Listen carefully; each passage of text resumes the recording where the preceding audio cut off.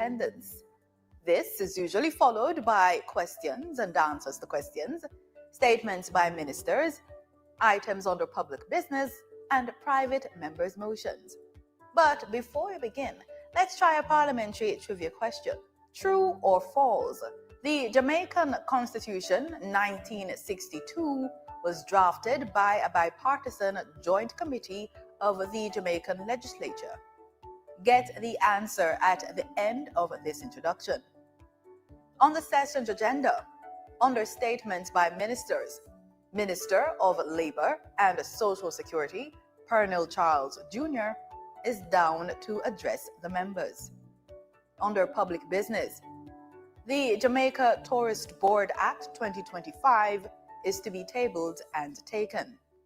Bear in mind that the Jamaica Tourist Board, JTB, is tasked with developing and promoting all aspects of the Jamaican tourism industry. This includes advertising and publicizing Jamaica as a tourist destination, securing adequate transportation and accommodation for tourists, and undertaking research to improve the tourism industry and control undesirable factors. The Jamaica Promotions Corporation Amendment Bill 2025 is to be tabled and taken. The bill is aimed at strengthening the country's service sector and attracting businesses.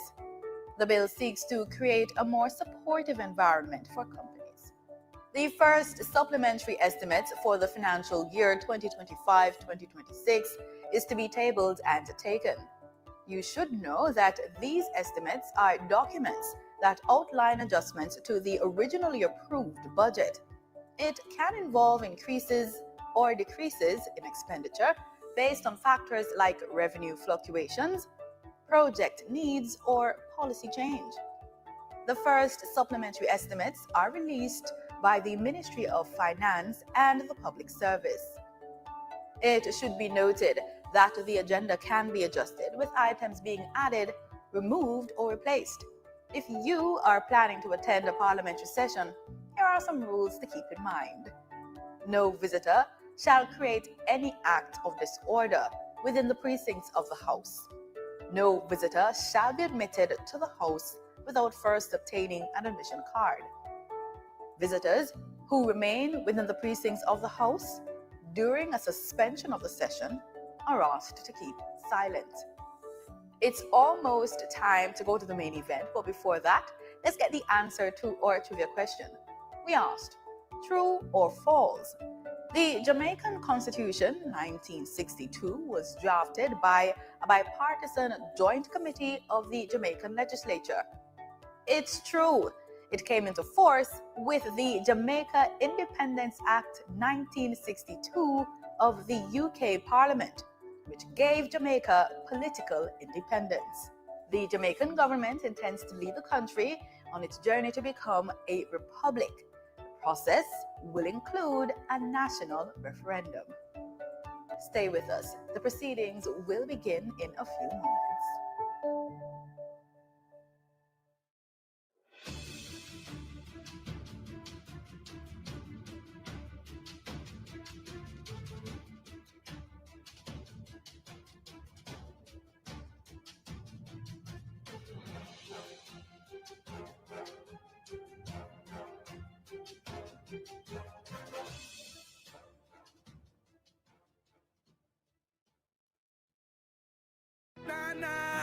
Na. We want a peace for Jamaica. Yeah. We have to be our brother's keeper. Yeah. Jamaica live good, yeah. I make we enjoy life. You have to feel safe at night. Jamaica live good. I better you and I. No say we future bright. Jamaica live good. Come together as one. I make the violence the world.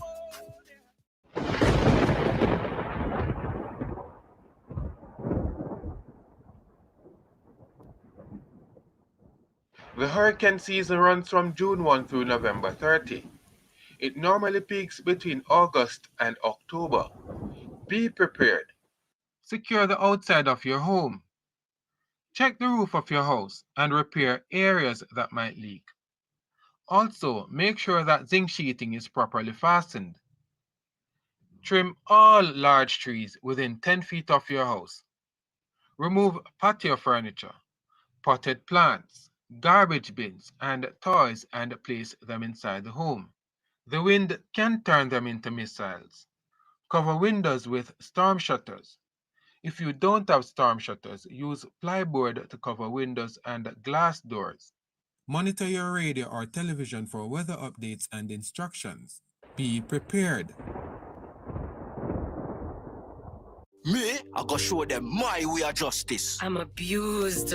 I need legal advice. I don't deserve this. The truth of the matter is, justice there for all of you. The Ministry of Justice has trained more than 5,600 persons in restorative justice practices. More than 200,000 victims have been supported by the victim services. Legal aid has reached thousands island-wide. Make we talk it out, not fight it out. Call 888 Justice today.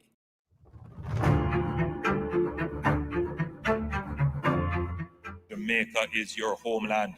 You are not homeless or stateless. What we are trying to build here is a place where every Jamaican can feel proud and comfortable to come back home. That's what we want to build here, your homeland. And if you're finding it difficult where you are, come back here. Ackee and saltfish was always good. It's on the tree, you can get it.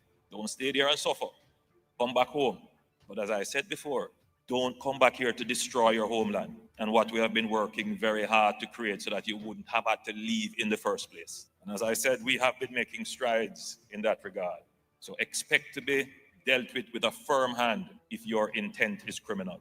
Come back and let us build your homeland so that you can stand up with pride with the citizens of the world about your country, that you don't have to be economic refugees. That's what it is about. Disabuse yourself of this notion that you can only make it through crime and therefore you're going to join a gang and become a part of the problem. I appeal to all of you who have been exposed overseas and see what prosperity is like. Come back home and let us work together to build the prosperous nation that Jamaica is destined to be.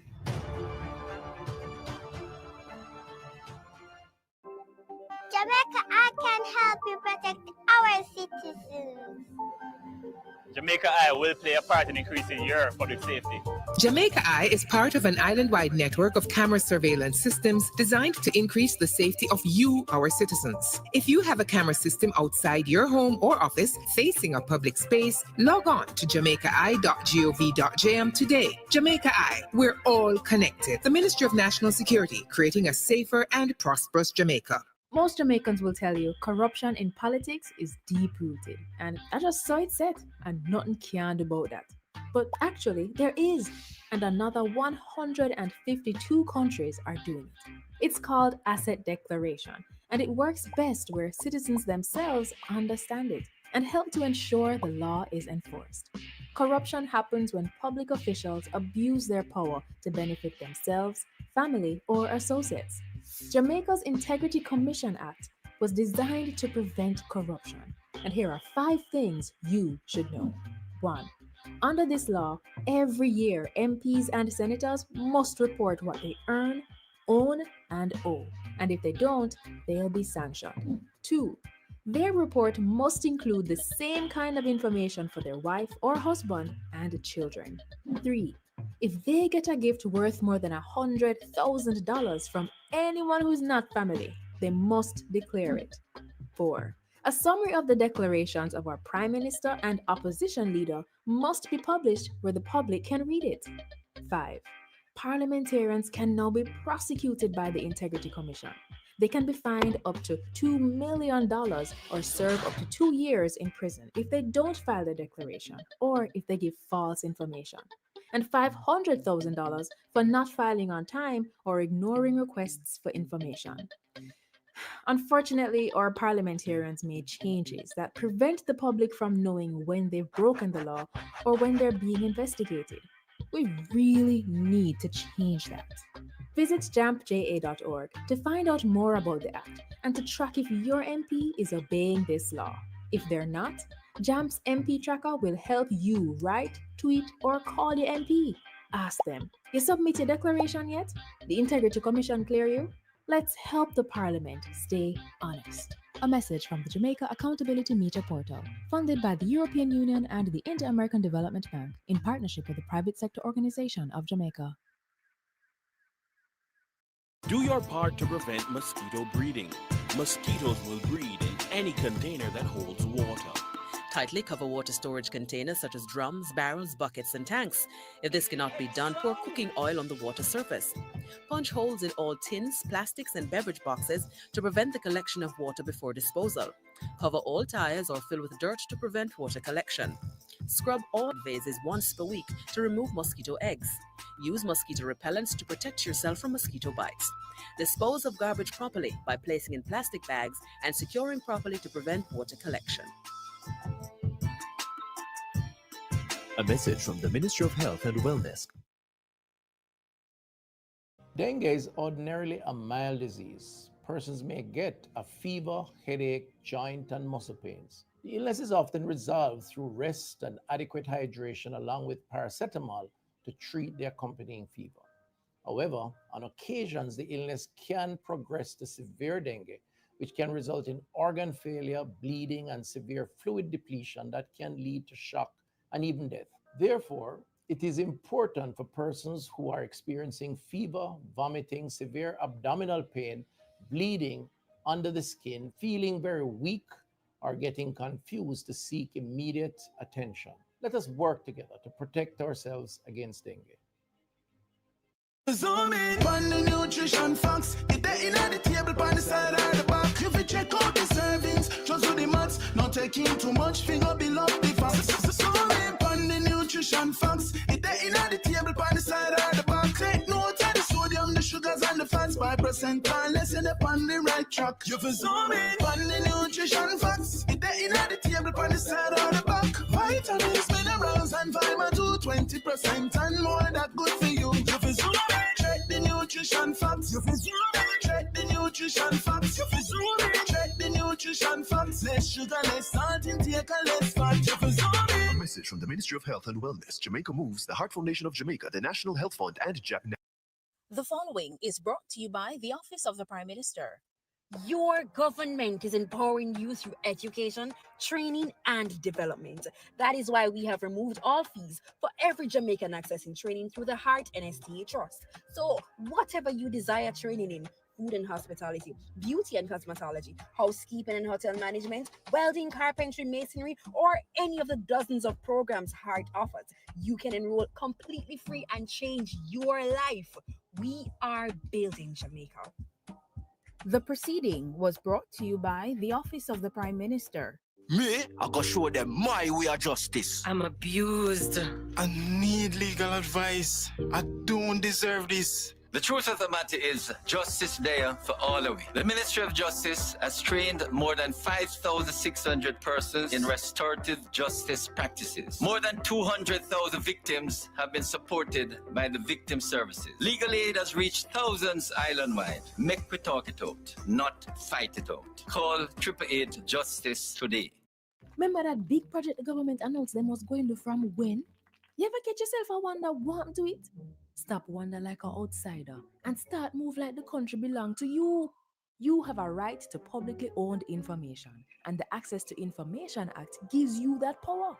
I know you have enough questions about how government are run or not run, so let me show you how it works. Say mosquito spraying going on in the community, your children asthmatic and you want to know what chemicals are in it.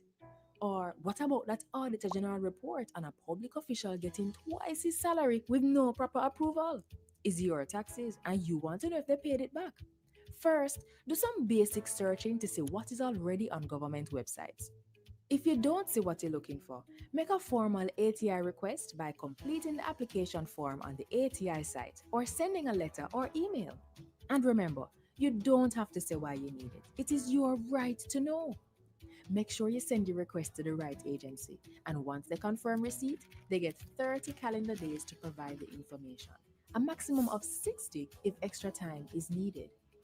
Yes, I know you want access to everything, but sensitive documents are protected from the public for up to 20 years. For example, documents that would expose a citizen's personal privacy, or those dealing with cabinet discussions, the Governor General's office, or information on the investigative activities of the security forces. Any public officer who tries to destroy or hide any official document can be sanctioned. And if you're having difficulties, the ATI unit will help. So, what if the chemicals in the mosquito spray are toxic? What if the agency did not even try to get back the money they paid out? Call or email your MP. Share the concern, because as your elected representative, they can represent your questions to the government ministers in the House. Remember, it is the job of parliamentarians to monitor and hold the government to account on your behalf. Is not every country gives citizens this kind of power, you know? And at 20 years we have this law, and we barely use it. So access information and mind your business, Jamaica. Visit jampja.org today to see what information we access to make it easier for you to hold the government to account. Let's do our job to make Jamaica land we love, Jamaica land we own, and Jamaica land we run well. A message from the Jamaica Accountability Meter Portal, funded by the European Union in partnership with the Private Sector Organization of Jamaica.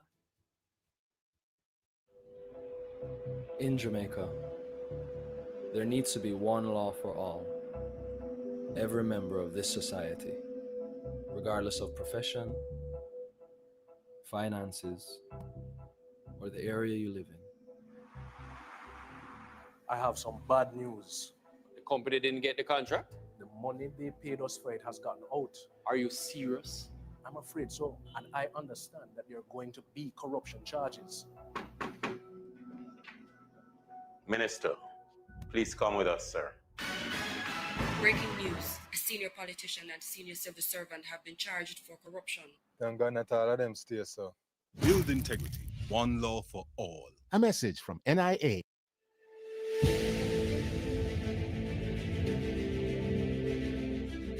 Are you an entrepreneur producing an excellent Jamaican product or service? Did you know you can earn hard currency and more significant returns by exporting? Contact the Ministry of Industry, Investment and Commerce to help propel your business along the export lane. Everything you can produce, the Jamaicans overseas want it. We're not going to get rich by just bringing down the debt. We're going to get rich by exporting a lot more. So grow exports, create job opportunities, drive economic growth through exports to make Jamaica a richer and much more prosperous country.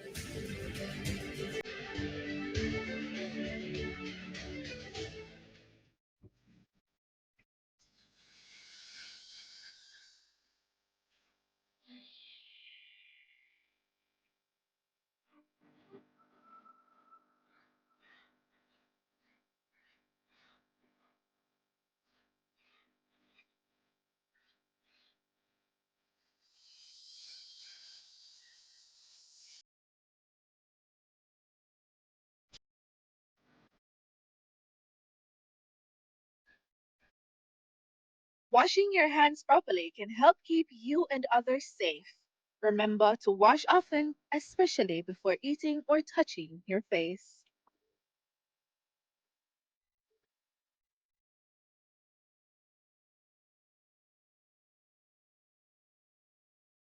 We and the youth united against corruption, changing the world and the way we function. The youth united against corruption, changing the world and the way we function. Yo, remember the youth, them are with future leaders, policy creators, decision makers. As if them are not just the cornerstone, but a crucial part to a better tomorrow. United against corruption, changing the world and the way we function. The youth united against corruption. Message from the Integrity Commission.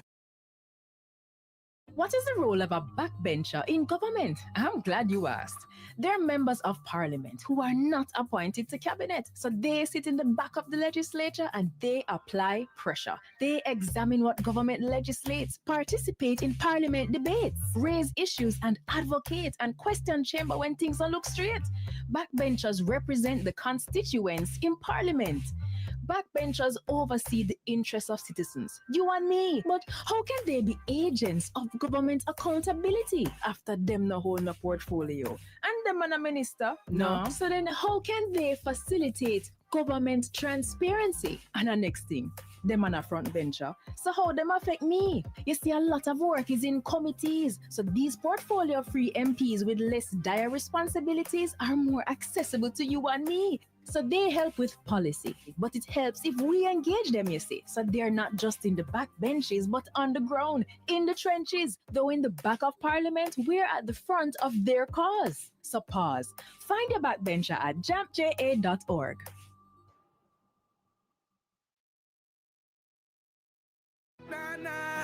Na. We want a peace for Jamaica. Yeah. We have to be our brother's keeper. Yeah. Jamaica live good, yeah. I make we enjoy life. You want to feel safe at night. Jamaica live good.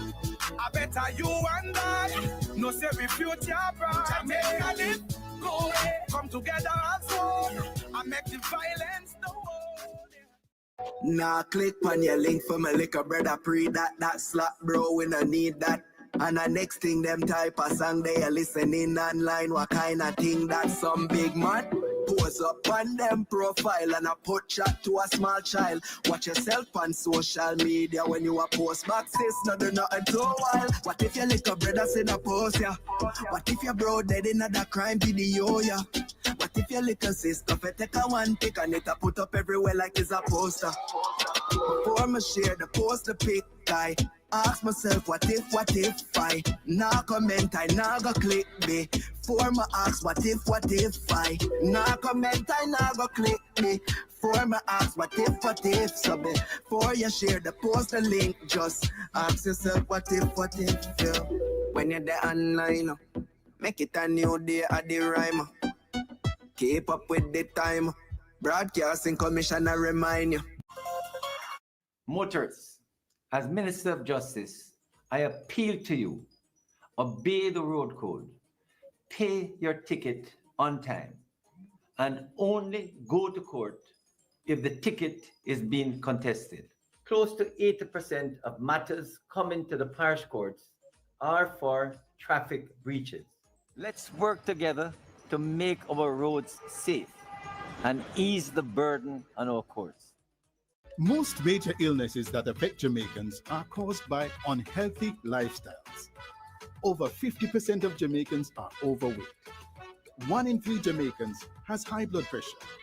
1 in 8 Jamaicans has diabetes. 17% of Jamaicans have high cholesterol. A healthy lifestyle can reduce the risk of most of these diseases. Things like regular exercise and adequate rest can play an important role in maintaining good health. The other major consideration is eating healthy. The question is, how do you walk into a restaurant or fast food outlet and identify the healthier menu items? Better For You is an initiative to help Jamaicans to eat healthier. Restaurants and fast food outlets can voluntarily participate by identifying the items on their menu that meet the food-based dietary guidelines for Jamaica. These menu items would be easily identified with the Better For You logo, so customers can quickly identify healthier meal options by looking at the menu or menu board. Once they see the Better For You logo, they can confidently order that menu item, knowing that it's a healthier choice. Better For You will help Jamaicans to make better choices and prompt restaurants to add better options to their menu.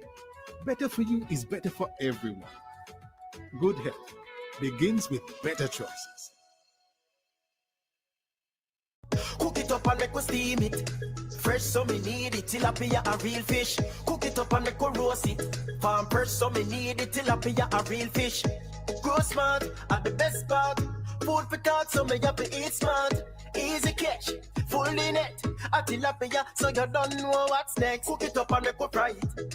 Fresh so me need it, tilapia a real fish. Bring home the best in freshwater fish. High content of vitamin B3, protein and potassium. Tilapia, simple, healthy, delicious.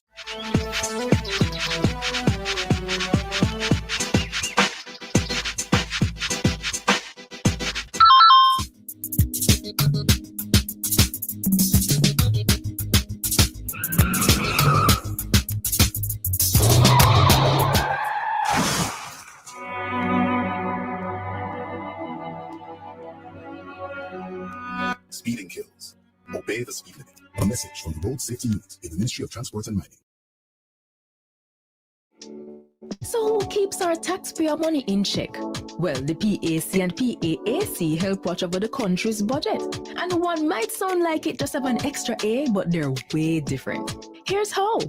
The PAAC and PAC are two committees that watch the money. The Public Accounts Committee reviews government projects after them close. They do a post-audit check to see what problems arose with the costs and call officials to explain decisions that cause budget mismanagement. And then they recommend corrective action. So the problem will happen from when, not happen again. But what about the money we are spending right now? The PAAC. That's how Public Administration and Appropriations Committee pretty much means your money will protect as it happen, we check. While projects go on, things are accurate. As government spend the nation's budget, PAAC reviews it. They examine proposals and summon officials to find problems before them don't use it. So the PAC and PAAC are two parliamentary committees that watch over the country's wallet to protect the budget and keep it in check. And you can get involved. Just visit JamaicaEye.org.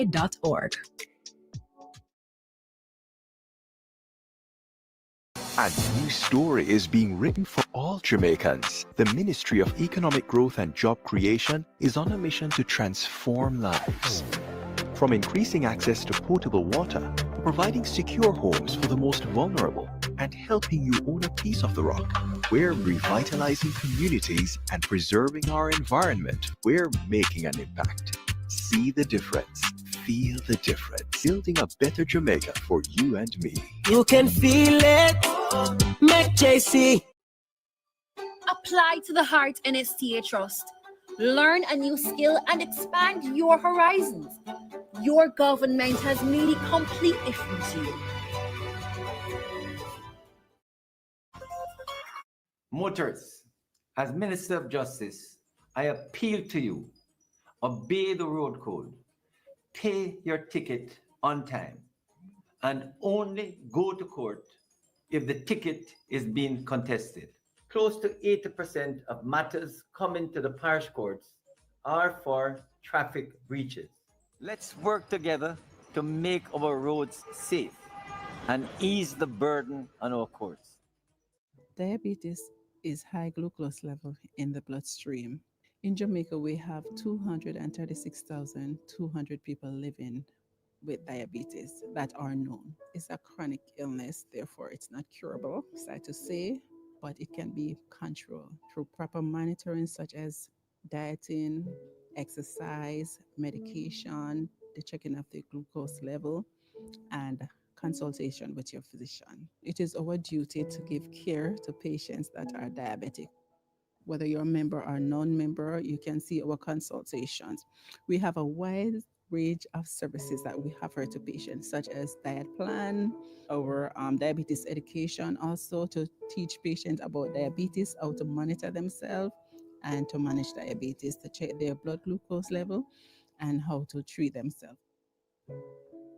At the DHA, we have our Life for a Child program that's for patients 0 to 25. What we offer to them is free insulin, free Lancet, free blood sugar machine, also education and support group for them. You can call us at 927-6774 and you can speak with Nurse Nicorine Knight. She's a clinic coordinator and she will educate you and walk you through the step of what is to be done.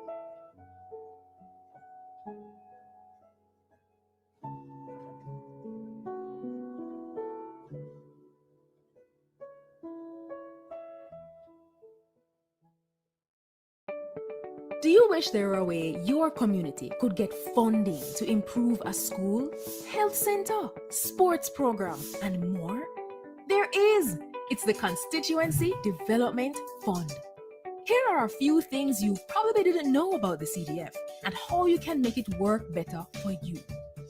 The CDF policy promotes citizen participation in community development and the protection of taxpayers' funds. It outlines that MPs are to meet with citizens at least once every 2 years to agree on the projects needed. You know, it used to be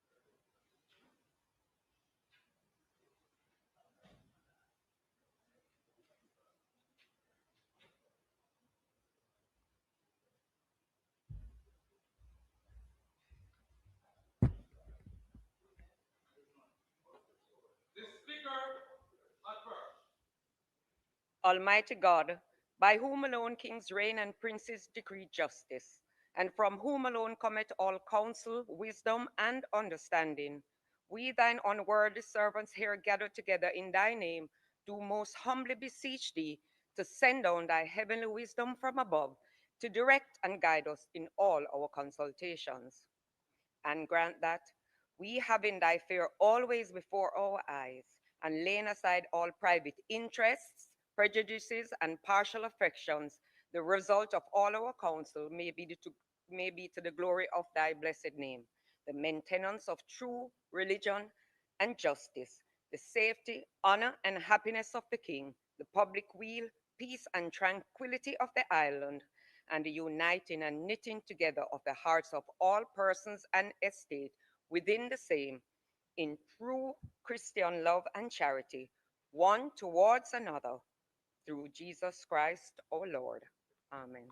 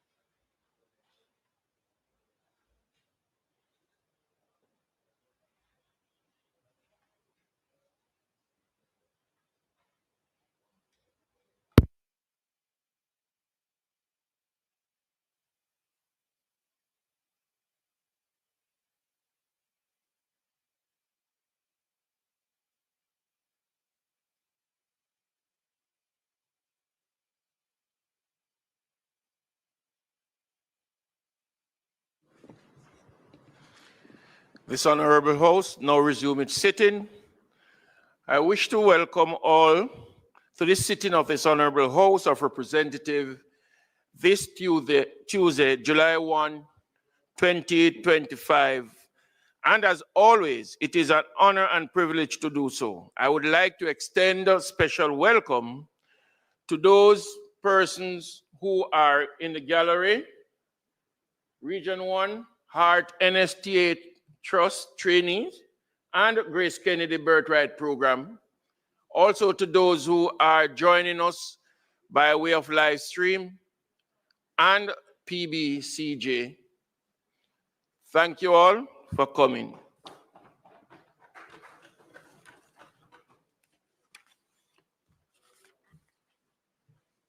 Call of the roll.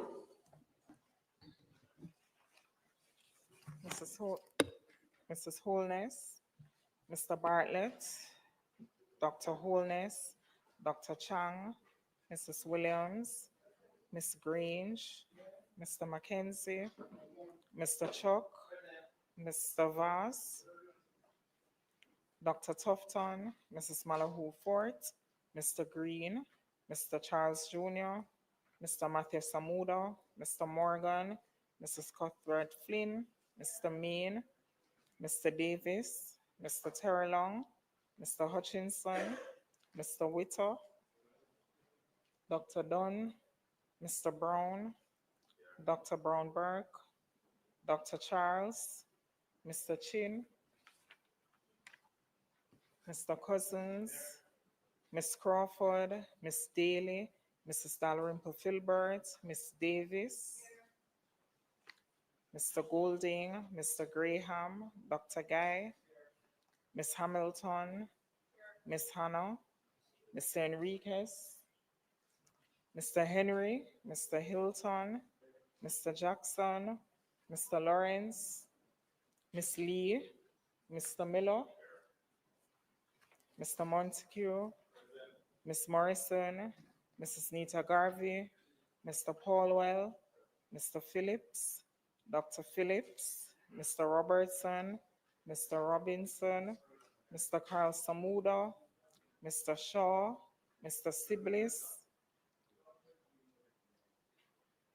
Mr. Slowly, Mr. Smith, Mrs. Vaz, Mr. Warmington, Dr. Wheatley, Mr. Williams, Mr. Wilson, and Mr. Wright. Thank you, Mr. Speaker. Statement by ministers. House Leader. Thank you, Mr. Speaker. Mr. Speaker, I ask for the suspension of items on the agenda up to notices of motion given orally.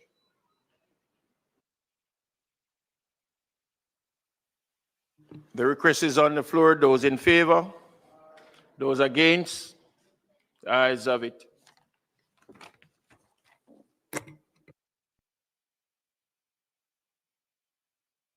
Notice of motion given orally. Thank you, Mr. Speaker. I beg to give notice that at the next meeting of the House, I will move the following motion. Be it resolved that the Education Amendment Regulations 2025, which were laid on the table of the House on the first day of July 2025, be referred to the Regulations Committee of the House of Representatives for consideration and report. Mr. Speaker, I further beg to give notice that at a later stage today, I will move for the suspension of the standing orders to enable me to take this motion.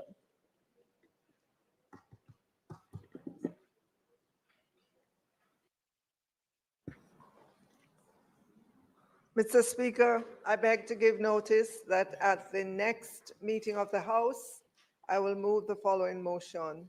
Be it resolved that the first supplementary estimates for the financial year 2025-2026, as laid on the table of the House on the first day of July 2025, be referred to the Public Administration and Appropriations Committee of the House of Representatives for consideration and report. Mr. Speaker, I further beg to give notice that at a later stage today, I will move for the suspension of the standing orders to enable me to take this motion.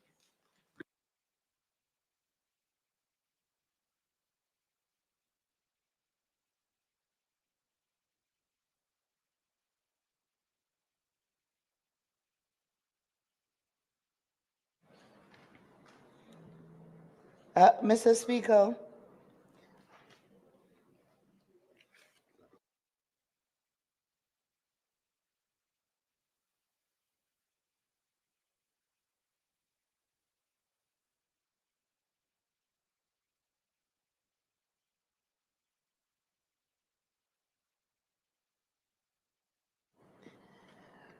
Mr. Speaker, I ask for the recommittal of the item announcements.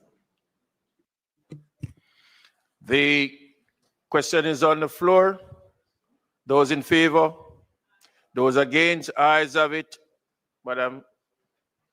Laid on the table of the House are the following: annual report and audited financial statements of the Sports Development Foundation for the calendar year 2021, annual report of the Integrity Commission for the financial year 2024-2025, Planning Institute of Jamaica Economic and Social Survey Jamaica 2024, first supplementary estimates 2025-2026, the Education Amendment Regulations 2025, Schedule C under the Education Act, and by way of information, the report of the Special Select Committee of the Senate to consider and report on a private member's motion proposing the creation of legislation for the care and protection of older persons.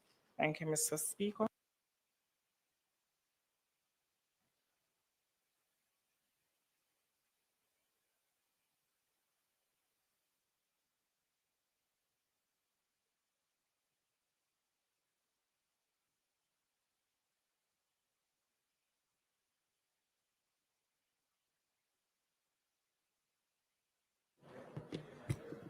So just housekeeping? No, by way of the procedures, we are asking that both announcements be given notices being given over. Minister of Finance, you.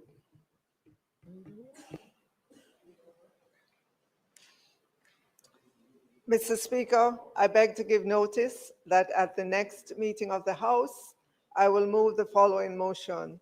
Be it resolved that the first supplementary estimates for the financial year 2025-2026, as laid on the table of the House on the first day of July 2025, be referred to the Public Administration and Appropriations Committee of the House of Representatives for consideration and report. Mr. Speaker, I further beg to give notice that at a later stage today, I will move for the suspension of the standing orders to enable me to take this motion.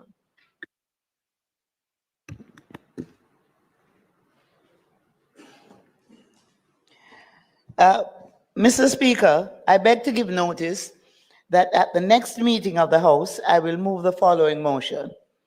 Be it resolved that the Education Amendment Regulations 2025, which were laid on the table of the House on the first day of July 2025, be referred to the Regulations Committee of the House of Representatives for consideration and report. Mr. Speaker, I further beg to give notice that at a later stage today, I will move for the suspension of the standing orders to enable me to take this motion.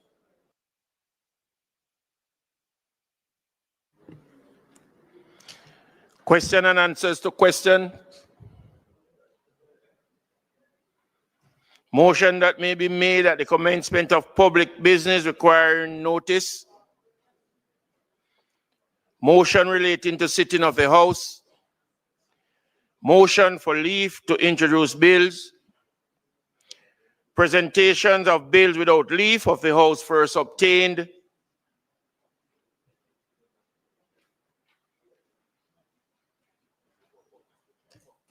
Mr.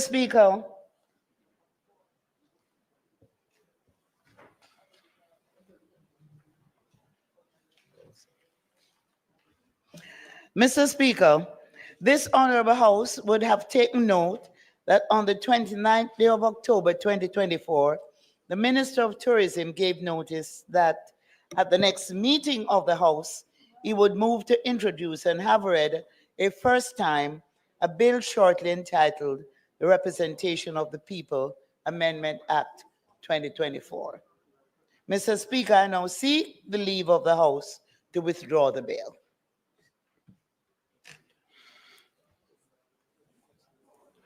The request is on the floor.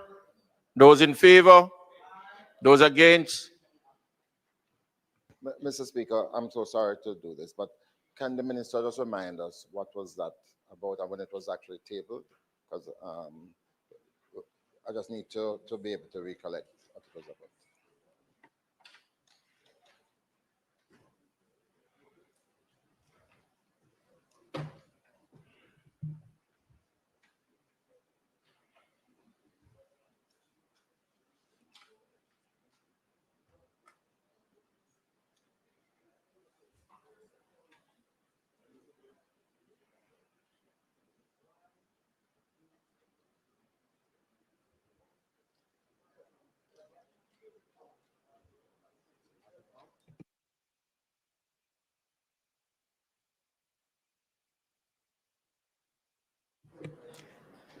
It is the wish of the House that the bill be withdrawn. Those in favor?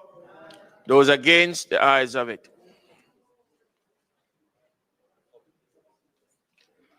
Public business. Thank you, Mr. Speaker.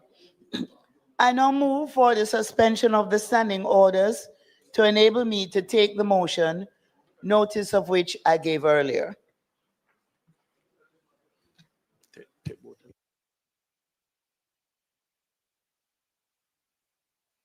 The question is that the standing order be suspended. Those in favor? Those against? The ayes have it. Mr. Speaker, there is no need to debate this matter, so I therefore ask that the motion be approved. The request is on the floor.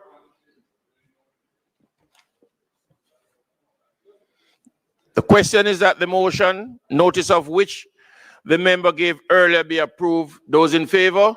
Those against? Ayes have it. Minister.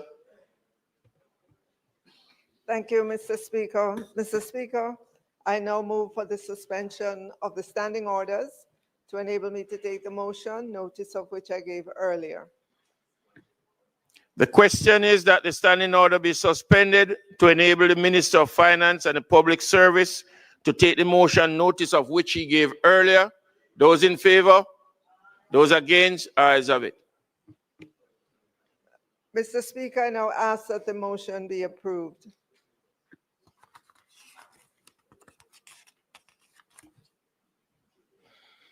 The question is that the motion be approved. Those in favor? Those against? The ayes have it. Motion has been approved. House Leader. Thank you, Mr. Speaker.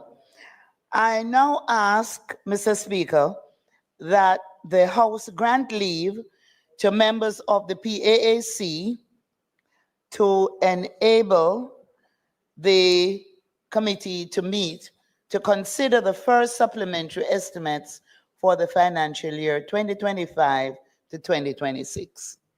The question is that the meeting of the House be suspended.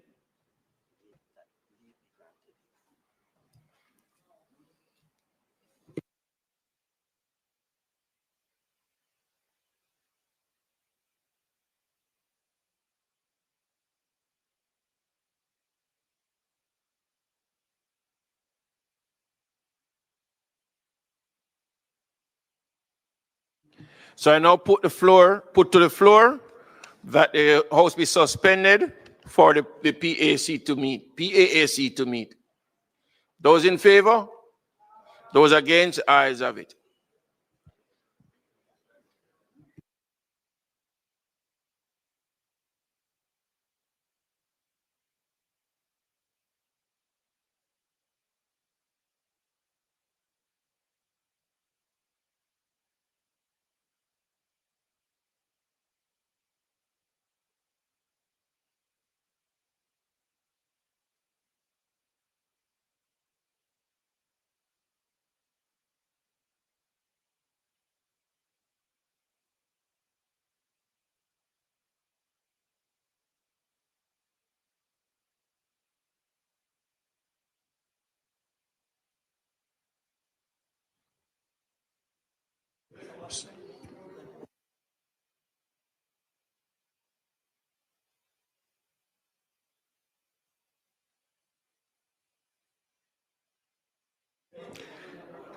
So we're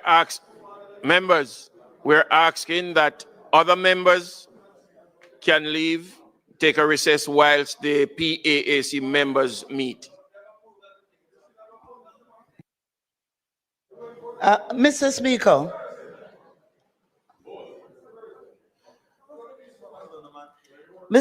I was asking for the House to grant leave to the members of the PAAC. Of course, that is subject to if we will have a quorum once those members leave. So I want to consult with the leader of opposition business, to see if the members, and this is in the interest of continuing the work of the House while the PAAC meets, right? Order. And we could meet in another place. Any discussions that will arise, sir, as a consequence of that has to be done privately because the House has been suspended.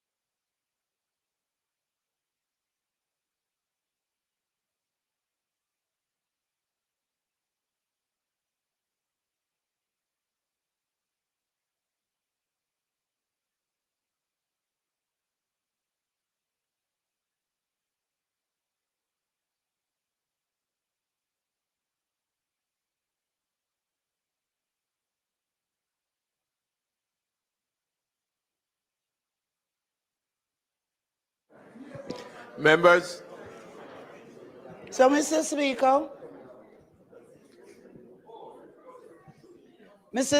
just to make it clear what I'm asking the House to approve through you, I ask that the House be granted leave to members of the PAAC to enable them to meet to consider the first supplementary estimates for the financial year 2025 to 2026. Once that is granted, we will continue the business of the House. Thank you. so the request was for the granting of leave of members of the PAAC so that they could go and deliberate on the first supplementary bill. The first supplementary estimate. Those in favor? Those against? The ayes have it, and so the members can take their leave while we continue the business of the House.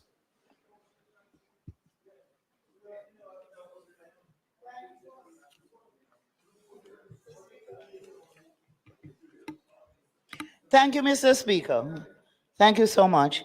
I now ask for the recommittal of items on the agenda, beginning with statement by ministers. Thank you.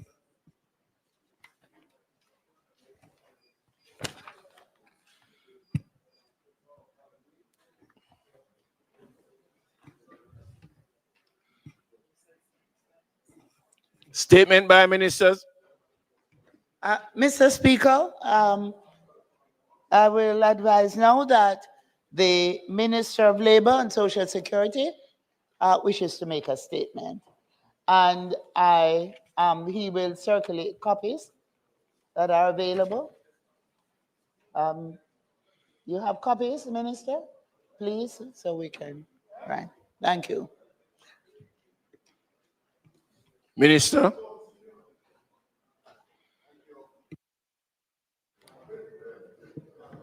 Thank you, Mr. Speaker.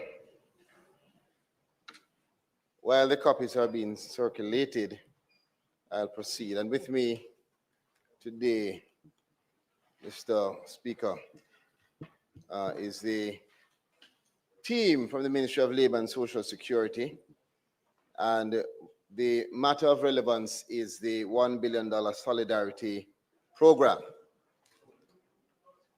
Mr. Speaker, it is with a deep sense of duty and purpose that I stand to inform and place on the Hansard record of this Honorable House the official launch of the $1 billion Solidarity Program, a flagship initiative led by the Ministry of Labor and Social Security, launched by our Prime Minister recently, June 25th, 2025, and launched at the office of our Prime Minister, Dr. the Most Honorable Andrew Holness.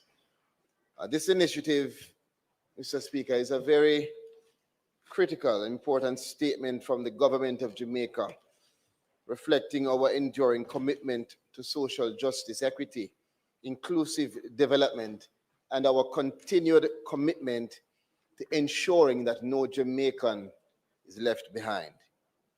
The Solidarity Program is not just about the cash grant. Mr. Speaker, it is about dignity, visibility, and access. It provides, yes, a one-time cash grant of $20,000 to 50,000 vulnerable individuals who have never received support under any existing national social assistance program, including PAF, Poor Relief, Social Pension, NIS pension, or the reverse income tax credit. This program, this initiative, applies a new model of inclusion, Mr. Speaker. It is important to highlight then, and very, very important for those watching or listening to understand, it is not intended to be as other initiatives relying on the digital platform have been, a first come, first serve initiative. While that method has served many programs well in the past, the Solidarity Program, which is unique, is a fundamentally different kind of intervention. It is specifically designed to correct historical patterns of systemic exclusion. If we were to use a speed-based open access model, what it would do is it would be very efficient, but it would also inevitably leave out those persons who are least connected, who don't have internet access, who don't have the capacity, whether it is through low literacy or where they're living, they may be in social isolation, whatever their circumstances, they would obviously not have the same ability to access the program. And these are exactly the persons primarily who we are trying to reach and to get onto the Solidarity program. This is why the Solidarity program is built on a strategic inclusion framework focused on fairness and equity, one that identifies and prioritizes those who are most vulnerable and often unseen to avoid systemic exclusion. This includes the elderly without formal support, youth who are not now employed, they're not in training, they're not in school, persons with disabilities who are in need, informal or low-income workers who are in need, the medically indigent, micro-business owners who have been affected by disaster within the last year, and the several Jamaicans who we know have never before been able to register for any of these programs for lack of the required documentation, particularly having no birth certificate. So, Mr. Speaker, we have a team that is working very hard, and we have ensured to make it clear that this is to be more than just financial support, more than just a one-off boost of financial relief. The program is to serve as a bridge to opportunity. Beneficiaries will be referred to a network of essential government services, healthcare, skills training, employment support, civil registration to get their birth certificates, to register for NIS, to register for PAC, or whatever it is that is required to assist them, to lift them up, and to provide a sustainable pathway out of their current situation. In this way, Mr. Speaker, the Solidarity program does more than offer a lifeline. It provides, as you said, that bridge towards other opportunities. A youngster who is not now in school, not now employed, and not now in training, who is to receive from this program the $20,000 grant, will be asked, will be assessed with the hope that we can get that person into some formalized training, into some skills training, and to provide them with some other opportunity.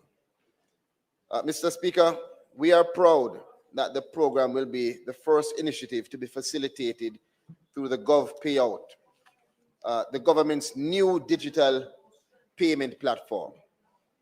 This is to enable us and will enable us secure, timely, and traceable disbursement of funds, primarily using direct bank transfers. And for individuals who are not members of a financial institution or don't have any bank account, access will be facilitated through Paymaster and other authorized remittance agents, ensuring again that no one is left behind. And I want to take the opportunity, Mr. Speaker, if you will permit me, just to highlight and acknowledge the team members from the Ministry of Labor and Social Security who are here. We have Permanent Secretary Jennings, who is here in the well, CTD, Dare Williams, Director of Social Security, Miss Suzette Morris, and you have to say it with the accent on the Z. And we have our newly minted Director of Public Assistance, Miss Anderson Thomas. They have worked well as a team, Mr. Speaker, with the Jamaica team, which is formerly called EGOV, to ensure that we collaborate for this digital platform to be as efficient and effective as possible. The strategic partnerships then are critical, and outside of that partnership, which is needed for us to bring persons onto the platform, the delivery of the program is being executed also very closely in collaboration with HEART, NSTA Trust, the JCPD, the Jamaica Council for Persons with Disabilities, the Registrar General's Department, the National Health Fund, the National Insurance Scheme, the Electoral Office of Jamaica, and the Tax Administration Jamaica. And of course, for obvious reasons, because those will be necessary for us to work together, of course, to bring persons into the formal economy and to provide them with that opportunity. Beneficiaries will be identified using three main channels, Mr. Speaker. Number one, and this which has started with the orientation of MPs, is the Member of Parliaments and civil society referrals, which will take the bulk. And for those who are asking why, let me explain clearly. Because we do not want this program to be, as the previous programs are, based on first come, first serve, or whoever has the capacity or the access, the members of parliament are thought to be the elected officials who would have the best grasp to work with their teams in the constituencies to help to identify persons who fit within the eligibility criteria. And those persons, even within those criteria, the 7, that are most in need, most vulnerable. So we'll be working with the MPs, and it has started already with the orientation process for MPs yesterday morning and this morning. In addition to that, the civil society referrals will include NGOs, churches, and other community groups.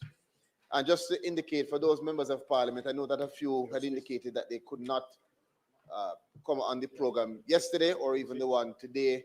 Not to worry, we'll have officers that are assigned to assist you and to orient you and your teams if it is that you weren't able to join for either of the days. Secondly, is the ministry-led outreach by our liaison officers. So we will have officers dedicated to this program, trained personnel from the Ministry of Labor and Social Security that will go out into the community, some based on the request of the members of parliament, others based on our own evaluation of spaces that are remote or where we have data that shows that we should go there, direct community engagement to mobilize and to ensure that we can actively locate and register the most disadvantaged, ensuring that they are not excluded due to timing, lack of information, or digital barriers. I want to pause, Mr. Speaker, just again to reiterate that the program is not anticipated, colleagues, to be easy. It's not anticipated to be, again, first come, first serve, whatever is most efficient or fastest to be done. No. If we do it in that way, we would inevitably leave out the persons that are most disadvantaged. So we have a team of persons from the ministry working with our social security team in particular and permanent secretary that are trained to give the support to MPs, give the support to the civil society groups, but more importantly for them themselves to get out there and to locate and register. Lastly is the self-referral through the digital platform. And of course, we've made the platform as user-friendly as possible, primarily because it is not just independent persons who are expected to upload or to apply. Even the members of parliament, even those who refer through civil society will have to upload using the digital platform, because it is through that platform that we will be able to validate persons to determine that they are eligible. So all persons will be uploaded through the digital platform. This third channel of self-referral is expected only to be activated after the first two have gone some distance. And again, the goal is not as before to open up and have the persons who can sign up fast, but rather to take some time to work with the stakeholders to identify the right persons. The rollout follows 3 strategic phases.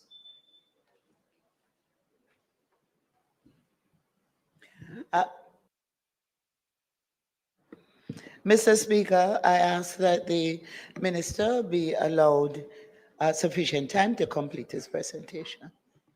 The request is on the floor that the minister be allowed sufficient time to complete his presentation. Those in favor? Those against, the ayes have it. Minister, you may continue. Mike. Thank you, Mr. Speaker. Now, the rollout, as I said, will follow the three strategic phases. Phase one will see us focusing on the MP-led referrals, which we have started already. And that will see us orienting, working with MPs, training their teams, giving them support so that they can get through the growing pains, the initial pains, and start to submit the applications for and on behalf of the eligible individuals. Phase two will see us engaging the civil society groups, including churches, and phase three will be for the individual referrals. Now, as a matter of support system, Mr. Speaker, a comprehensive national public education campaign will also follow the phases as they roll out, and we will utilize traditional and digital media, SMS, voice messaging, helplines, every possible means to ensure that we get the information out, and more importantly, that we will create facilities to receive questions from the public where they have any queries or concerns. We have helplines that we have indicated at the launch. I'll just reiterate them. 3 helplines: 876-676-5699, 876-676-5697, 876-922-8000-13. Again, as I mentioned those, let me say to the public one more time. The digital platform is not live for individuals to go on and make submissions. We've received several calls about that, so I just want to clarify that. The first phase will be for the members of parliament, and I've explained why. Training workshops for key stakeholders have already started, with the members of parliament having workshops yesterday morning and this morning, and more to come where necessary. And the ministry stands ready to assist with any technical or administrative challenges, and we will facilitate all members of parliament and their teams in that regard. I've already started to get calls, and we've already started to apply officers to teams to give them the support. So, Mr. Speaker, in closing, the Solidarity Program is much more than just a financial intervention.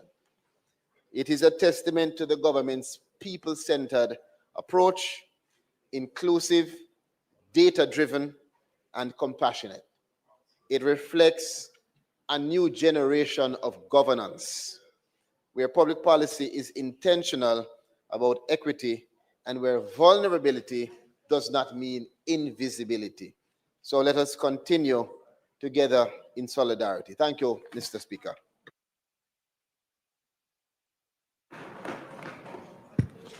Mr. Speaker, Minister, I have some questions. First, can you tell us about the verification process once applications are received? And I ask because there are a number of other programs that persons benefit from, whether they be PAC, poor relief. Are all of those persons who are on other programs applicable to sign up for this one? That's the first question. And then what would be the process on the part of the ministry to determine whether somebody is in fact in need? Because anybody can apply, we can refer anybody. What steps are you going to go through to determine that John Brown is not just trying to quote the game and don't really need the money, but this person actually needs it? Secondly, the allocation, and I am one of the MPs. I wasn't able to make either yesterday or today, so I would welcome the opportunity for a session. So I had somebody from my office attend, but I still, for myself, I would like to participate. So I'd welcome an opportunity for that. Secondly, MPs will make recommendations of 300 persons. That puts you at 18,900. So there are about 31,000 outside the MP network. So those would be the persons in the second or the third phase that would on their own go and apply. If you can, yeah, you can verify that for me. And then could you indicate what is the anticipated time frame between somebody making an application to verification to payout to the paymaster or whoever the remittance agencies? Is that you anticipate all being well 6 weeks, 8 weeks? What kind of time frame are we talking about? And then if, for example, there are more than 300 persons that, all right, I submit 300 for my constituency, but later on, other persons independent of me come from my constituency. That's not going to be an issue once my 300 quota has been met. If persons within my constituency independently apply, verified, and are get paid. That's not part of my list, and those people would be okay nonetheless. So if you could answer those questions for me.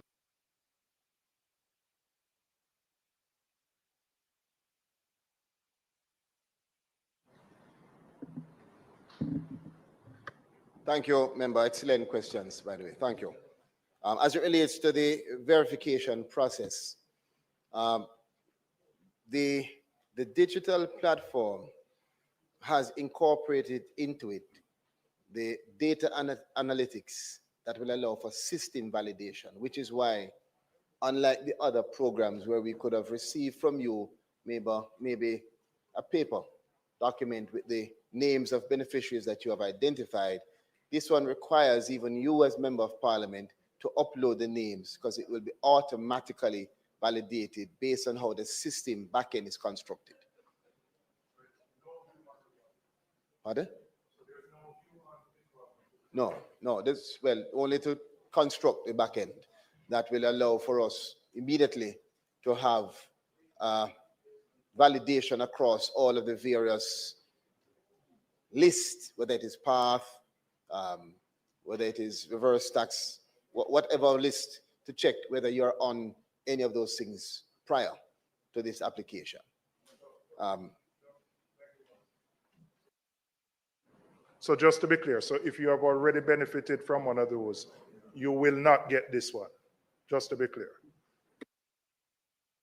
So exactly.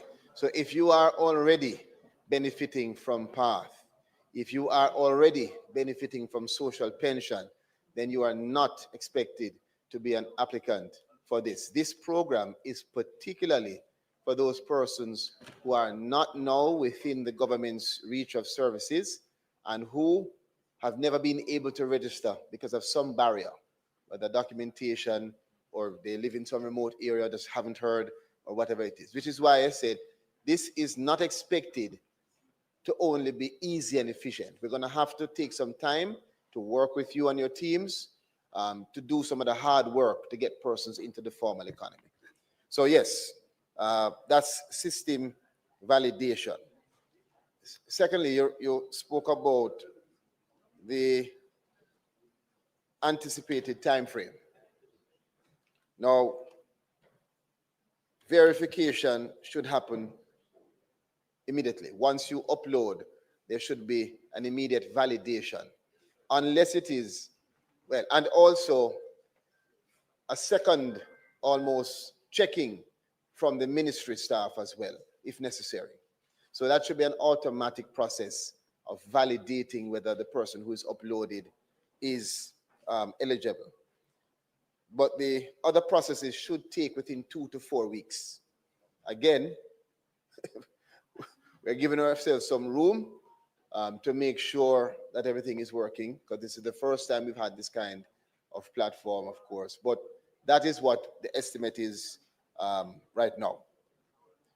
Also, I'll indicate that there are some persons who, because of their circumstance, will be required to upload other documents. So let us say you will require attestation by a JP. You will get the allowance to upload that document into the system as well, that your JP has signed to say you are who you are. Remember, before, those persons who don't have the proper documentation would simply be rejected, meaning you would not be eligible to even apply. In this case, we have created different mechanisms and modalities to ensure that we can bring as many persons into the program as possible. So if you do not have, for instance, a bank account, you can nominate a proxy. If you don't have a birth certificate, then you can nominate or get attestation through a JP to establish your identity, for us to be able to work with you as best as possible, for you to get into the system firstly, and then to hope that you get onto the program to get your birth certificate. Moving on. You said that you asked a question regarding persons from your constituency and whether those persons, if they apply independently when that phase opens, if there'll be any issue. There will be no issue. No issue at all. Why we're doing it in this phased approach and why we're not opening to the public widely first is because we want to work with the primary stakeholders who we not just assume, who we know will be capable of collaborating with us to identify the most disadvantaged. Thereafter, we will open up the program, and it's expected that anyone who is eligible at that point in time will get an opportunity to apply. I wanted to also be clear that, for instance, persons who have any medical issue, if they have to prove it, for instance, they can put that note, they can upload that into the system, and the team will be there with you to guide you and show you how that will be done. So there is some human involvement in that regard to ensure that documentation is valid and that it is accurately and satisfactorily uploaded into our systems. Two follow-ups. Could you indicate, you said if somebody is already on an assistance program, they won't qualify. Now, in many cases, the person won't necessarily tell us, the Member of Parliament or office, that they are benefiting from another program. So is it that once that information is uploaded and you verify the TRN and you figure out that this person is already on path, it automatically denies them, and that doesn't reduce my 1 or 2 out of my 300? Is that a immediate denial?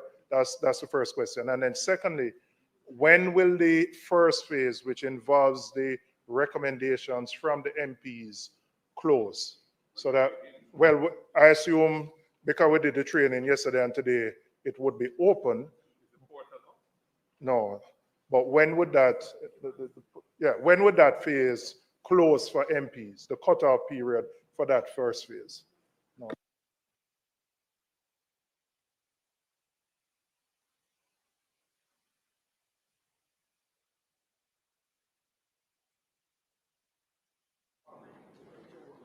Thank you, Mr. Speaker. So yes, the validation is immediate. So if you are uploading 5 persons for today, and one of the persons come to you and are trying to mislead you, they will be rejected immediately. So you'll be able to identify, or the back end is built out to reject them immediately. No duplicates will be allowed. And that shouldn't affect your quota in any way. But they won't be registered, so it wouldn't take from your quota. Yes? Pardon? Yes, yes. And in terms of the cutoff, we have indicated that we want to close off this program at the end of the calendar year. And so we have suggested to members of parliament that they moved as swiftly as you can. Your 300 quota is your quota. December.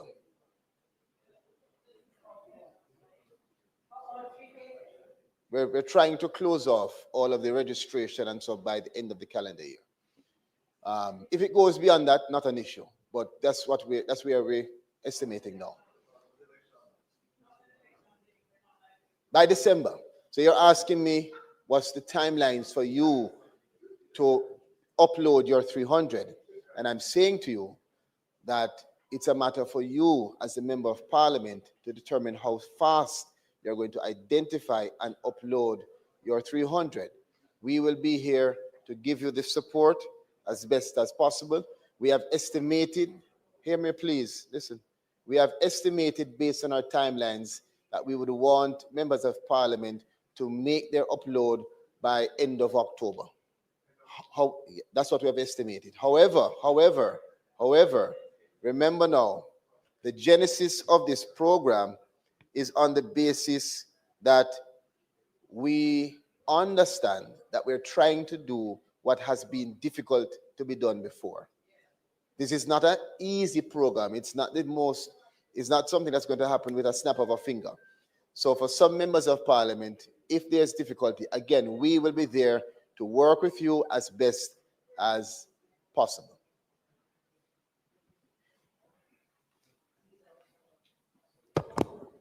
Quickly.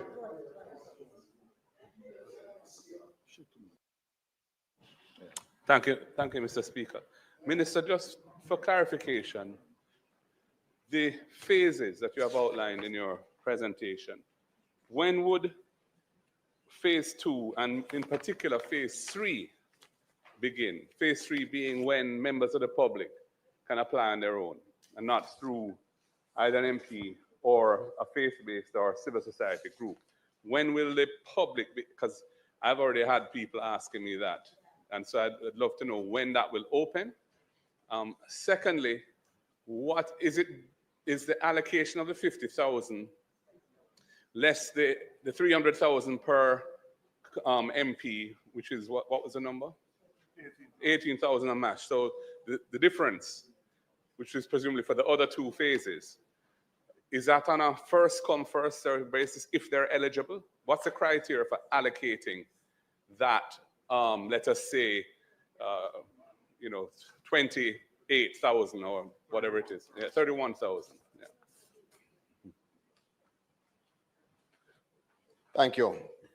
Again, good question. The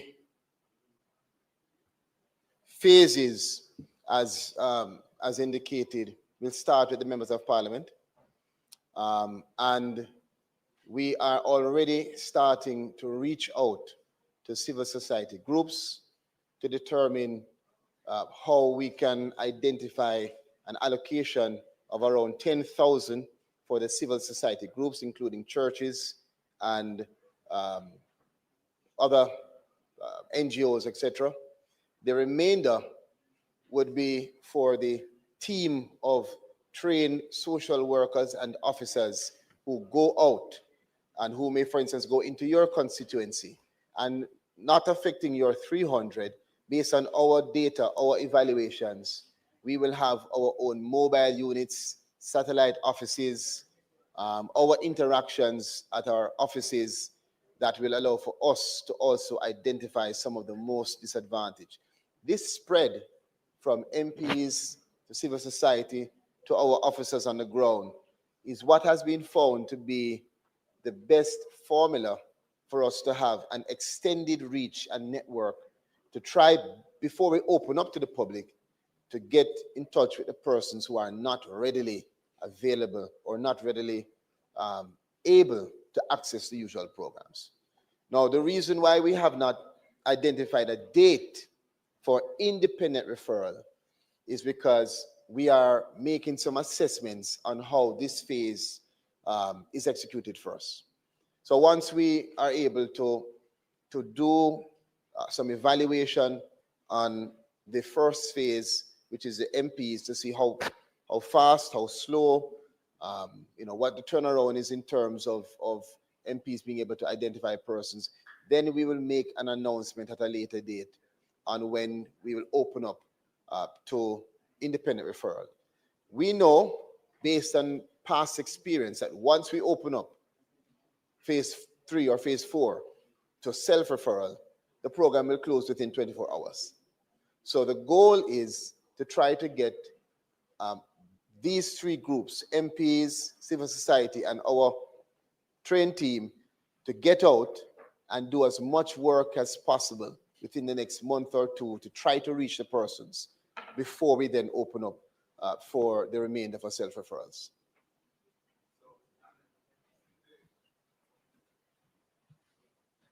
This second part of my question, which is, assume you do at some point get to opening it up, what will be the criteria for allocation among eligible persons? If there's more demand than there is supply, so to speak, what will be the criteria for determining who gets and who doesn't?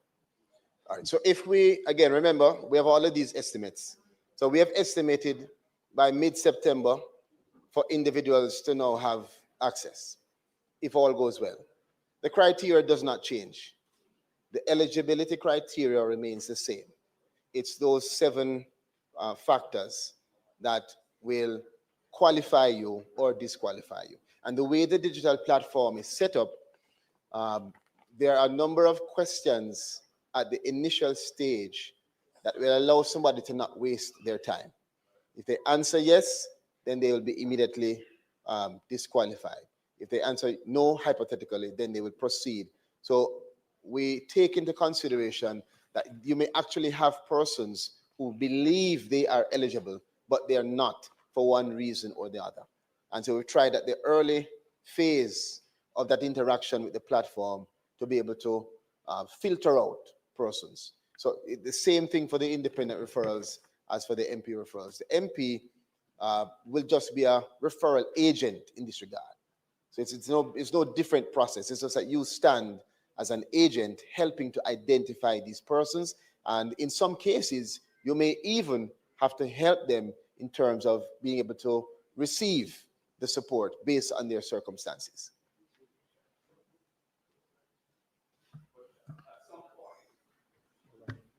At some point, there may be a pool of a portion of the 50,000 that has not been taken up by the MPs, by the civil society groups, faith-based groups, or by the officers of the ministry going into communities. Having gone through all of that, there may be a pool, and that would be then open to the eligible persons, hopefully, to apply. I'm just asking you, to the extent you get more valid applications from eligible people than there are available slots, so to speak, within the 50,000 envelope, is it going to be like on a first come, first served basis? Is that how the allocation would be done? Or is there some other criteria that would be applied? All right, so that's exactly the reason why we are not opening up initially and why we're taking this deliberate strategic approach of inclusion, of working with MPs, working with the civil society, and working with our team first. Because once we finish, or at least once we have advanced with that 3-pronged collaboration and we open up to self-referrals, it will then be first come, first serve at that stage.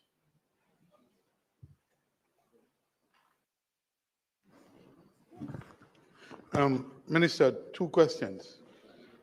I appreciate that the financial benefit is one element of the overall package. But I need to be clear that the financial, in the first phase, that it's not, I want to be clear that it is not conditioned. The financial grant is either it is or is not conditioned on the other aspects of the program, like the training and those other aspects. I want to know what exactly is the condition, or if not a condition, what is the status of those linkages back to the financial? Is it conditioned on that? That's the first thing I want to know. I'm not clear if it's a precondition. The other question is, you said your ministry resources will be made available to the members of parliament to support.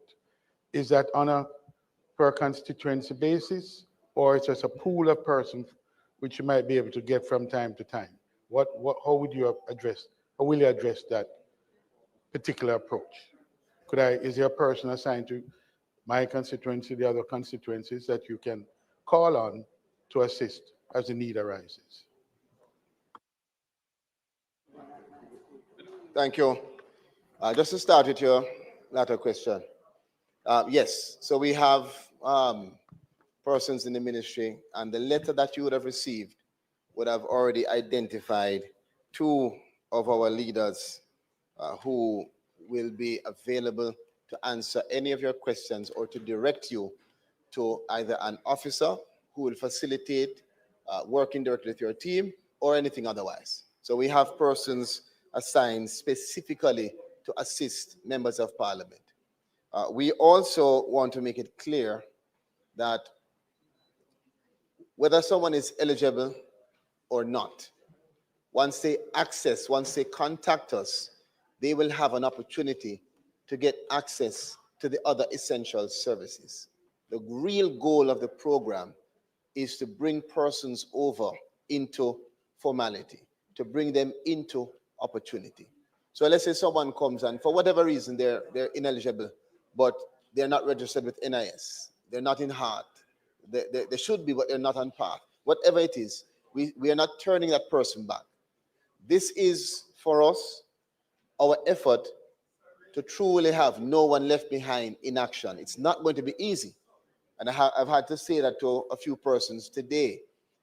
We could go the easy route of just saying, open it up, whoever comes on, comes on.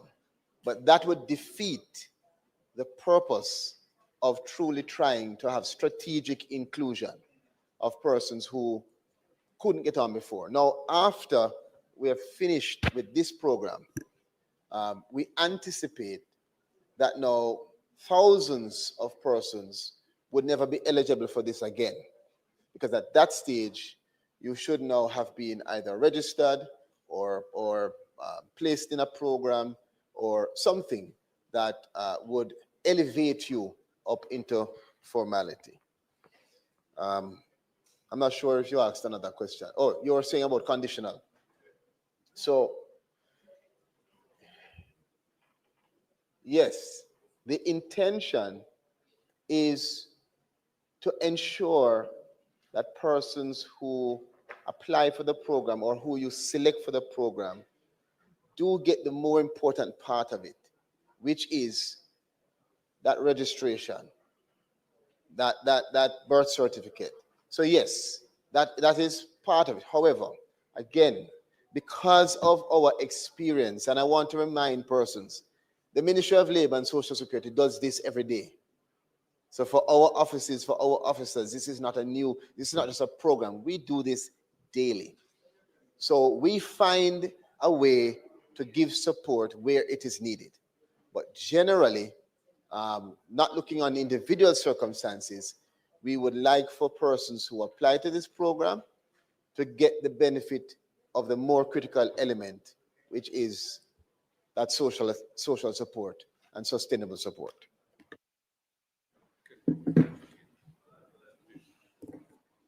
Well, Angela wasn't sent here by people too. Thank you very much, Mr. Speaker. Just a few other questions, Minister. The timing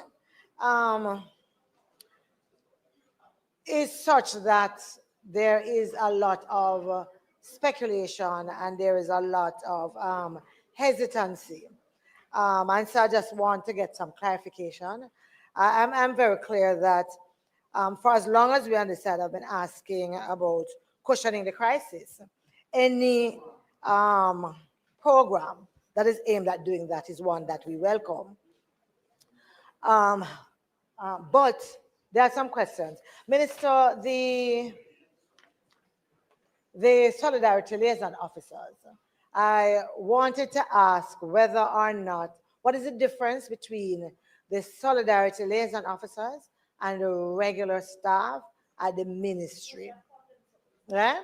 I asked just to have an idea as to whether or not these are regular staff members who are assigned to this program, or whether these are individuals specifically recruited for this program, you know, just so that we have a broader picture as to who are some of the persons who will be helping us to complete the applications and so on. So that's one. Secondly, persons have been asking, not just with this program, but other programs that we do like this. We know that we have the Data Protection Act, but people are also concerned about the use of their information, their data, through programs like these, right? And I say it because I have already been getting some questions of persons asking me, when the information goes in, who has access to it? What else can they use it to do? How do we ensure that they are not taken advantage of and that it is not used in a manner that was not intended when they signed up? So that is the second question that I would like to do. Minister, I heard you saying that you'd want to see the first phase led by the MPs and the MPs that you'd want us to complete, let's say about October, I think was what you said, if I heard you correctly. When can we expect that the portal will be open to receive applications? Up working here, so we can do that. So that's one. I also wanted, Minister, persons have been calling me already because they have, I think, gone to the ministry, is what some of them told me, and they were told to go to their MP. So now that I look and I see all the other avenues through which that can be done, I know that you have said is phase one is MPs and phase two is the engagement of churches and civil society.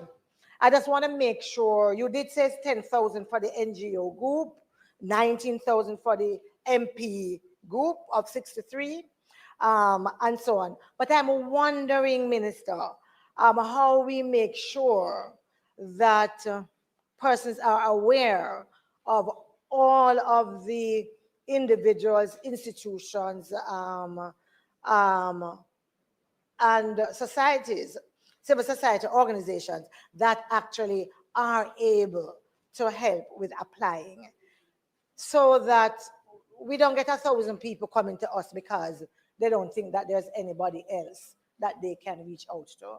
So I mean, I think that would be important for persons to actually know. And so that since we are likely to choose those individuals who are most destitute as the ones that we are going to put through, that persons are clear that there are other places they can go, even though there is some lag in terms of when they come on stream. So just knowing when to expect the NGO and civil society and faith-based organizations to come on stream would also be important, right? When it will be open to them. The other part, the last thing, Minister, the solidarity liaison officers and members from the ministry are going to be trained individuals. I know that you have said that we will have access. I think it's, I saw 2 officers who were named in the letter that was sent to us. And I wanted to know whether or not the introduction that we got, let's say with the meeting yesterday, whether that is the full extent of the training that will be offered to the members of parliament. Because even though it's with 2 officers, I can imagine how bombarded each MP's office is going to be, and would love to make sure that we have resources in the office properly trained, sufficiently trained to be able to really handle the more mundane cases, and would only then have to refer the more complex cases to your trained officers. Yeah, I think for now, that is it.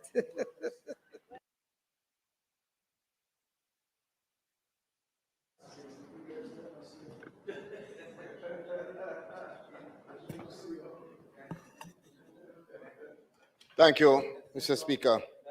Again, we do appreciate the questions, relevant questions.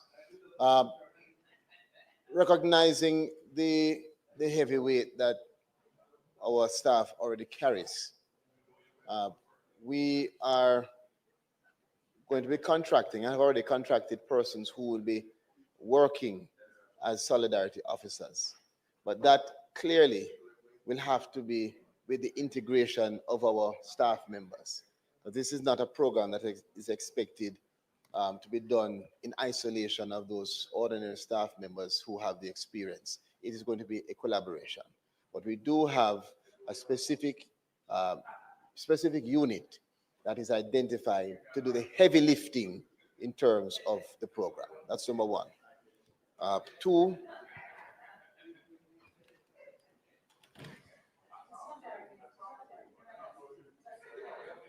solidarity officers, yes.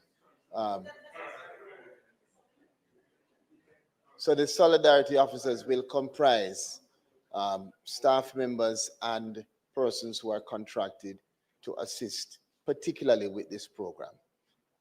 And the other issue you had in terms of the data protection, we recognize that. And the digital platform, the application, requires a consent form. There's an actual application which would have been shown to you if you were in the orientation this morning or yesterday. And if not, then I will get it to you. That lays out elements that represent acknowledgement relevant to the DPA, to the Data Protection Act. And that will have to be signed and uploaded so that we are in compliance. Additionally, our team is receiving training as well in the Data Protection Act. And as I said, there's the attestation form and an agreement form with persons that will have to be signed and uploaded to make sure that we do not have any issues in terms of the Data Protection Act. So hopefully we've answered the questions. As I said, the Solidarity Unit is a specific unit with persons who will be brought on board to work with our staff members to make sure that we can advance this program effectively. And the Data Protection Act is something that has already been contemplated. Upon clarity, Minister, in terms of the Data Protection Act and that portion of it, I'm not sure if I'm clear. You said that there's that questionnaire. I wasn't able, just like the member from Southeast St. Andrew. My office went on yesterday. I wasn't able to do it. You did say that there is a consent form that allows all of that to be in keeping with the DPA. I want it to be clear, and others are asking, so I'm asking as well, whether or not that means that the information that is provided will only be used for the purpose for which it is given, or is it that consent will be asked for broader use of it? I think that's important, and so I wanted to ask it as clearly as that. The other, Minister, in terms of, you said that there are some members recruited or contracted as Solidarity Liaison Officers, and I just wanted to have an idea as to how they were contracted. You know, people always want this kind of information. You know, how was it advertised? I mean, when, how, you know, how come Joan didn't get a chance to, you know, join the team of Solidarity Officers? Just a question like that. Yeah, man. And then the other thing that you didn't answer, Minister, was in terms of when the portal, for want of a better word, is open to each group. The MPs, when is the start? The earliest possible date. Yeah, all things being equal, that we could hope to begin uploading, and the same for NGO and that, which is the other phase, and the other phases as well. As it relates to the Data Protection Act, the form, the attestation form, is actually in your package, so you could look on it. And the form the agreement has a declaration that indicates that the data may be utilized. Remember, we have partners, so this is a program that will require us to collaborate with other stakeholders. So it lays out exactly what the parameters are in terms of the use of the person's data and asks for them to give the regular consent in that regard. It's a pretty, I'd say, ordinary form in terms of its clauses, just to advance protection for the individual. Also, in terms of the solidarity officers, I'm not a human resource officer, but I could try and get the HR, if you want, to give you some details. But I gather it's the normal process of ensuring that we get the right persons to do the right job. Not in clarity, Minister. I'll await the response from your HR officer through you. Minister, I just got the documents. They're kind of fine and tiny. And with the glasses that I actually use, with the glasses I actually use, it's going to take a little time. I have to take it off to read it. But Minister, I was struck by what you said, though, about partners who you might need to share the information with. And I understand that. We're talking about several government agencies and different programs and so on. But I couldn't come in here and don't ask it, because when I go home, people can ask me in the constituency.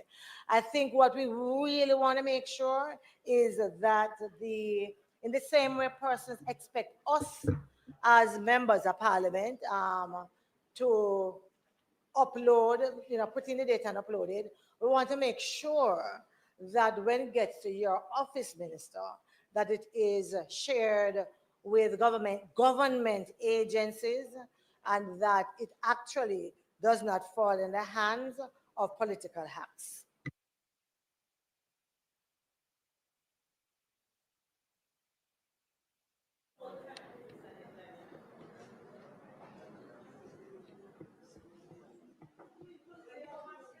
Mr. Speaker, I want to thank colleagues for the questions. The last, well, I don't know if it's a question or a comment, but the basis of the Data Protection Act, member, is that it has within it clauses that allow for you to do just that, to protect yourself. And there's no intention on our part to do anything with the data other than to help people who need the help. I don't know if you have some information that I don't have, but if you do, or if you have some specific concern, I welcome you to provide me with that detail so we can attend to it. Otherwise, we're going to do what we do daily, because this is not, again, this may be new to some, but this is not new to us. We collect data daily, 365 days a year, to protect and assist persons in this country, from PATH to social pension to rehabilitation. At the Ministry of Labor, we do that every day, and we have never had, at least to my knowledge, any issue in terms of a data breach. So again, if you know something that I don't know, or if you have been given some question that you think might cause some concern, I am open to you and available for any discussion that can assist you. The member from Southwest, Clarendon.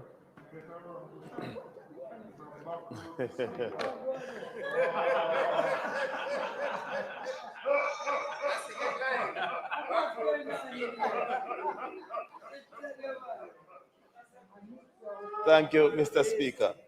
Minister, earlier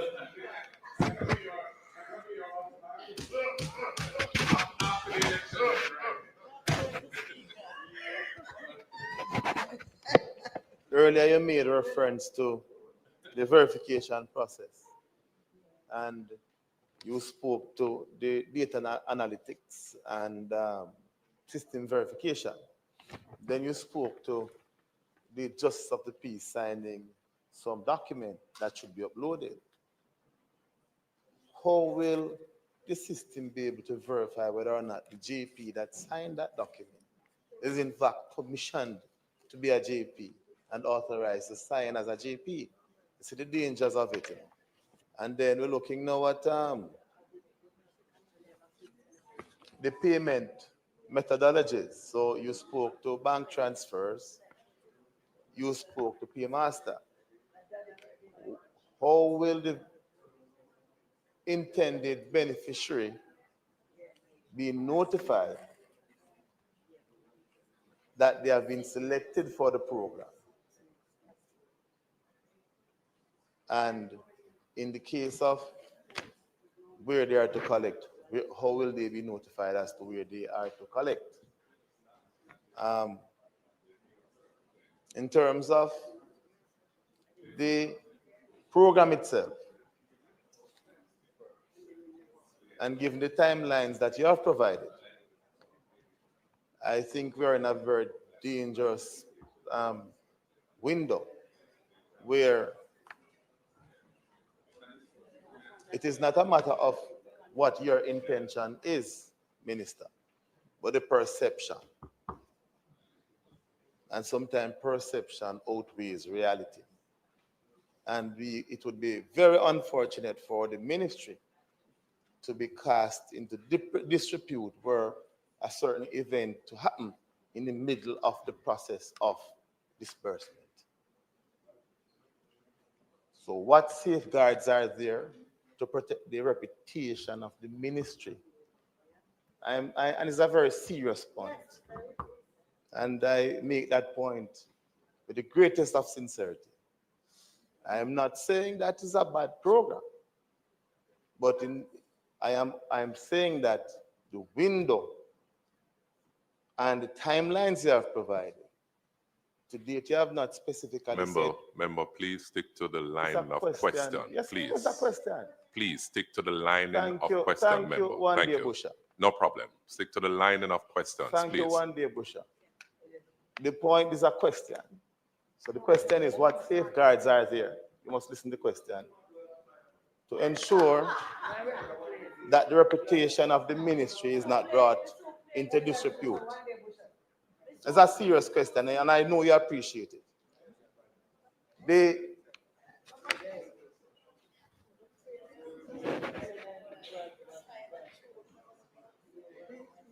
My next question is, can you say with any clarity when the window will be open? Because I still not have heard, especially for the first phase.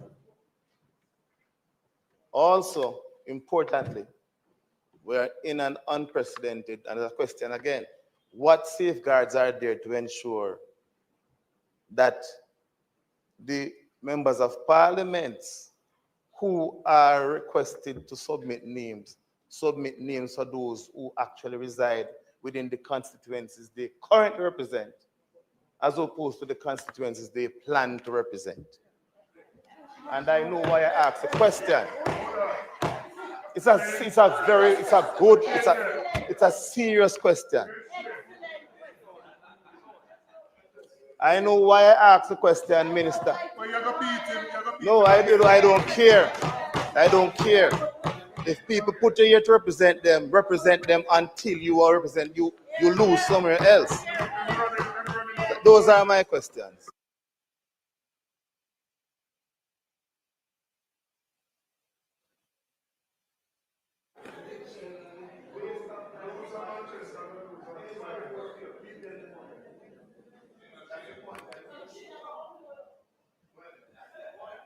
Mr. Speaker.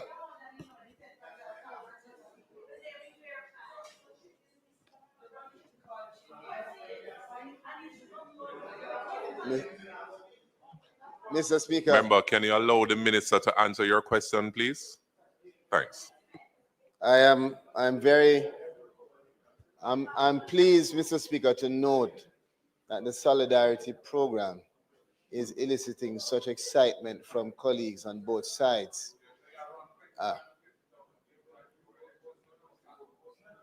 I know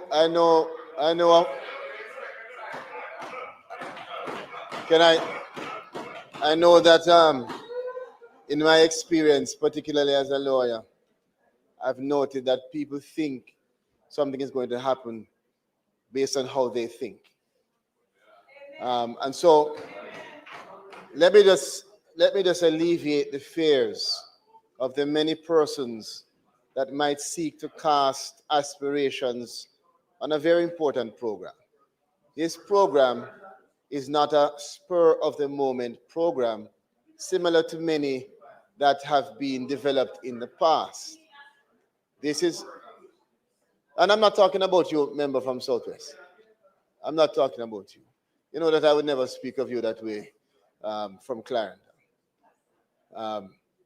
But this program member who asked the question is specific in terms of ensuring that we have built into it the necessary public education campaign to assist in terms of ensuring that people know and that the society is aware. The question was asked about the commencement of applications. We are looking at, I would say, early next week. Member from Southwest Clarendon. We're looking at early next week we have a specific date, but I prefer to say early next week. We're going to try to outperform. So early next week, in terms of the members of parliament having the allowance to start to upload the persons that you have identified in your constituencies. As it relates to the verification from the JPs. Now, the question was asked about human involvement. And if you recall, I indicated that in large part, no, but there will be circumstances where some of our officers will be called upon to verify. And these are some of the circumstances, particularly for persons who would ordinarily be left out of programs because they don't have the documentation. We do not want that to be the case here. So where necessary, we may have to call on JP attestation, and that would have to then be verified to ensure that the stamp is a valid stamp. As it relates to the payment methodology, the applicant will have the opportunity to determine the payment mechanism. And so you will be advised via email that will advise you. Now, there's a number of persons who will not have email. No, don't worry. So that is why we have put into the program the opportunity for persons to be identified as proxies. Even sometimes the offices may have to, so your office, for instance, may have to assist someone who has no family, has no one. And the reason why we are doing that, despite our own rigorous internal debate as to whether it is practical, is because it is a big part of the accountability measures for this program to make sure that we continue to utilize the digital so we have all of the information for our beneficiaries in our platform. So I hope I've answered most of your questions. Yes, I believe I've answered most of your questions. You had some concerns about the program. Let me put it this way. The Farm Work program, for instance, provides each member of parliament an allocation. And very often, a member from Southwest Clarendon might provide a farm work for a person from Southeast. It is, and I'm not saying you do so, I'm just using you as a hypothetical. We are going to have to, it's a question that we have to look on, a legitimate question. It is a legitimate question, but I'm just saying to you, if we are utilizing past experience in this house, how we have applied it for other similar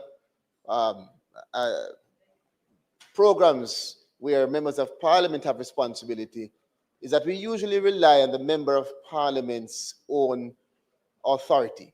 We don't usually interfere in your quota. However, having raised it is something that I will consider and discuss with the team. Thank you for all the questions and comments.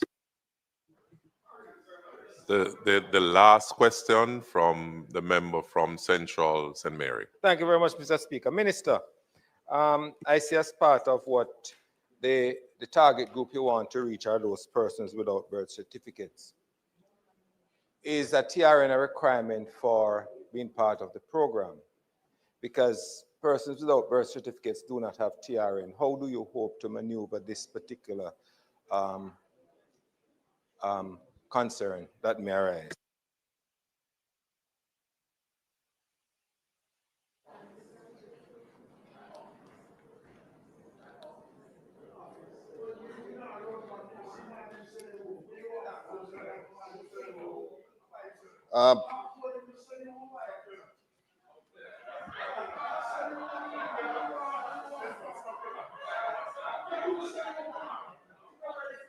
All right. Mr. Speaker, as I answer the last question posed by excited parliamentarians, that group is the only group that will not require TRN. And it is because, again, this program is very strategic in its assessment of the nature of the persons that we're trying to bring on.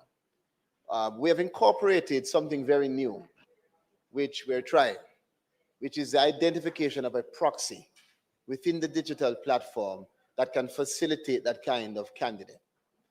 So hopefully that answers your question. Thank you. Thank you, Minister of Labor and Social Security. Thank you, PS and your team, for the support. Bills brought from the Senate. The following is a message from the President of the Senate. I have the honor to advise the Honorable House of Representatives that on the 20th day of June 2025, a bill entitled An Act to Amend the Criminal Justice Administration Act was passed in the Senate without amendment. And further, I wish to also advise that on an even date, a bill entitled An Act to Amend the Offenses Against the Person Act was passed in the Senate with 2 amendments, and a bill entitled An Act to Amend the Child Care and Protection Act was passed in the Senate with 2 amendments. I further have the honor to advise that on the 27th day of June 2025, a bill entitled An Act to Amend Provisions Relating to Penalties and Monetary Obligations in Various Enactments and Connected Matters was passed in the Senate without amendment. And further, on even date, that a bill entitled An Act to Amend the Cradle Larceny Prevention Act was passed in the Senate with 3 amendments.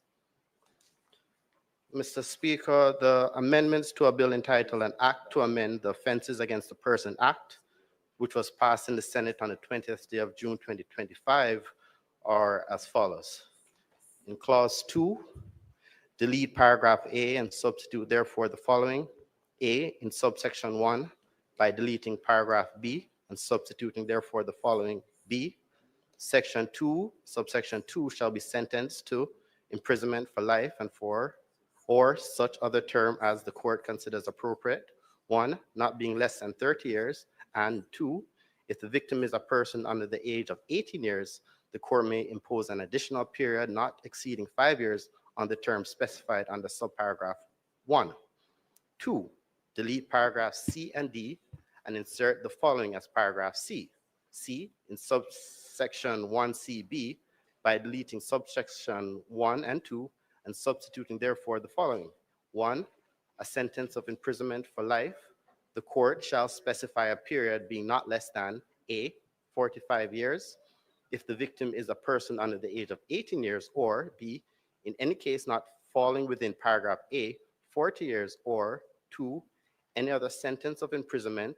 The court shall specify a period being not less than A, 25 years, if the victim is a person under the age of 18 years, or B, in any case not falling within subsection A, 20 years.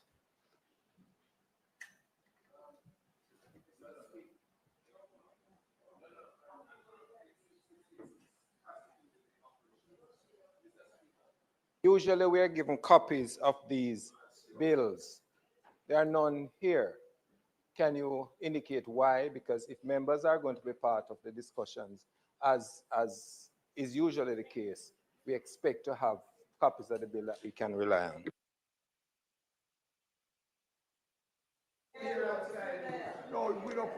Member, the bill should be on the table. If not, we will have it provided to They you. were circulated, apparently. They were The circulated. amendments were circulated earlier. Minister? Mr. Speaker, I now ask for your consent that the Senate amendments to a bill entitled An Act to Amend the Offences Against a Person Act be now considered and approved. Those in favor? Aye. Those against? Ayes have it. Mr. Speaker, I now ask that the Senate amendments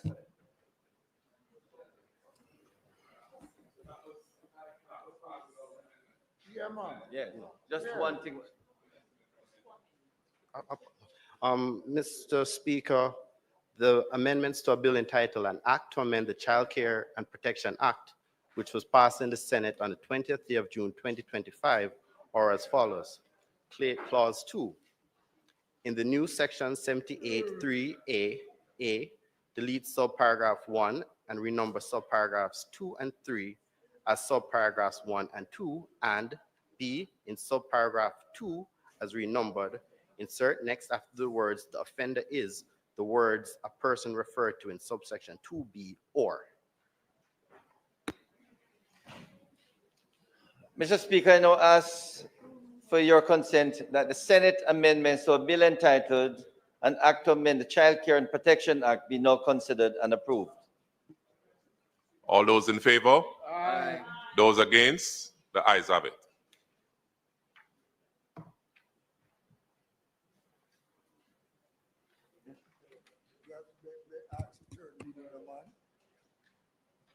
No, you don't need a third reading.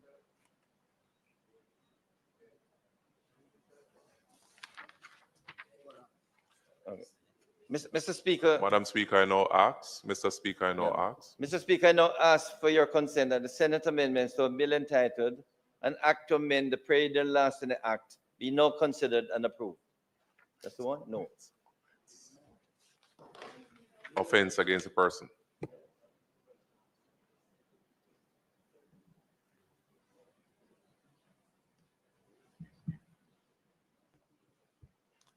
I've given the consent already, so just Yes. ask for the act to approve Right. offense against the person.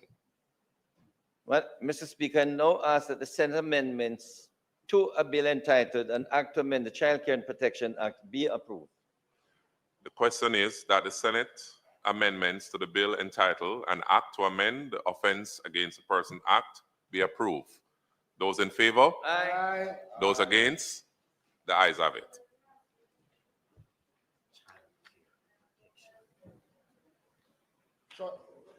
Shut your mouth. Keep quiet. Keep quiet over there.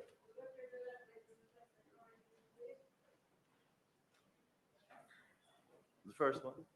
Child care and protection. I just did that one. No, the one which the Senate amendments to a bill entitled An Act to Amend the Offences Against a Person Act be approved.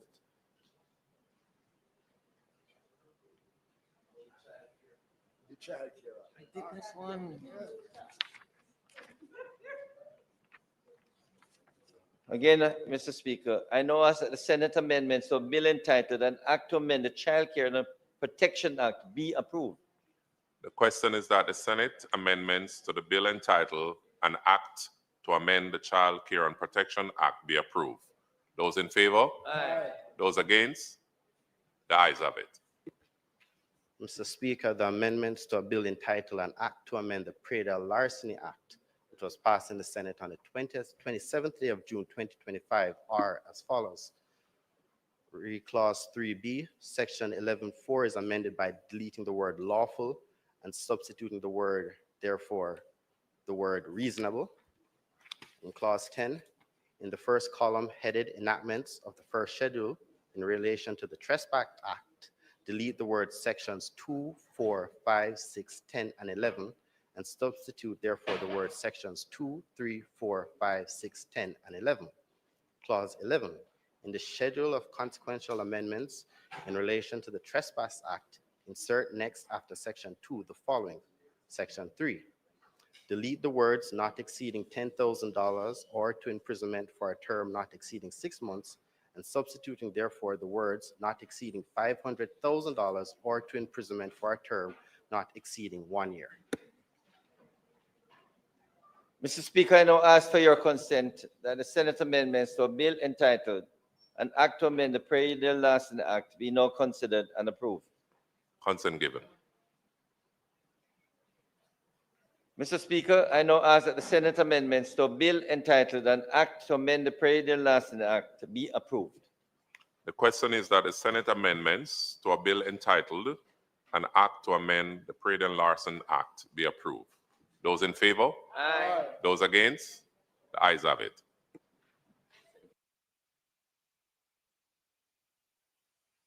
Petitions, papers, reports from committees, public business.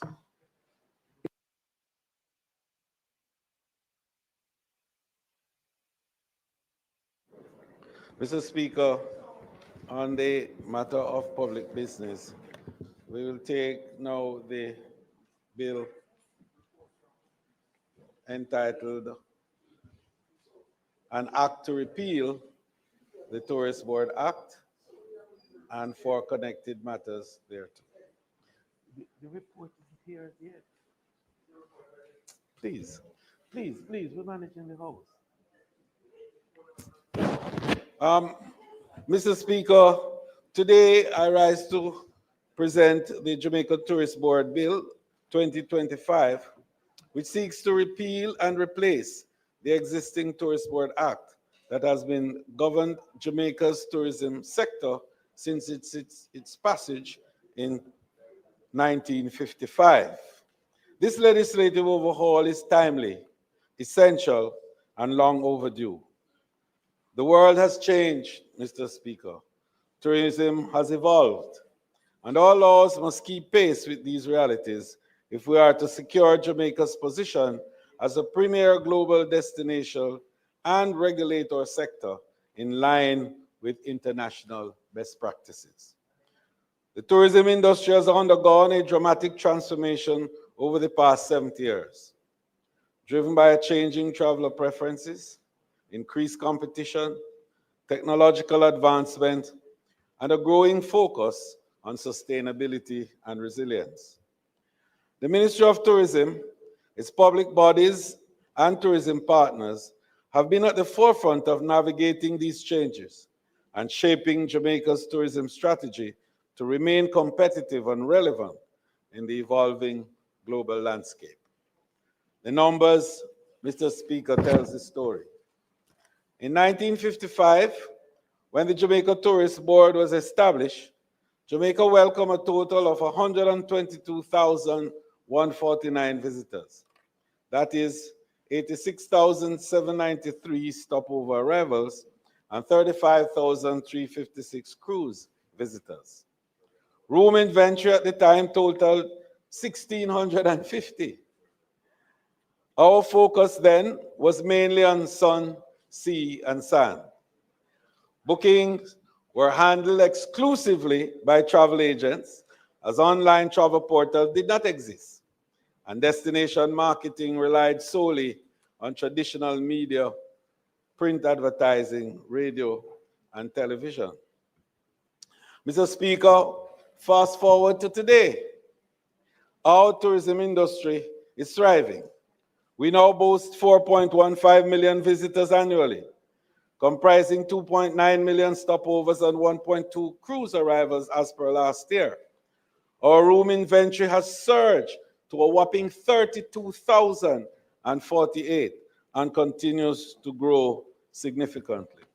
Moreover, our product has evolved beyond traditional offerings to embrace experimental tourism, experiential as well tourism, showcasing our vibrant cultures, diverse cuisine, and burgeoning health and wellness offerings. Crucially, Mr. Speaker, destination marketing and bookings are now predominantly handled through online platforms, including social media. And of course, Mr. Speaker, the Internet of Things have literally taken over the tourism experiences, virtual reality, mixed reality, augmented reality. And those elements of immersive technologies have now redefined so many areas of tourism. Artificial intelligence. For example, we have now AI-powered travel planning. And these are customized itineraries based on preferences and budgets. Then there's chatbot and virtual assistants. So people now are talking less to one another, it seems, and more to these cognitive systems that have been established. The AI-driven flight search is also a big area where now we can determine how many million people are interested in us by way of doing these searches. And we find that Amadeus and companies like those are producing valuable data in a manner never before experienced. The issues of sustainability and efficiencies have become important elements of consideration, both in terms of ensuring sustainable fuel for cruise ships and renewable energies for hospitality areas. Nowadays, we are even seeing smart luggage innovations. You go into the airport now and you see the trolleys moving and they are going directly to the passenger who is designed to go to. And you can't interfere because it will ignore you completely and even bounce you out of the way as it moves to the specific area that is going. Digital transformation, online booking platforms and mobile apps and contactless payments are all features of the new landscape. And there are more emerging technologies, Mr. Speaker, blockchain, for example, to secure bookings. And the Internet of Things is enhancing the way in which operations are had. More importantly, the use of 5G and advanced Wi-Fi are improving connectivity across borders and in various new destinations. We are even seeing now the advent of self-driving cars, which is going to redefine much of what happens in the ground transportation subsector. So, Mr. Speaker, what we have is an antiquated legal framework that has to be fixed. The existing Tourist Board Act, enacted in 1955, served Jamaica well in the early stages of our tourism development. However, the structure and content of the Act reflects the reality of a much earlier era. Over that decade, Jamaica's tourism has evolved into both size and complexity that are now creating new business models, new technologies, as I indicated, and visitor expectations are reshaping the total landscape of tourism. The current legislation no longer adequately supports the sector. The proposed bill modernizes the legal foundation to ensure that it supports current operations, anticipates future development, and aligns with Jamaica's vision for a robust, well-regulated tourism industry. Jamaica's tourism sector has diversified also over time with new business models and new enterprising offering new experiences. These offerings bring economic benefit and attract a broader visitor base to Jamaica. However, the current legislation does not adequately capture or define these types of operations. The new act therefore seeks to modernize and clarify the categories of tourism enterprises. For example, tourist accommodation, tourist attraction, and indeed water sports activities. So these are three of the main areas that the bill seeks to create new and more modern framework for operation. And there's, of course, the need for greater regulatory oversight. So while the JTB has played a vital role in marketing destination and supporting sector growth, its current legislative mandate does not provide a clear or comprehensive basis for regulating the full range of tourism enterprises now operating in Jamaica. The updated legislation will introduce a new registration process as a first step prior to licensing.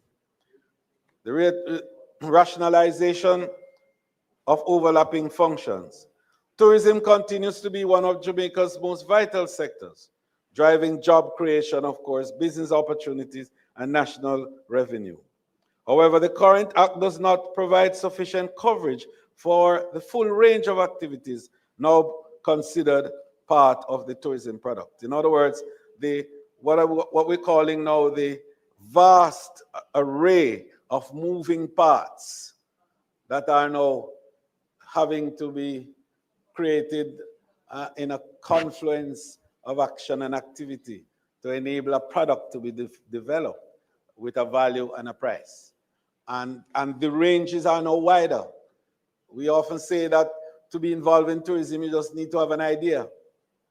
And it's amazing some of the simple ideas that are converted into material goods with a value and a price that people are making a lot of money from. And one of the things that was of interest to us was the fact that a guy made 2 crabs race, 2 crustaceans race. And for that, he made a lot of money. Sent children to school, build houses, and so on. That's the nature of what tourism is, because tourism is driven by people's passions, and people travel to fulfill those passions. The question is, what are these passions? They're so varied. And once you are able to visualize a passion point and build a product to satisfy that passion point, you're into the consumption pattern of the tourist. And for that, you can make money. So a legislative arrangement has to anticipate new passion points and to be able to enable participants and partners to operate within it. So the new legislation ensures that the legal framework is updated to support the sector's continued growth, enhance regulatory clarity, and provide the JTB with legislative tools needed to manage and develop tourism in a structured and practical way. Mr. Speaker, the Jamaica Tourist Board bill introduces a modern and comprehensive framework to address these challenges. Key to these factors include: 1, expanded definition.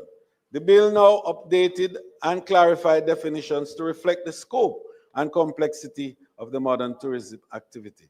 1, it defines tourists as a person who travels to a place outside of their usual environment for a purpose, including business or leisure, other than to be employed by a resident entity in the place visited.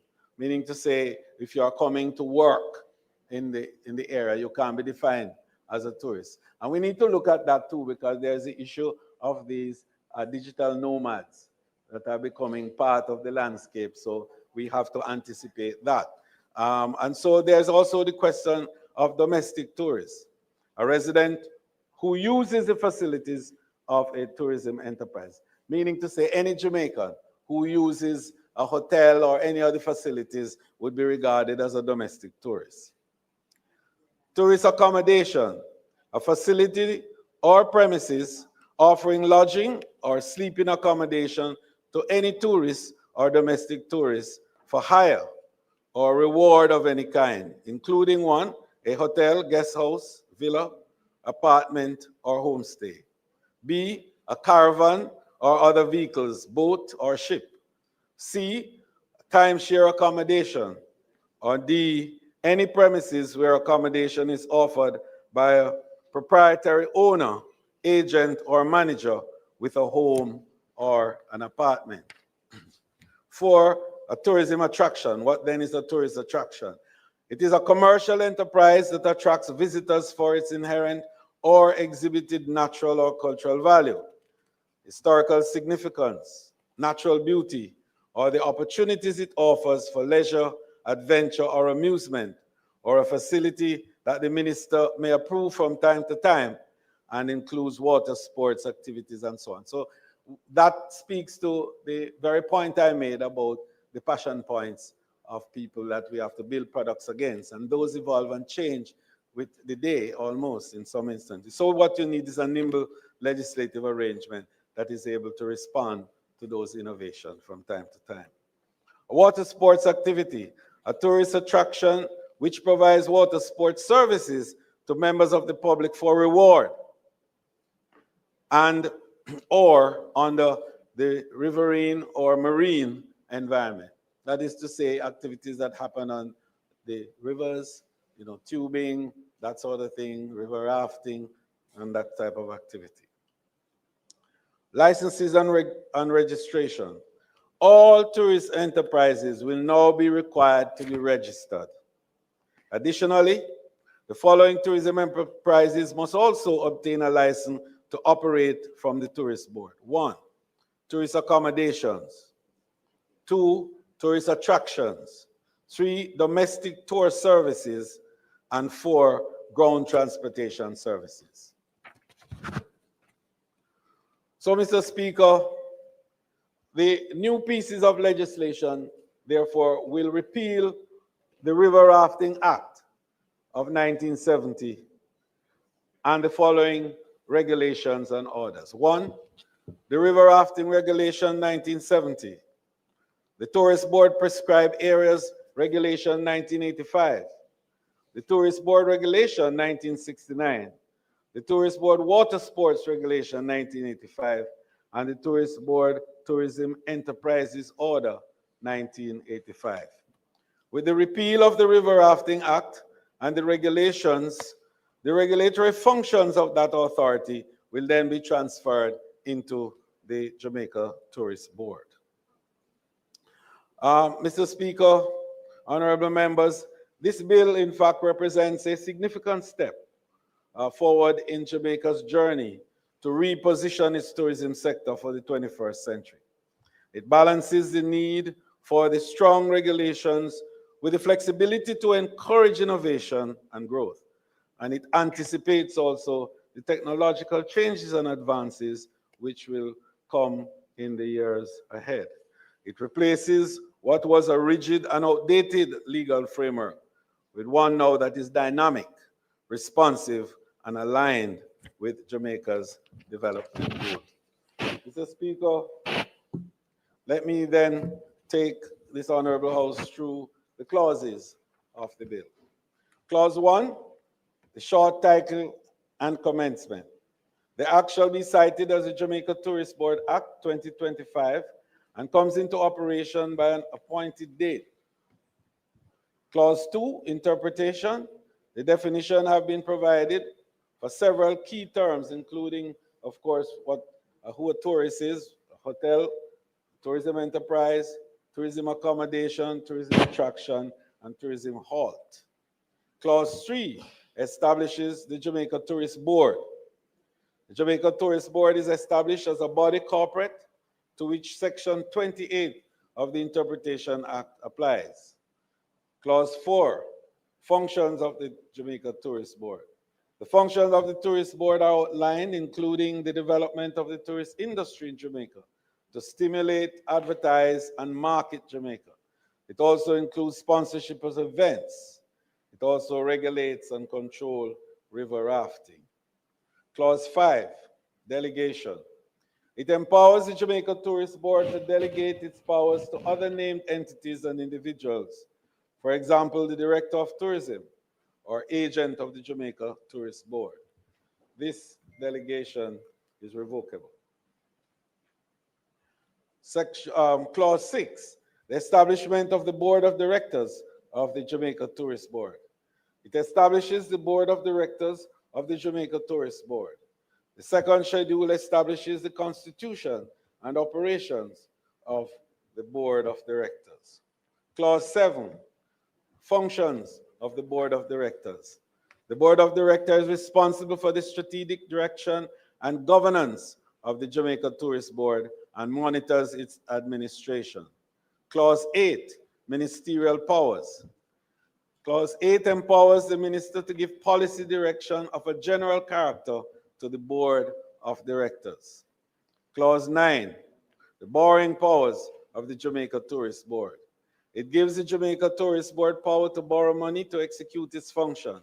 Such sums must be approved by the minister with responsibility for finance. Clause 10, officers, agents, and employees of the Jamaica Tourist Board. It is the responsibility of the Board of Directors to employ a Director of Tourism to execute its policy. The Board of Directors determine the condition of employment and salary. Clause 11, pension gratuities and other retiring benefits. The Jamaica Tourist Board may enter into arrangements for pensions, insurance, and insurance policies for its employees. Clause 12, emblems. The Jamaica Tourist Board may provide emblems to the tourism enterprises who maintain a high standard in the conduct of their trade or business. Clause 13, funds and resources of the Jamaica Tourist Board. The funds of the Jamaica Tourist Board shall consist of sums provided from the estimates of revenue and expenditure of Jamaica and sums collected. Clause 14, accounts and audit. The Jamaica Tourist Board is mandated to prepare an audit and its statements of accounts in accordance with the Public Bodies Management Accountability Act, the PBMA. Clause 15, annual and other reports.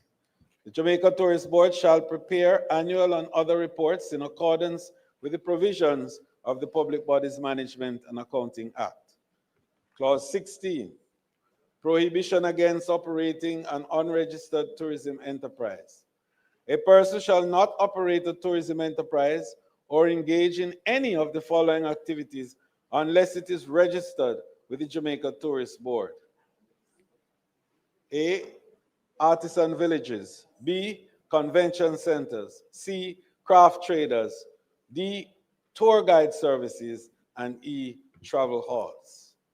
Clause 17, prohibition against operating unregistered and unlicensed tourism enterprises.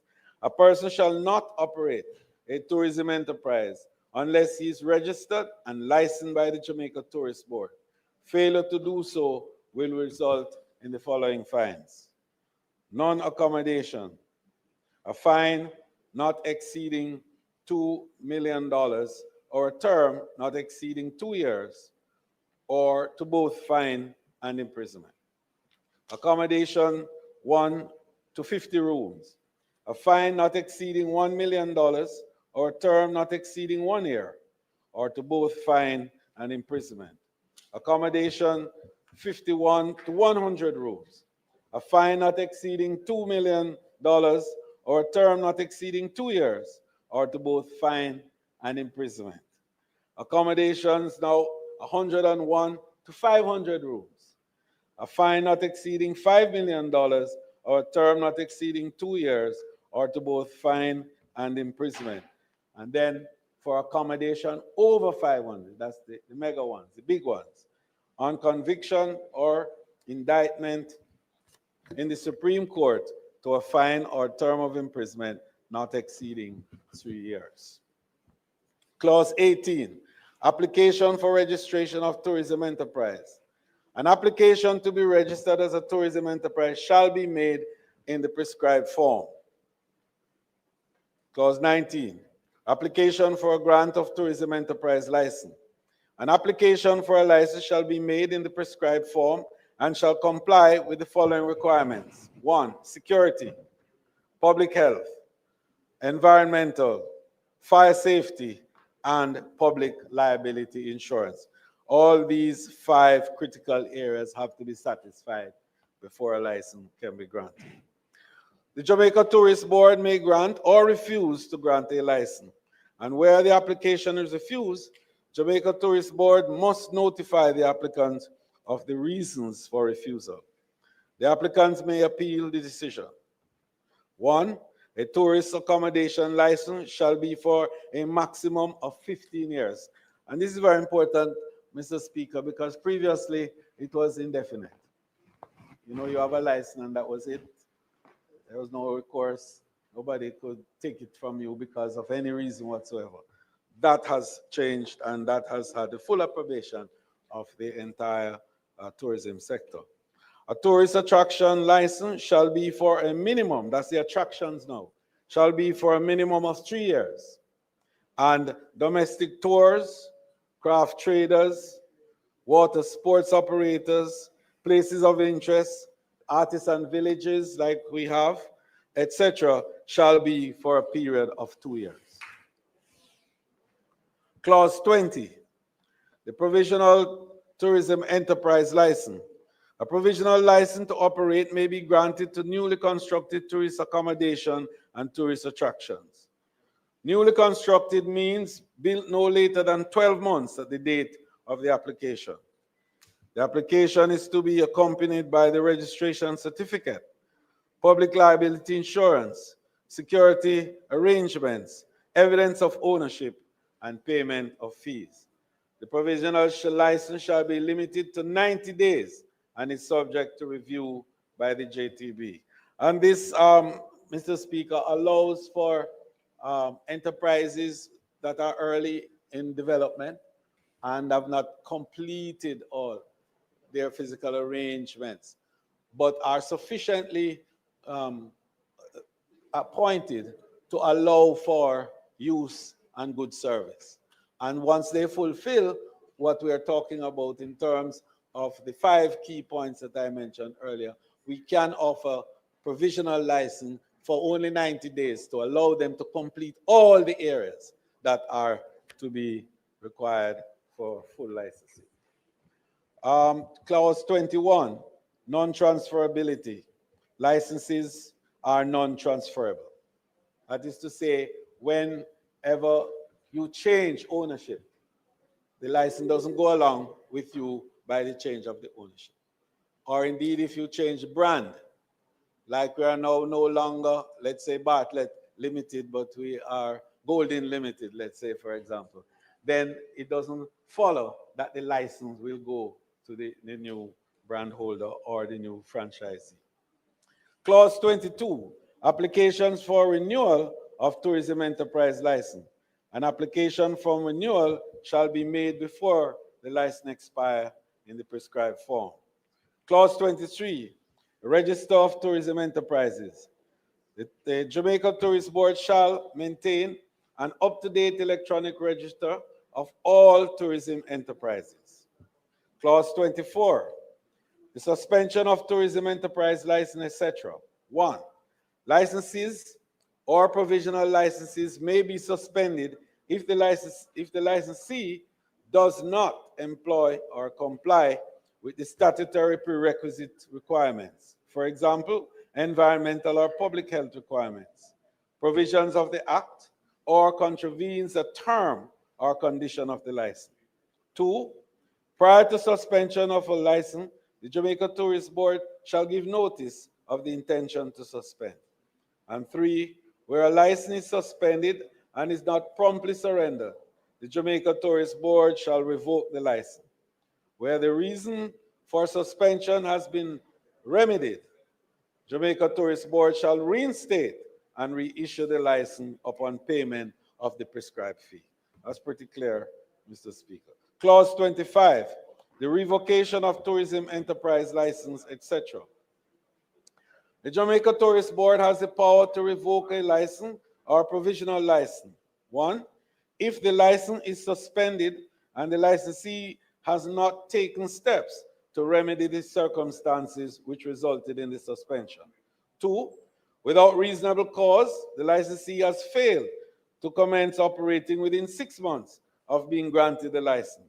And 3, the applicant gave false or misleading information in his application. And 2, prior to the revocation of a license, the Jamaica Tourist Board must give notice of the intention to revoke. The Jamaica Tourist Board may also revoke a license without notice and with immediate effect. Let me read that section again. Prior to the revocation of a license, Jamaica Tourist Board must give notice of the intention to revoke. The Jamaica Tourist Board may also revoke a license without notice and with immediate effect. Where a license is revoked, the licensee shall promptly surrender the license, an emblem, and immediately cease operation.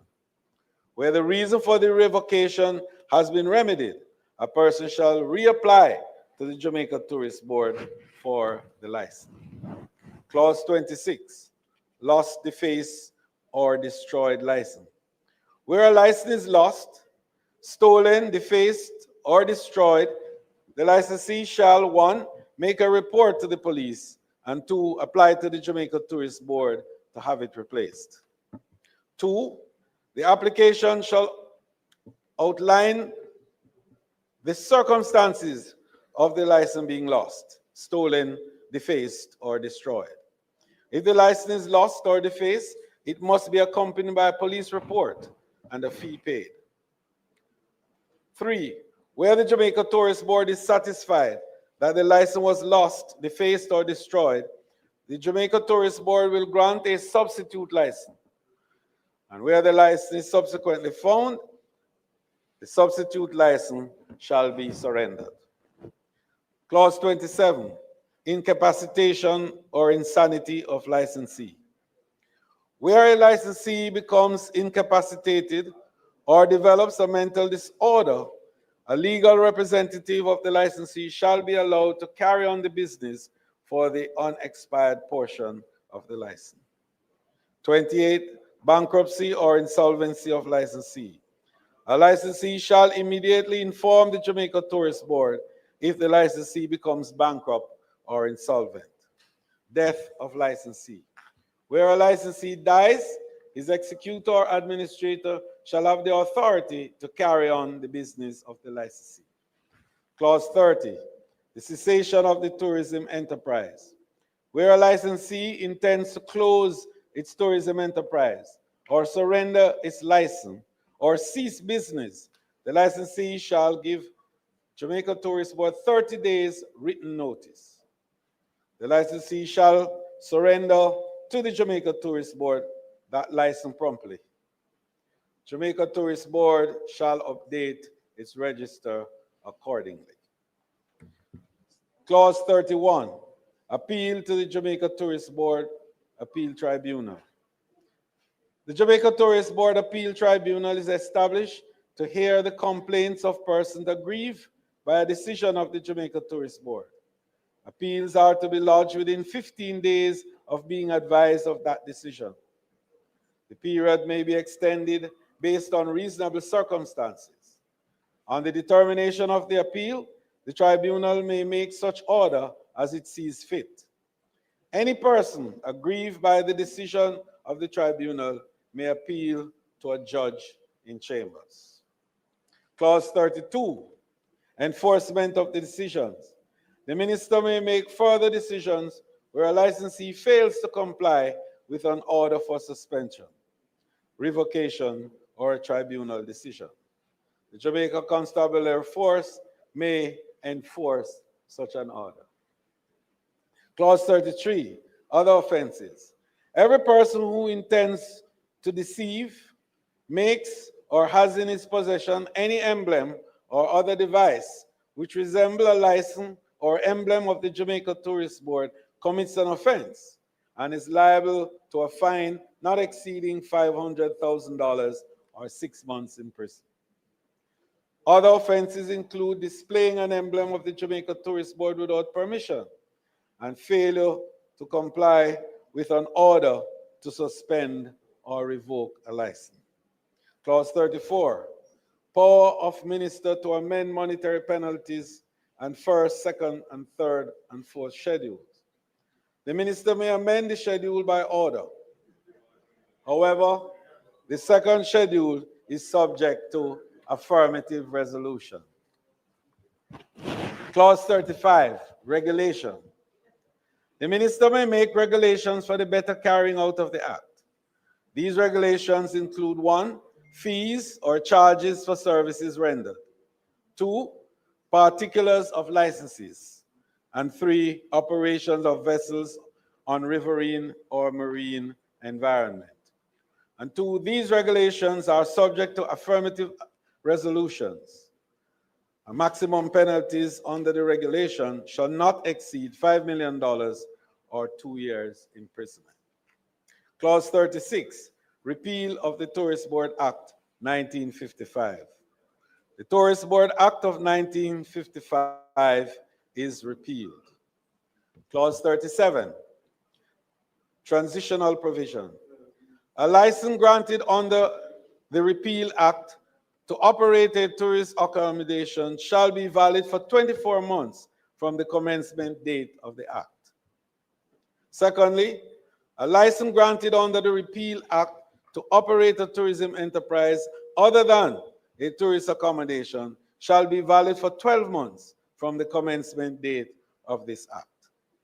3, after the expiration of the traditional periods, the operator of a tourism enterprise shall apply to the Jamaica Tourist Board to be registered and licensed as a tourism enterprise or cease to carry out such a business. And 4, any policy or guideline issued, measures taken, or arrangements made by the Jamaica Tourist Board under the Repeal Act, which is valid and in force immediately before the appointed day, shall remain valid and in force as if issued, taken, or made by the Jamaica Tourist Board under the Act, to the extent that it is consistent with the Act until amended, revoked, or cancelled. 38, provisions relating to employment. Employees assigned to the Jamaica Tourist Board will continue their employment. That is to say, notwithstanding the Act being repealed, you will continue your services and employment to the board. Clause 39, savings. References to the Tourist Board Act shall be construed as references to the Jamaica Tourist Board Act. Clause 40 to 45, the following enactments are repealed. 1, the Tourist Board Regulation, 1969, the River Rafting Act, 1970, the River Rafting Regulation, 1970, the Tourist Board Tourism Enterprise Order, 1985, the Tourist Board Prescribed Areas Regulation, 1985, and the Tourist Board Water Sports Regulations for 1985. The first schedule.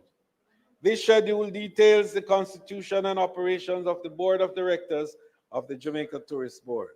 And the second schedule. This schedule details the offenses and penalties under the Act. The third schedule. The following is contained in the schedule. 1A, information on documents for registration as a tourism enterprise. B, application form for registration and licensing for tourism enterprise. C, registration certificate. And D, certificate of provisional license. And the fourth schedule. This schedule outlines the constitution of the Jamaica Tourist Board Appeal Tribunal. Mr. Speaker, it seemed a very long and detailed act, and indeed it is, because it is 70 years that this act has remained essentially in vogue with minor amendments throughout the period. This attempt, Mr. Speaker, is to create a comprehensive bill which entails not just what the industry is today, but certainly what the industry anticipates in the future. Mr. Speaker, we're excited about a future with an expanded tourism capacity now to do more, to offer more, to enable greater level of inclusion of the people of Jamaica in the value chain of tourism, and to enable a greater level of prosperity for the people. But most importantly, in all of this, is to create a framework for a strong and vibrant human capital arrangements that ensures that the workers of the tourism industry are treated fairly and are able to accrete over time the value of their contribution to the industry. May it please you, Mr. Speaker. Thank you, Minister. Leader of the Opposition, member for St. Andrew Southern. Turn on your mic, please.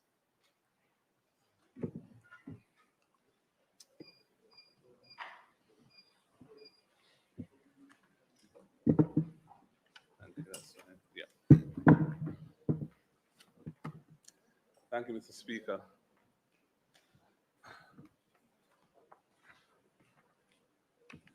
Minister, when we came last week, you'd wanted to take the bill on the day it was tabled, and I told you, for something of this nature, that wouldn't work for us.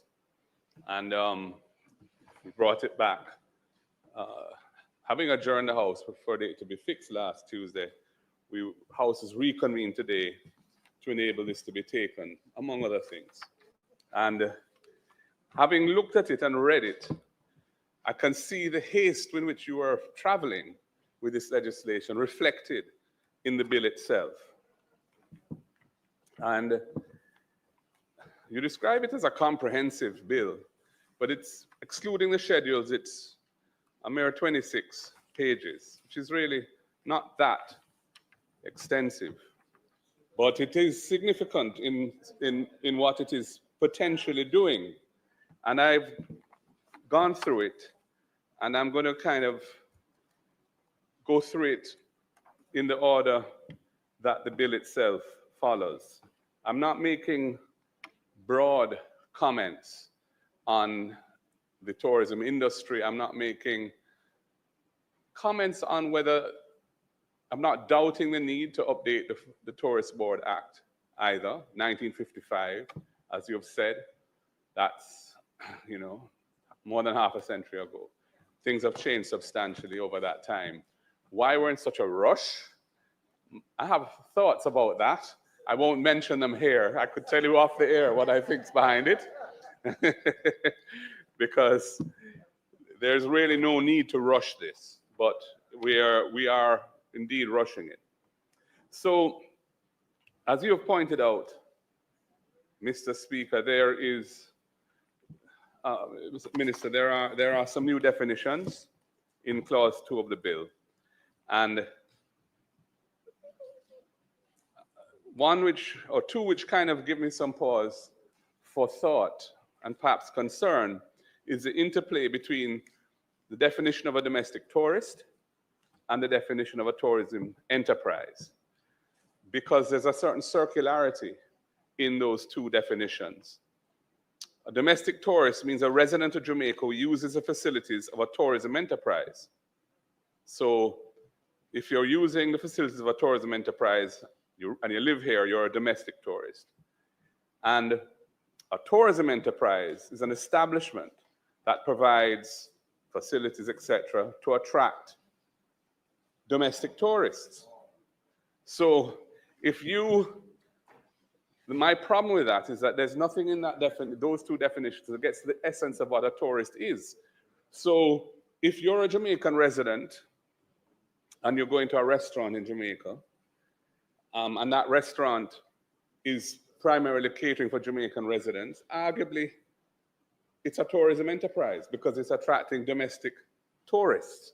I don't think that's the intention, but if it is, it throws the scope of this bill very, very widely to include all kinds of economic actors that would never consider themselves to be in the tourism business. I'll let you add that when you speak. So I think there needs to be some thought and adjustment to the way in which domestic tourists and tourism enterprise are defined, because it's circular, and the circularity of it creates a very, very wide canvas, which I think goes beyond the proper scope of this legislation. I note the definition of tourism accommodation, and it means any facility or premises offering lodging or sleeping accommodation to any tourist or domestic tourist for hire or reward of any kind, including and it says a villa or an apartment, for example. So clearly, this would encompass what we describe as the Airbnb type accommodation. And certain consequences or matters arise from this, because it is bringing within the scope of this regulatory regime what we know has evolved to be a major part of the tourism industry. But are they ready to be regulated in this way? Have they been consulted with in relation to the implications of being brought under the net of the Tourist Board and the Jamaica Tourist Board Act? I suspect not. So, and I noticed, for example, in Clause 1, the whole act has to be brought into effect at the same time. It doesn't have a provision, which some legislation does, that allows different parts of that to be brought into effect at different times. This is a all or nothing piece of legislation. So something which could have major ramifications on an aspect of the accommodation sector, for want of a better word, the Airbnb sector, or that type of arrangement, is going to be brought under this. Immediately, this act is brought into effect. And the question is, what are going to be the consequences of that for them? And I'm not sure that has been adequately discussed with them. And I'm not sure they're even aware of the implications of what is being done here. No doubt, and we're well aware, that the main players in the tourism industry, the established hotels and so on, are, we've been hearing from them about the need to regulate that side, and the playing field isn't level and so on. And I see that this is being delivered to them now with this piece of legislation. But I think the way in which it's done needs to be participatory and has to consult with the sectors that are affected by this in a very transparent way, so they understand fully what is being done, the implications for them, and they can lobby for whatever consequential provisions they think should be in here, which probably have not taken their views adequately into account. I move on. Minister, I turn to, and this is a small technical point, but important nonetheless, Clause 11 on page 8. And I believe that in paragraph B, the words after regulations should come back to the margin. And this is just a drafting issue. The drafter should consider it. But the arrangements in respect of schemes, whether by way of insurance policies or otherwise, are for medical benefits, pensions, gratuities, and other retiring benefits or disability and death benefits, etc. Those are really closing words to A and B. So it shouldn't just be lumped into paragraph B, because those words apply to A as well. And that, I think, should be corrected. I move to page 10, clause 15, in 15.3, where it says, and this is to do with the annual and other reports, the minister shall, within a reasonable time, cause copy to be laid in the House of Representatives, and I think the word of should be deleted there. That just doesn't belong. And in clause 16, this is important now, because this is a section which creates a criminal offense. And it says that a person shall not operate a business or engage in an activity specified in subsection 2 unless the business or activity is registered with the Jamaica Tourist Board as a tourism enterprise. And item D says places of interest. What is that? That's not a defined term in the Act. And a place of, I've heard of persons of interest. Yes. And there are some places that are of interest to some people and other places that are of interest to other people. What is of interest to me may not be what's of interest to you. I'm not sure what these places of interest are, but it's not defined in the Act. And I think it should be. And I think it should be, because if you operate as a business, a place of interest, without becoming registered under the Act, you create a criminal offense for which you're liable to be fined up to $50,000 in the parish court. So I think that is unsatisfactory and needs to be addressed. I notice that the minister is empowered by order to amend the categories and businesses and categories of businesses and activities specified in subsection 2. Currently, subsection 2 lists 6 categories of business and activities: artisan villages, convention centers, craft traders, tour guide services, travel halls, and this ill-defined or undefined places of interest. But it says the minister can amend that by order. Now, I have a problem with that, because if non-registration is a criminal offense, then the minister can't just be empowered by order to just expand that list. That must come to Parliament for affirmative resolution so that there's transparency around it, parliamentary oversight of it, and the opportunity for those affected to become aware of it before it becomes law, and to lobby for whatever consequential issues may arise from them being brought under this net. So I think that needs to be adjusted in subsection 4. It must be subject to affirmative resolution. This is dealing with a criminal matter. Clause 17 is the real, what I'd call the real sword of Damocles in the bill. And it says, a person, in subsection 1, a person shall not operate a business or engage in an activity specified in subsection 2, which provides services, facilities, or products to tourists or domestic tourists, unless such activity or business or activity is both registered and licensed with the Jamaica Tourist Board. And in 2, there's a list of who it applies to, and item C in subsection 2 says tourist accommodations, which, as we've said, and you, I think, have admitted, includes the Airbnb type operations. So it's a criminal offense from the day you bring this act into effect.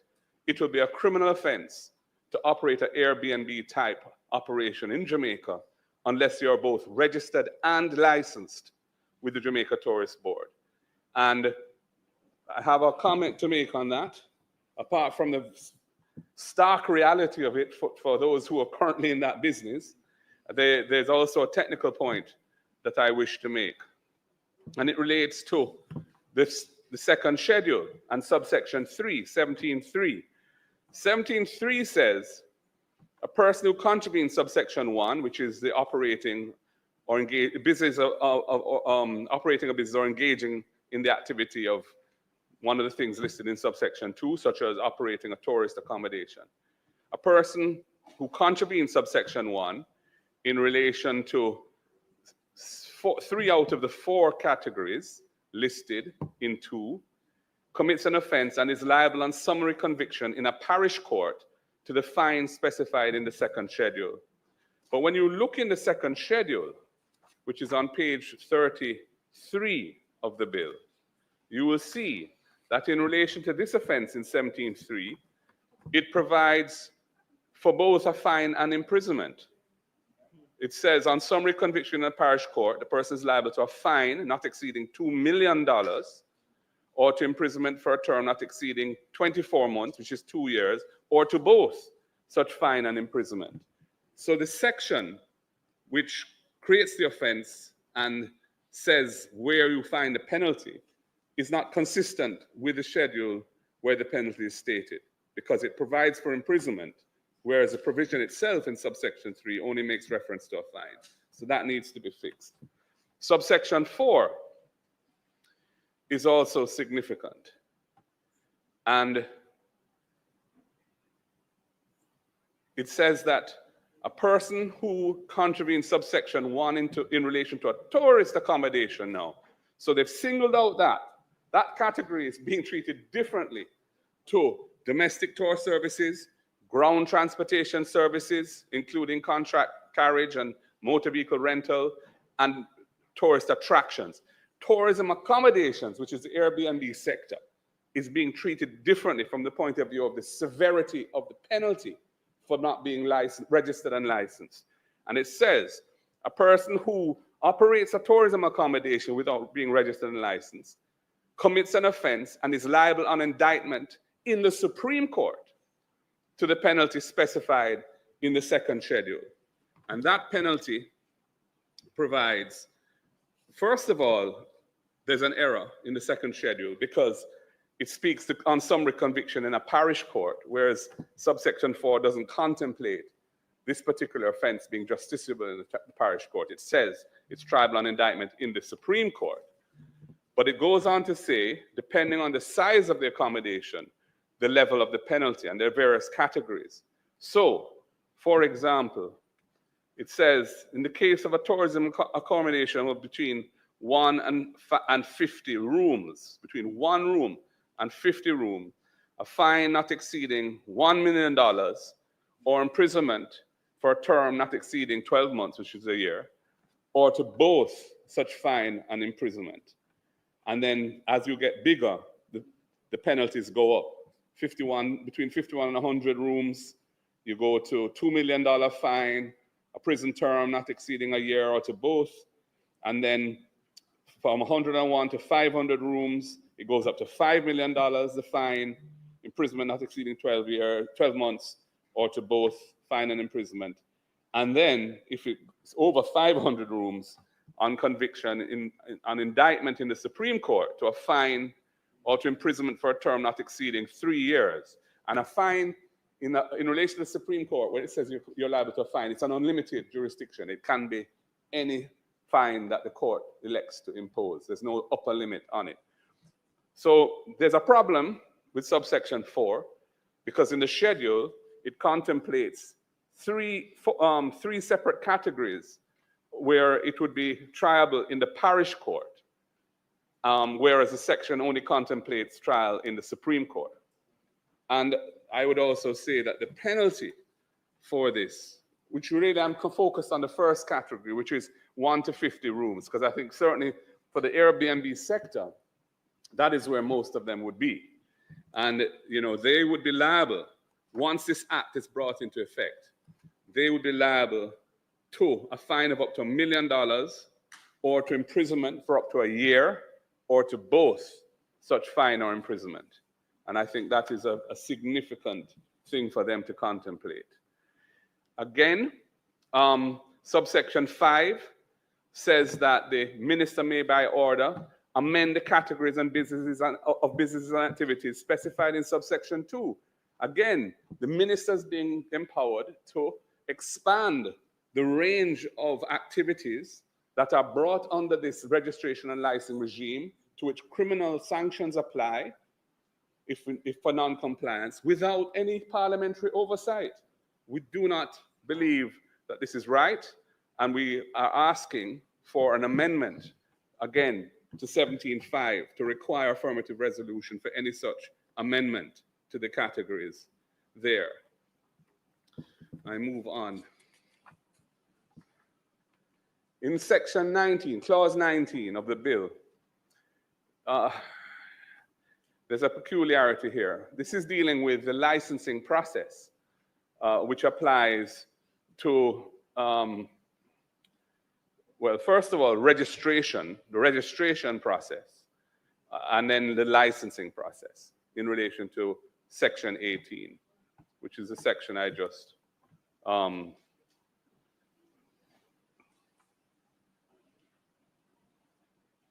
dealt with. But, well, 18 says that the application to be registered as a tourism enterprise says that you must do it in the form set out in the 3rd schedule, etc. And then 19 says an applicant for a license shall be registered. So in order to be licensed, you have to first register, and then you need to apply to be licensed.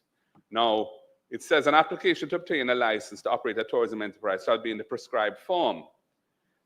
But there is no form prescribed for that in the schedule. There's a form for applying for registration, and there's a form for applying for a provisional license, but there's no form for applying for a license. So I'm not sure why that was left to be prescribed subsequently by some regulation. I mean, it's unusual that you would prescribe the form for applying to register, and you would prescribe the form for applying for a provisional license, which is a peculiar status, but to apply for a license itself, the form is not in the Act. I don't understand the logic for that.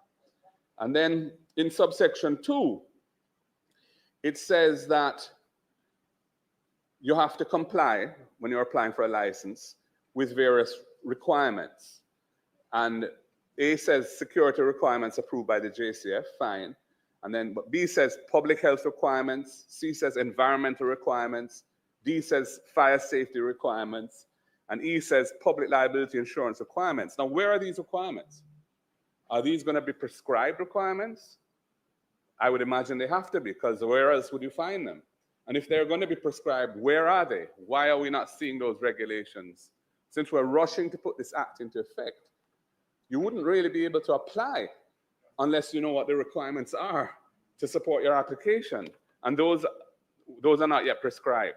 So again, I don't understand the haste because we haven't seen any regulations tabled with this bill which deal with these critical matters. I move on to subsection 7 of, I move on to clause 20. Clause 20, which is on page 13. And it's dealing with this provisional license concept, which applies to the operation of a newly constructed tourism accommodation or tourism attraction. And then subsection 2 tries to say what newly constructed means. And it says, a newly constructed tourist accommodation or tourist attraction means a tourist accommodation or tourist attraction which was built no more than 12 months from the date of application. I don't know what built means there. Does it mean construction commenced? Does it mean construction has to have been complete and a certificate of practical completion issued? This is important because this is a time-bound situation. This license, incidentally, only lasts for 90 days. You have to wonder why you bothered with this, to be honest. Because this, unless it's extended, this license is a 90-day license. But when it starts, and that to which it applies and so on needs to be clear. And the word built is not sufficiently clear in my view for being the fulcrum for a time-bound regulation. It needs to be more specific as to what built means in this context. There's a reference to the application for a provisional license being in the 3rd schedule. There's no heading to the 3rd schedule in the bill, and that needs to be fixed. I move to clause 20, subsection 5. This is where it says that this provisional license is valid for just 90 days and then subject to review. Very short period of time, Minister. I can't see why it was, why you're bothering to create a 90-day provisional licensing regime. I mean, it just is a recipe for bureaucratic pain for a licensee because 90 days is going to run by in no time flat. And, they may not yet be in a position to apply for a full license. I think you should have considered a longer period there. And there's no equivalent in clause 20 to 19.4. 19.4 says that the Jamaica Tourist Board, upon receipt of an application and for a license, or a full license, may request that the applicant furnish such additional information and documents as the Jamaica Tourist Board may consider relevant. That's a very important provision in any licensing system, because what you require them in the Act to submit may not be adequate for them to make an assessment as to whether a license should be granted or not. So the ability to ask for additional information is critical and is standard in all licensing regimes, and it's missing from clause 20. And I don't think you can imply it because it's in clause 19 specifically in relation to the full licensing regime, but it's not there in relation to the provisional licensing regime. 19.4. I'm talking about clause 20. There's no equivalent of 19.4. I move on to the renewal provision, I think it is. Clause 22. And it's important to note that a tourism enterprise license can be up for up to 15 years. It's a long license for tourist accommodation. For tourist attraction, it's much shorter, just 3 years maximum. And for any other form of tourism enterprise, it is even shorter, 2 years only. But for the accommodation, it's up to 15 years. And it says that you can apply for renewal of that to the Jamaica Tourist Board. And that application must be made before the license expires, which makes sense. But it says no earlier than 3 months, no later than 1 month before expiration. I think that's too short a window, Minister. I think the Tourist Board itself needs to be able to examine that application fulsomely. And it's important that they can do so and they're not pressured to making a decision because they wouldn't want their license to expire and then the tourism enterprise is operating illegally. So they're going to be under pressure to renew it. But if they're just given this short window, I don't know why we can't say, for example, that they can apply in the last 9 months of the life of the license. To say that they have to wait until the last 3 months in order to apply, I think is a bit tight. I think they need more time to consider the renewal application before the license expires. The provision for suspension, that's clause 24. There's a provision that says that the license granted can be suspended, but there's nothing to say how long. It's just in fact, it's an indefinite suspension unless the tourist board decides to lift the suspension. But an indefinite suspension is akin to a revocation. So I wasn't sure why it was framed in that way. But I move on to subsection 3 of clause 24. And it says that, notwithstanding subsection 2, the Jamaica Tourist Board may suspend a license without prior notice and with immediate effect. Generally speaking, if they're going to suspend, they have to give notice and there's an opportunity to be heard. But there are circumstances in which they can suspend immediately without prior notice. And the grounds on which that can be done is if the continued operation of the tourism enterprise poses a serious risk, or a serious security, public health, or fire safety risk. I don't have a problem with any of that.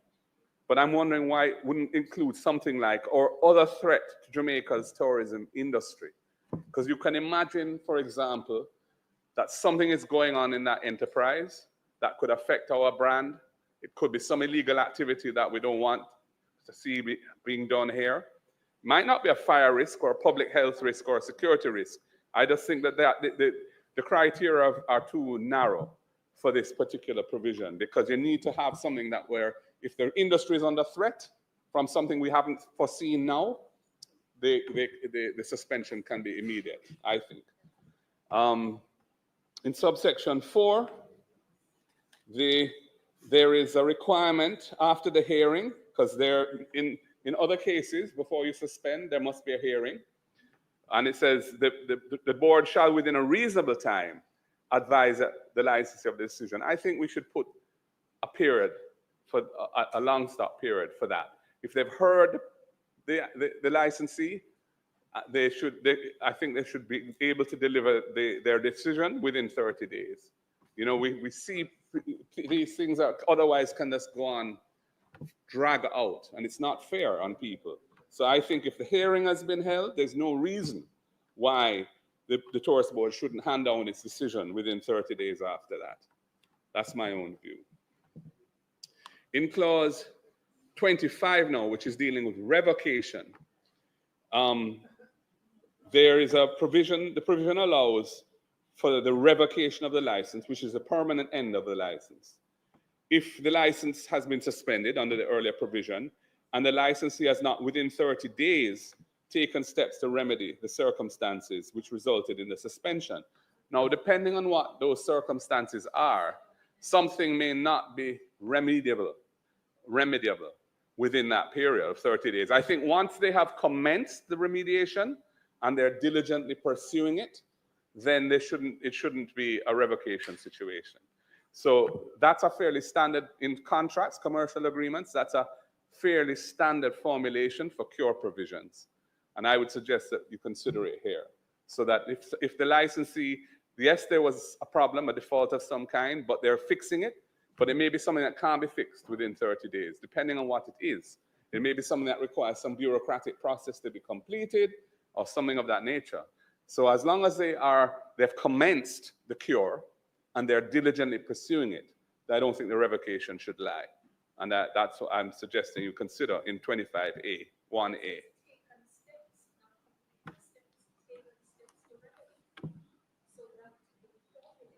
Well, taken steps to remedy, I don't think that is ambiguous, with all due respect, because that would suggest that once you've started, even if you've abandoned it, that's the end of the matter.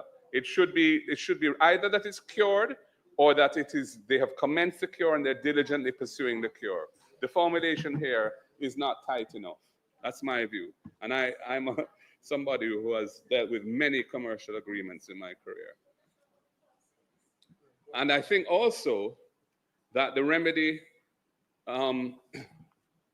moving on to subsection 3. It said, Member time has expired. Mr. Speaker, I beg to move that the member's time be extended to finish his presentation. there's a time limit on debates. I'm not making a statement. I'm responding in a debate. I don't know why that was being timed. Anyway, thank you, Minister, for the gracious extension.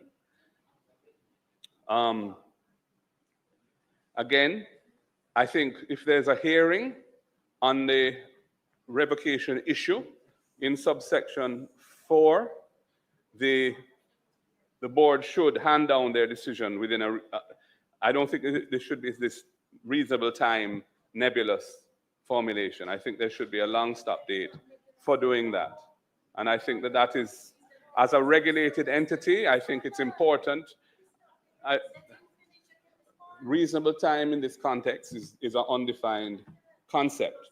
And I think we should put a time frame within which the licensee is able to know whether or not the revocation will stand. Again, in subsection 3, it says that notwithstanding the provision for hearings, the Tourist Board, if it considers it necessary, may revoke the license without notice and with immediate effect. And I'm wondering why it didn't state the applicable grounds for revocation as it did for suspension. Suspension in the earlier provision, suspension can apply with immediate effect if the tourism enterprise poses a serious security, public health, or fire safety risk. And I had suggested that be expanded to include any risk to Jamaica's tourism industry. But in this instance, there's no criteria whatsoever set out in the provision. It just says, if the board considers it necessary. I don't know how you can have criteria for suspension, immediate suspension, and no criteria for revocation, which is a more serious procedure. So you can talk after me, Minister, with all due respect. You're harassing me with your banter. I ask you to be quiet and let me make my presentation, and then you can answer on your feet with the mic on so people can hear what you have to say. With all due respect, Council. Yeah. Subsection 6, 25(6). Point of order. Point of order. Member.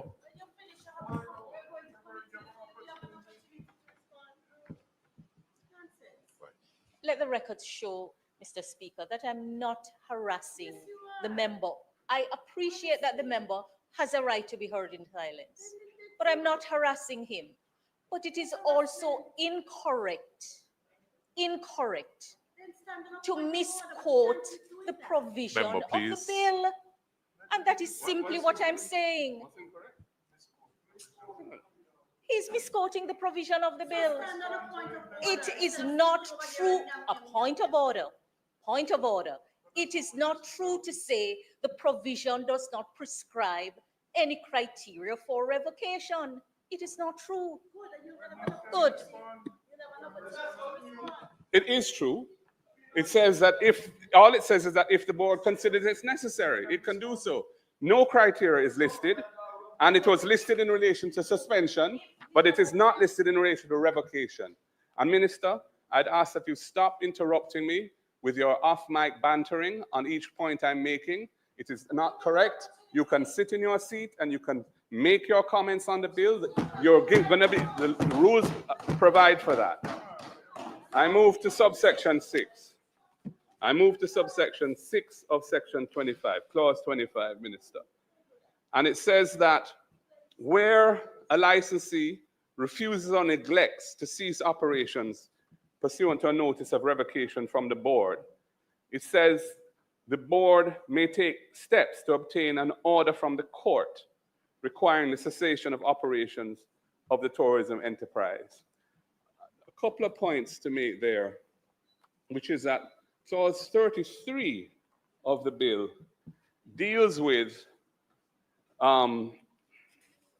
situations where in subsection 3, deals with a situation where a person fails to comply with a decision suspending or revoking a license.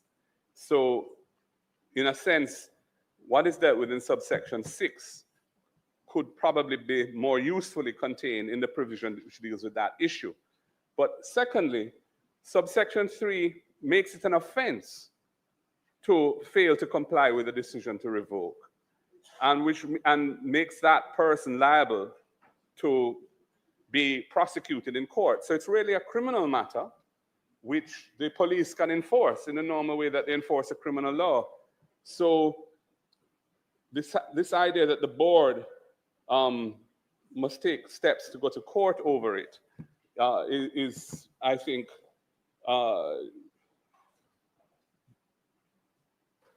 doesn't adequately reflect the fact that what is involved here is a criminal matter. That's all I'm saying. I notice it says about what in clause 29, it says where a licensee dies, the executor administrator of the licensee shall, upon obtaining the grant or letter of administration in the estate, have authority to carry on the business of the licensee. It doesn't say what happens when that estate is distributed to the beneficiaries. And I think that it ought to make it clear what happens then, because if the licensee is dead, that could, on the face of it, be a base upon which the license ends, because the whole of the license is no longer alive. The provision says, well, no, it can continue to operate under the license through the personal representatives of the dead person, of the deceased. But, and that could, of course, be quite a long time. We have estates in Jamaica that are sometimes taking years to administer. But it doesn't say what happens when the estate is administered and the assets of the estate are distributed, and I think it should say that.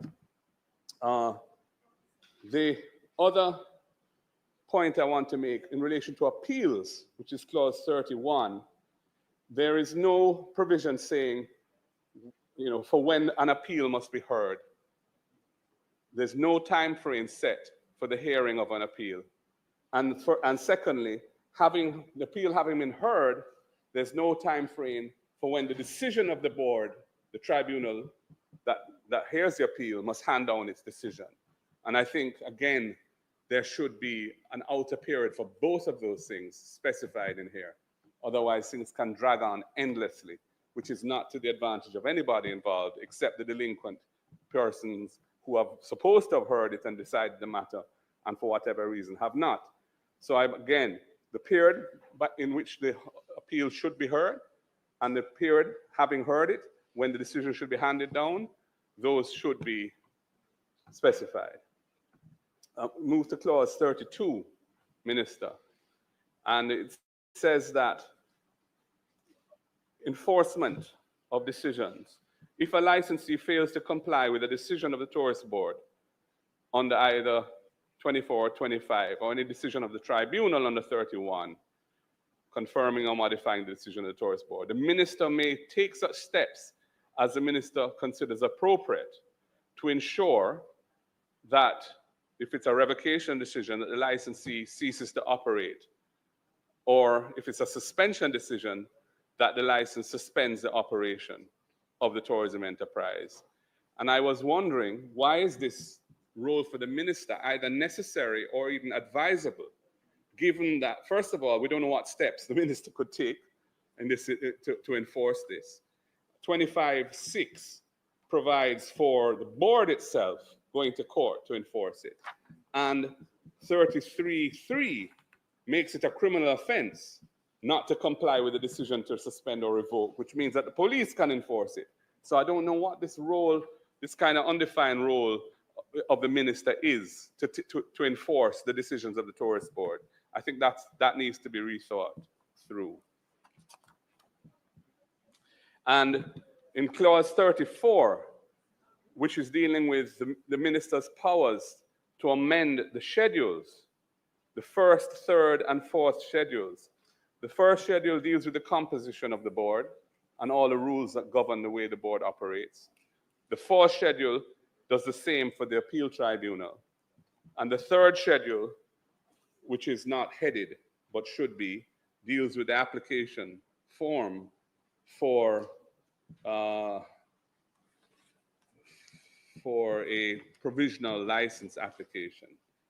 And I think that if the minister is amending the schedules, that should come to Parliament.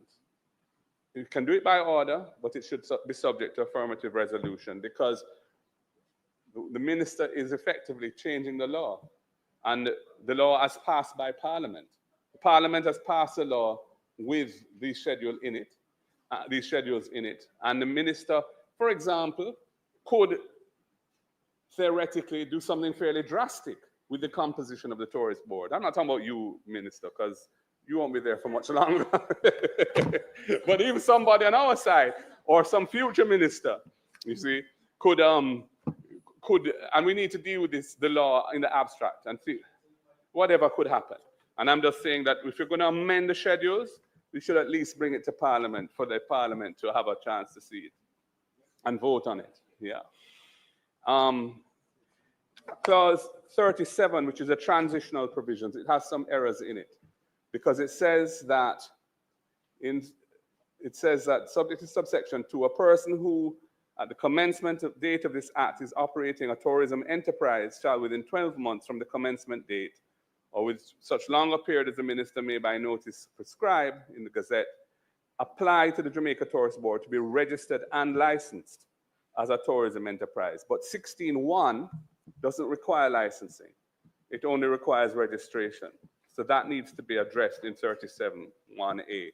16.1, which is dealing with the artisan villages, convention centers, craft traders, tour guide services, travel halts, and these places of interest. None of those require licensing. They just require registration. So 37.1 ought to cover that situation. And similarly, again, in relation to subsection 2, where it says a license granted under the repealed act, the Tourist Board Act, for the operation of tourism accommodation shall remain valid. That is okay. That one is all right. But subsection 37.1 needs to be adjusted, given the nature of 16.1. In the first schedule, which deals with the Board of Directors, I think if we're modernizing the legislation, Minister, we ought to have some qualifications applying to those who are appointed by the minister to be directors of the Tourist Board. As it's written here, it just says it shall be not fewer than 5, no more than 11 members appointed by the minister. There's no guide as to what qualifications, what different categories of persons to have a rounded board with the necessary range of expertise. It's left entirely up to you and then up to the minister. That's not the normal formulation any longer. That used to be the case back in the 50s and 60s and so on. But in more modern times, we provide guidance in the form of, for example, some people with accounting background or in finance, some people with legal background, some people with human resources background, somebody maybe from, and so on. That isn't provided here, and it should be. And then when it talks about qualification for appointment, it does not exclude somebody who has an actual or perceived conflict of interest due to his or her association with the tourism industry. And I think that's a gap, because these people are going to be reviewing decisions of the Tourist Board around licensing and registration and everything else. So conflicts of interest ought to be avoided in the composition of the Tourist Board, and that's missing from the formulation that you have here. And I think a couple of smaller points. On page 37, the third schedule is headed there, but there's a reference to 19.2, but I think it should be a reference to 18.1 and 2, because that is where the registration provision is dealt with. That's just a heading issue. No, so and Minister,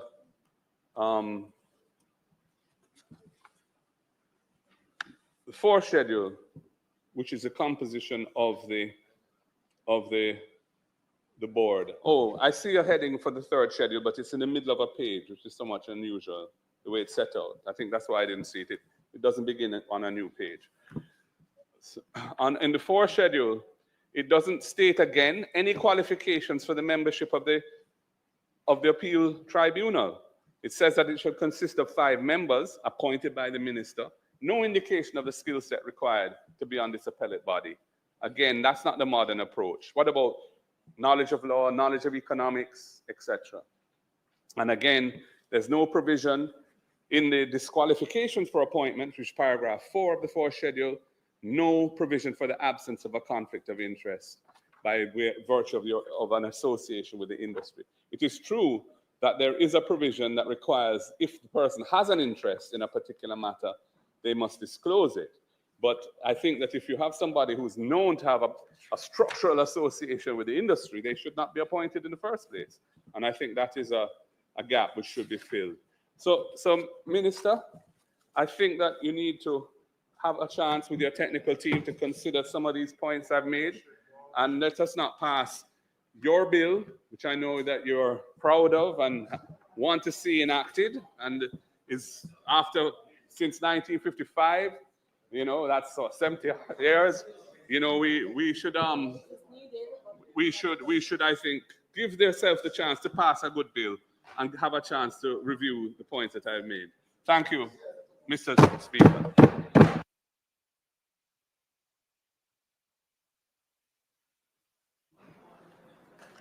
Member from St. Mary Central. Thank you very much, Mr. Speaker. And I know what I'm going to say would be in your interest. Minister, I have just a small concern here. And I need, in going through it, to assure some operators in this country that they might not be in foul of the law. I'm looking at 2 in the bill, section 2. A tourism enterprise means an establishment, and the leader spoke to it somewhat, but I'm taking from a different angle. An establishment that provides one or more services, facilities, or product to attract, not but or accommodate tourists and domestic tourists. And then you had a 37, a person who commences at, and that was read. I want you to look at the instance of, well, the leader mentioned a restaurant, but there are many operators in this country of small clubs. Minister, small clubs. I wish the minister would listen to this particular one. Small clubs, small bars, small taverns, as have been licensed to do. And they have a little component of it, which is exotic dancers. They provide exotic dancers. We call them go-go clubs, and many are in the speaker's constituency. Are they required to be registered under this act as a tourism enterprise? Because if they do not, they run afoul at 37, Minister, and we need some clarification on this, because it would mean that every single entity that provides, whether it's domestic or people cater to foreigners, but it's a little village shop, a little township shop that offers something. And you read, Minister, an establishment that provides one or more services, one, facilities or products to attract or accommodate tourists. Leave the or accommodate, but just only attract. It means, therefore, that they have to be registered as a tourism enterprise. And I have some concerns with this. And in your response, I wish you would speak to it, because it means that a significant number of establishment businesses in this country will have to be registered with the tourist board to comply with the law.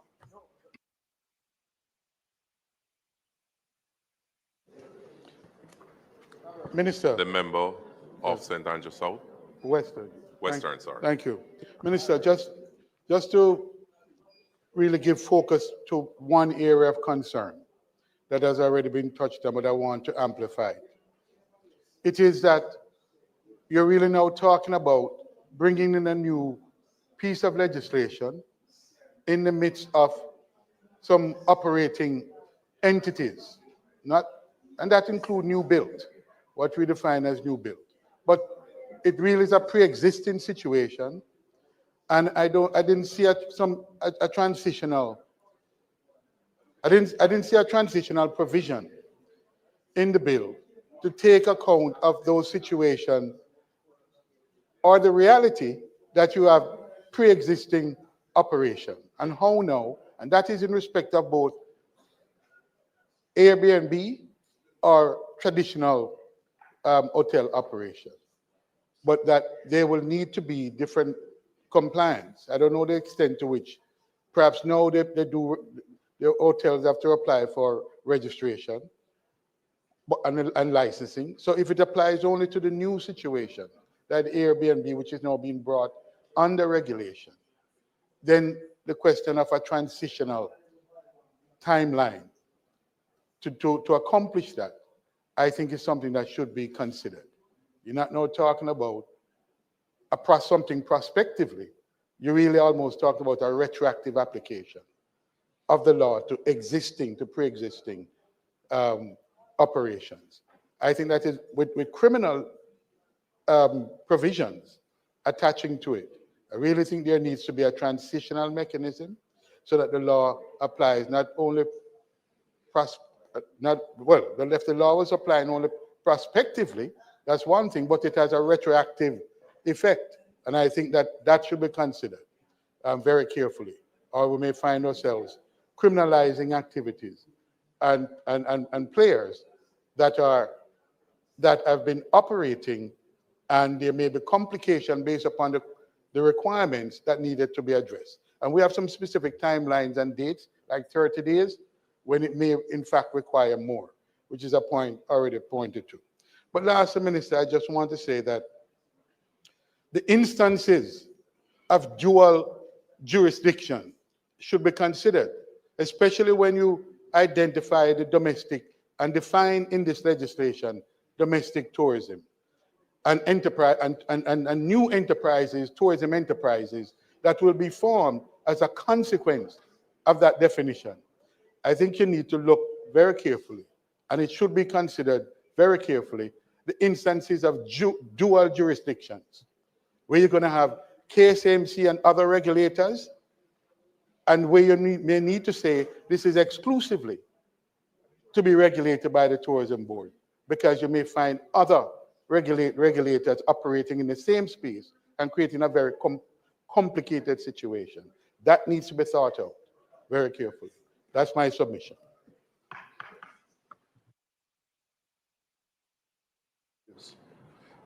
Mr. Speaker, my single contribution to this bill is to say that we cannot pass this bill today, having heard this discussion.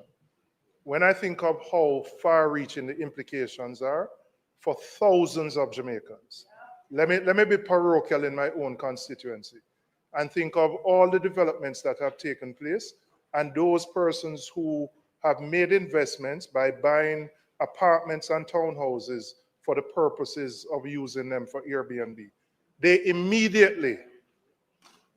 It triggers a liability here, which is criminal.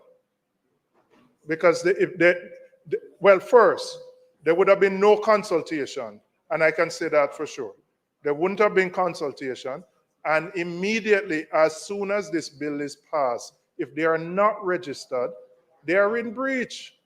So we can't pass a bill with this far-reaching. And if you think of our tourism landscape, 5 years ago, it would have been very different than what exists right now. There are literally there are thousands of Airbnb-type operations across the country. And we are, in essence, regulating them. And the issue is not that I have an issue with what you're doing with regulation, it's the timing I'm talking about. to pass this today, for it to go to Senate, for it to go to the GG to be assented at this particular time, I think we're doing an injustice to the players in the industry. So I am saying, Minister, and I'm not sure what the reason for the haste is. I know you wanted to do it last week. We may not come back here again in the life of this parliament, but to pass something like this is wrong, given how far-reaching the implications are. So I'm urging time for the consultation and for those who are being affected. I hear you saying you consult, but may I tell you, me know the majority of people who run Airbnb don't know nothing about this. Or the first time them I hear about this. I could just call it plain. First time them I hear about this. Give it time. Don't rush it. Don't create a liability and put people in a... No, you say it's not for Airbnb, but people who are operating what you call domestic tourism. They're caught within it. When Vibes Cartel, we're coming up to independence, emancipation, every Airbnb in Kingston is going to be full. Some fest. These people are caught in this legislation that you want to pass. So my urge is not to rush it. My urge, yes, please listen. I don't always agree with Delroy, but beg you, listen to what Delroy said. Suspend. Thank you very much.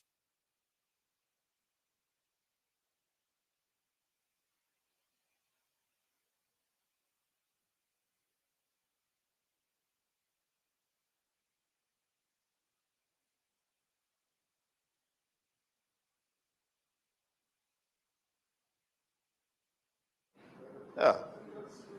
Thank you, Mr. Speaker. And with Mr. Speaker, I must say that I have the greatest of respect for the Minister of Tourism. That's true. Right? Most of us in here do. But the reality is that this bill is going to have a far-reaching effect on many young professionals in this country, many of whom supplement their income with earnings from short-term rentals. I am here sitting and I'm wondering why we did not have a joint select committee of Parliament to review this significant issue. At the Joint Select Committee, Minister, we invite the various stakeholders who are going to be affected to come and participate. We know there are issues that have been out there from a long time, where the hotels have been complaining that they have to pay room taxes, whilst the Airbnbs don't, and that it has affected their business in a negative way, especially those hotels in Kingston. And whilst some balance has to be struck, we have to be careful how we approach it, because we will be, by doing this, disenfranchising thousands of Jamaicans. In fact, I listened to your presentation a few weeks ago. You spoke to the earnings from the Airbnb sector, which ranged in the billions of dollars. That is potentially several $1 billion being sucked out of the economy almost overnight. I mean, whilst I take your point that everything is subject to extraordinary ministerial oversight and powers given to the minister under the Act, the reality is that this is going to have a serious effect on many Jamaicans, many who are depending every day. And there's a benefit to Airbnb as opposed to long-term rental, which many attorneys can tell you, is that when you have an Airbnb, you don't have to worry about recovery of possession, which is what many landlords over the years have struggled with. Persons renting long-term and you have to go to court to get them out. With Airbnbs, it is more beneficial. You understand? So I'm urging you, Minister, to place this bill before a Joint Select Committee of Parliament. Let the Joint Select Committee look at it and let the stakeholders come and we have a conversation with them, and then we can take it from there. But you're a responsible minister and I know you'll do the right thing. Thank you very much, Mr. Speaker.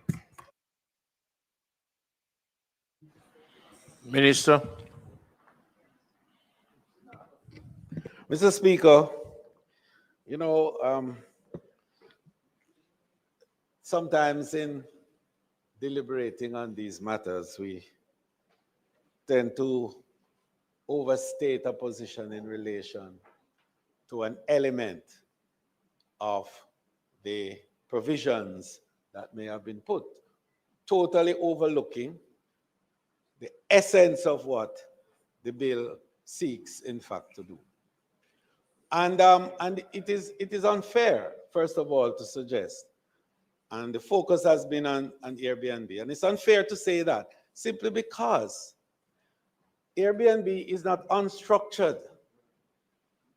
Airbnb operates on platforms that are highly structured, for which certain requirements are made, for which they must comply, failing which they will never be on those platforms. So within its own self, there is that regulatory. And the discussions are not about them and rates per se. The discussion is about how do we ensure destination assurance. That is to say, how do we ensure the integrity of the destination is maintained at all levels, irrespective of who is participating in the process. But I must tell you that I get the feeling of the House in this regard. Firstly, I want to make the point that consultations were heavy and strong, including the leadership, because Airbnb has a leadership, a structured leadership in Jamaica. I want to make the point to the world that this minister is who has made Airbnb accepted globally. Because when I was chair of the executive committee of the UN responsible for affiliates, Airbnb came before us as a concern by the established accommodation subsector. And as chairman, I made the point that that which Airbnb represented in the sharing economy was in fact an innovation that was democratizing the accommodation subsector, for which I fully subscribe. And I want that point to be made and understood. So I don't want people to come here with a politically aligned argument to try to suggest that in any way we are trying to create legislation that will inure to the detriment of this very important segment of the accommodation subsector, because we have already declared that that is a huge area of democratization of that subsector. I want that point to be made clear. So whatever decision that I make today in relation to the continuation of this particular debate has nothing to do with the misguided positions being posited with regards to the Airbnb subsector. I have made that point very strong at all times. In fact, I am the one who, in fact, has indicated the extent to which they have benefited from tourism last year. A third, exactly, of the visitors who come stayed in Airbnb. And it is moving at a clip that requires for the security of the visitors that they be looked at carefully. And they have no difficulty with that. And I have also had discussion with Airbnb itself in terms of how we can relate to the contribution that is to be made. And it would come directly from Airbnb and not from any of the owners of those homestays in Jamaica. So I just want you to appreciate that the thinking on this side is deeper and wider than that. And I want to debunk the political component that is so infused in this debate today, because it is not intended to be a political issue. It is an issue about totally reviewing, and I'm making the point against my knowledge and experience in this game. And I broke no quarters on this one. And what I know is that we have got to reimagine the process of tourism and reconfigure the legislative and regulatory framework to enable, exactly. Now, once we agree on that, we have something that we can move forward with. And so I am quite prepared to truncate the debate today in the interest of another view on your side. Because I believe in all very seriousness, I believe that an understanding on your part needs to be had. Because tourism is for all. And it is difficult for us to pursue,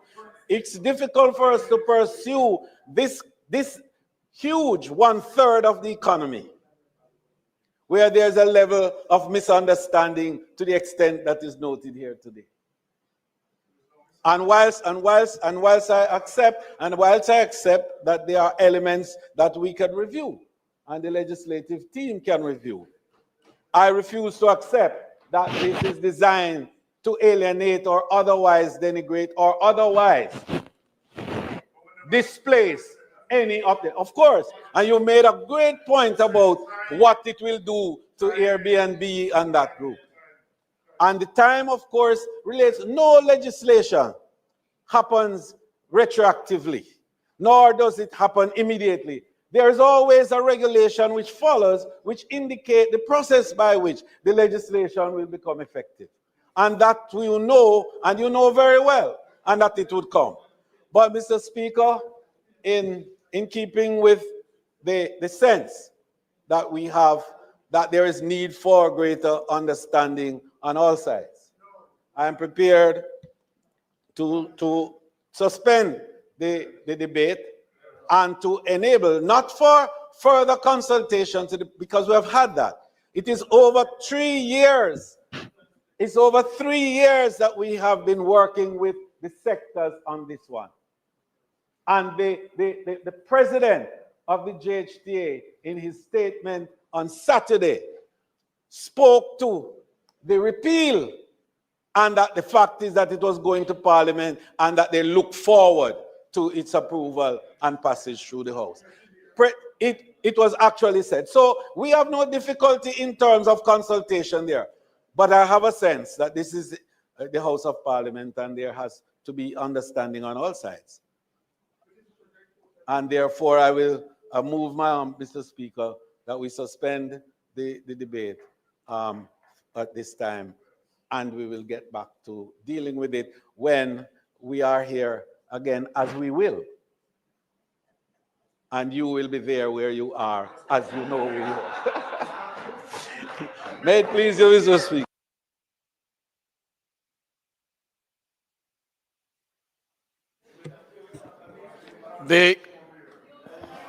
Mr. Speaker, I beg for recommittal of reports of committee.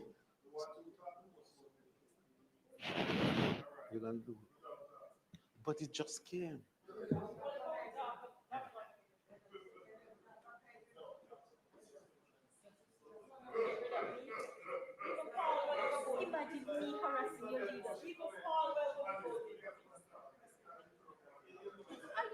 Madam, Mr. Speaker, I have been guided that the report from the PAC is still being. No, I understand that there was a situation which had to be corrected, and therefore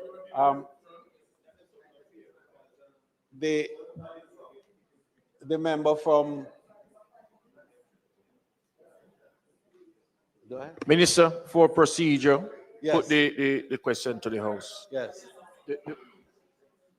So, Mr. Speaker, I beg to move for the suspension of the bill. The request is for the suspension of this debate. Those in favor? Those against, the ayes have it. House Leader.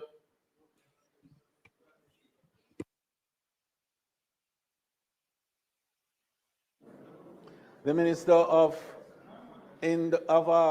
Science, Technology, and Transport will now make his presentation.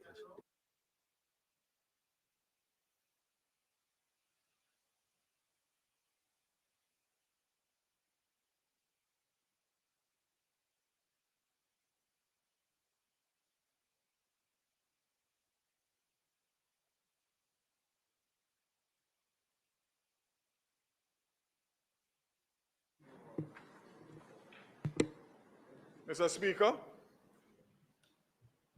The House may recall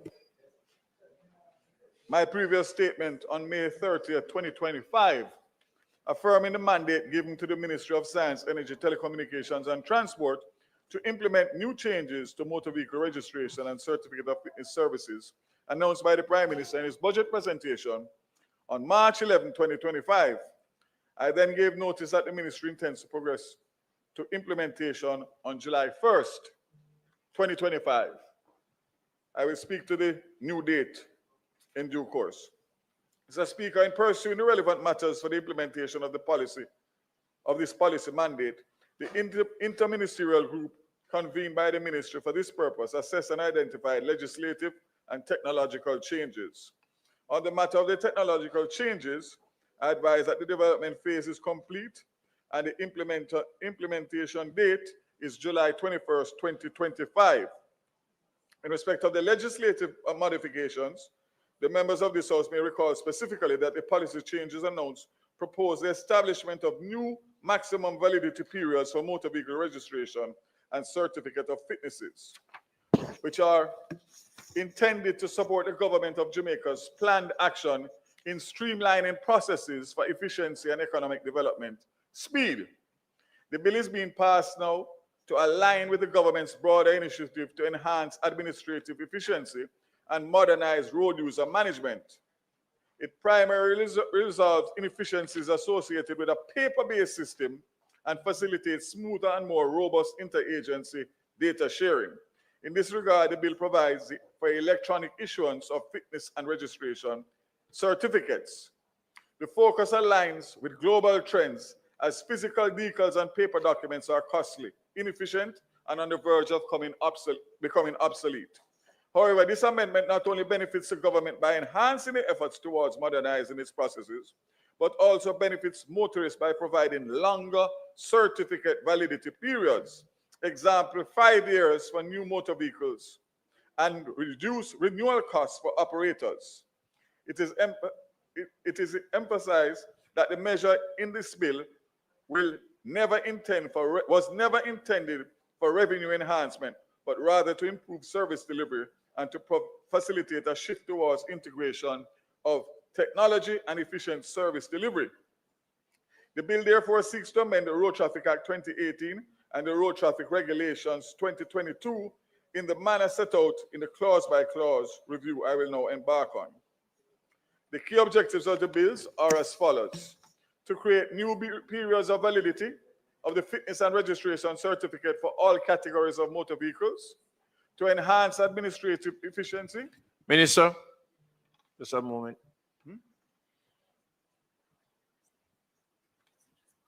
Oh, it wasn't tabled.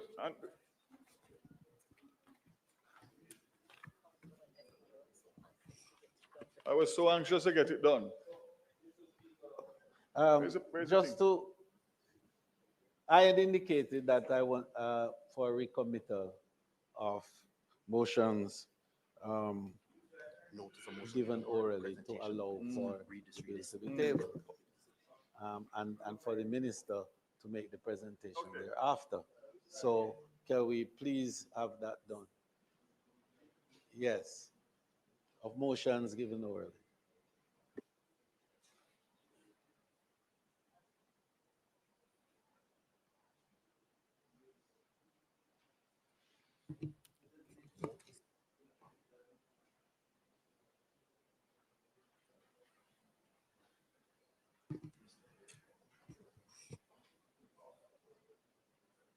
Ready?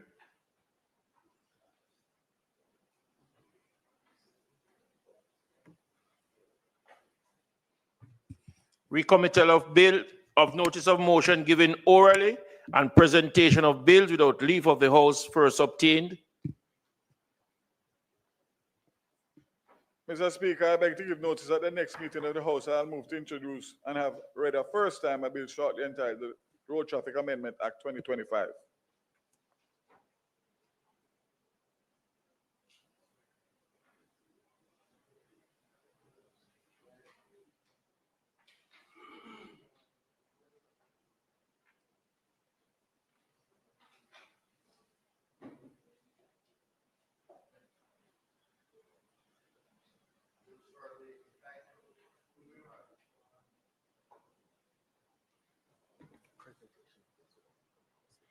Presentation of bills without leave of the House first obtained.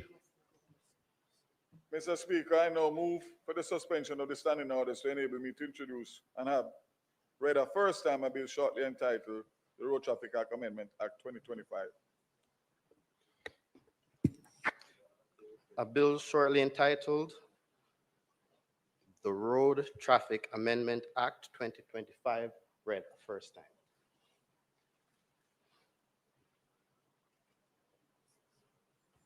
Public business. Minister. Thank you. Thank you, Mr. Speaker.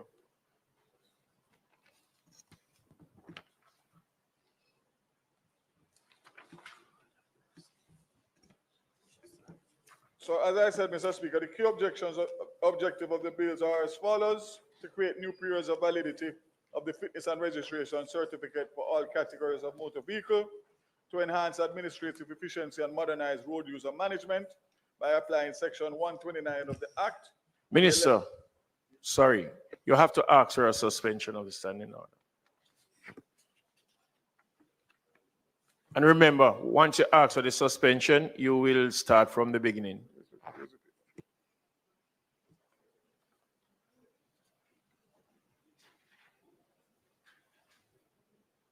Madam Speaker, Mr. Speaker, I now move for the suspension of the standing orders to enable me to introduce and have read the first time a bill shortly entitled the Road Traffic Act Amendment 2025.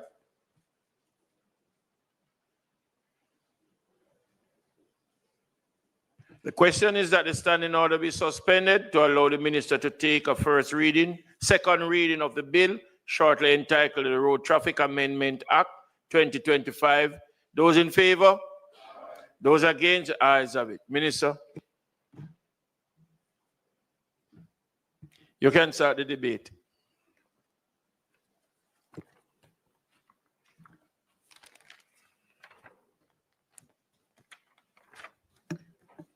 The removal of the requirement to affix physical license decals to motor vehicles and physically presenting fitness and registration certificates upon demand to a constable will result in the removal of the penalties associated with the current requirements.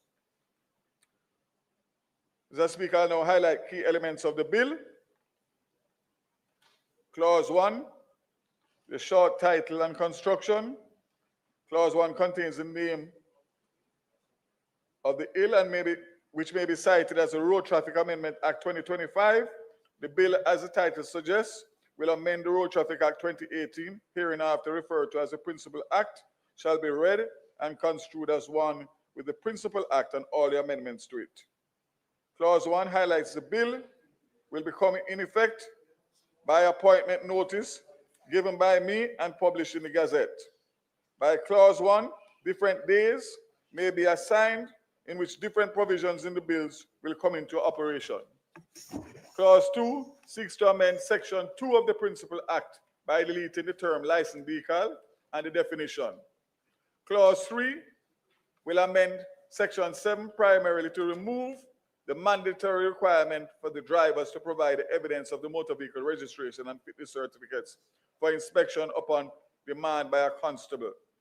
Consequently, a driver will not be penalized for not providing documents related to motor vehicle registration and fitness for inspection, and as such, the related offense expressed subsection 3 of the Principal Act is removed. Clause 4, the word act inadvertently placed at section 12(2)(c) of the Principal Act will be deleted to provide clarity. Clause 5 amends section 13 of the Principal Act as follows: by deleting the reference to licensed vehicle, making the motor vehicle license process to no registration plates to be acquired and affixed, and registration certificates. The registration plates to be affixed is to be done in a manner so that it may not be obscured and easily disguisable. Clause 6 anchors the main provisions relating to the new validity period for the motor vehicle.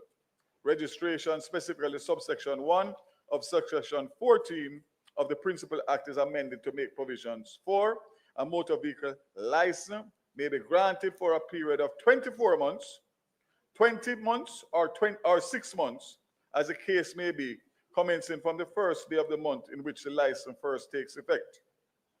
The license duty payable under Section 17 on a motor vehicle shall, if the license is taken out of the period at 24 months, be paid on the biennial rate of duty applicable to the motor vehicle.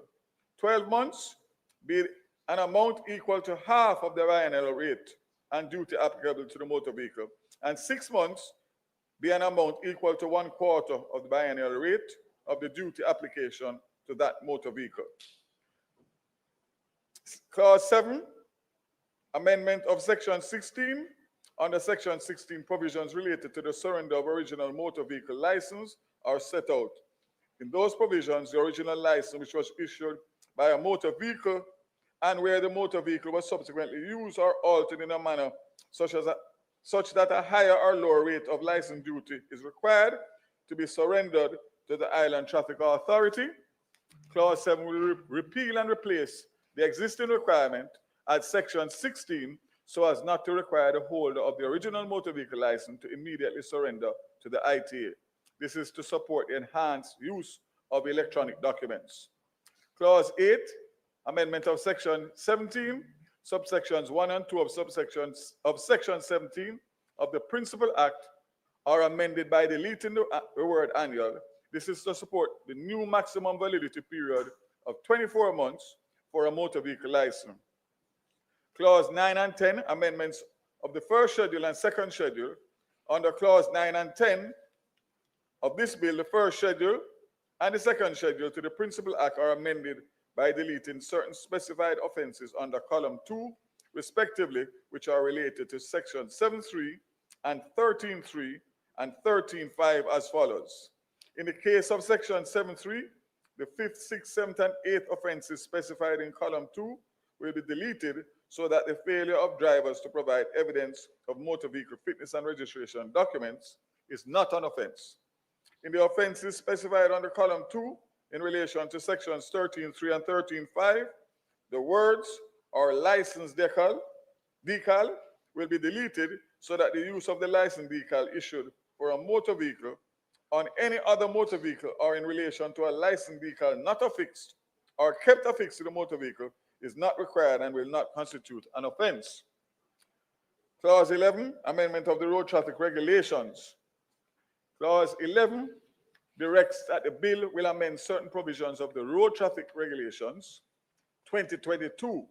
The specific provisions highlighted for modification are listed in the first column and the details of the modifications in the second column of the schedule for the bill. The amendments specified in the second column of the schedule for this bill shall be read and construed as one with the road traffic regulations 2022. Regulation 4, paragraph 4 is deleted and the paragraphs 4 and 4A inserted. The new paragraph 4 provides that a certificate of fitness that is A, granted for new commercial carriers, public passenger vehicles, and trailers should be valid for a period of 3 years. Granted for used commercial carriers, public passenger vehicles, and trailers shall be valid for 1 year, and granted for new private motor vehicles shall be a valid period for 5 years. The grant for private motor vehicles which are 10 years old or less shall be valid for a period of 3 years, and granted for private vehicles which are more than 10 years will be valid for 1 year.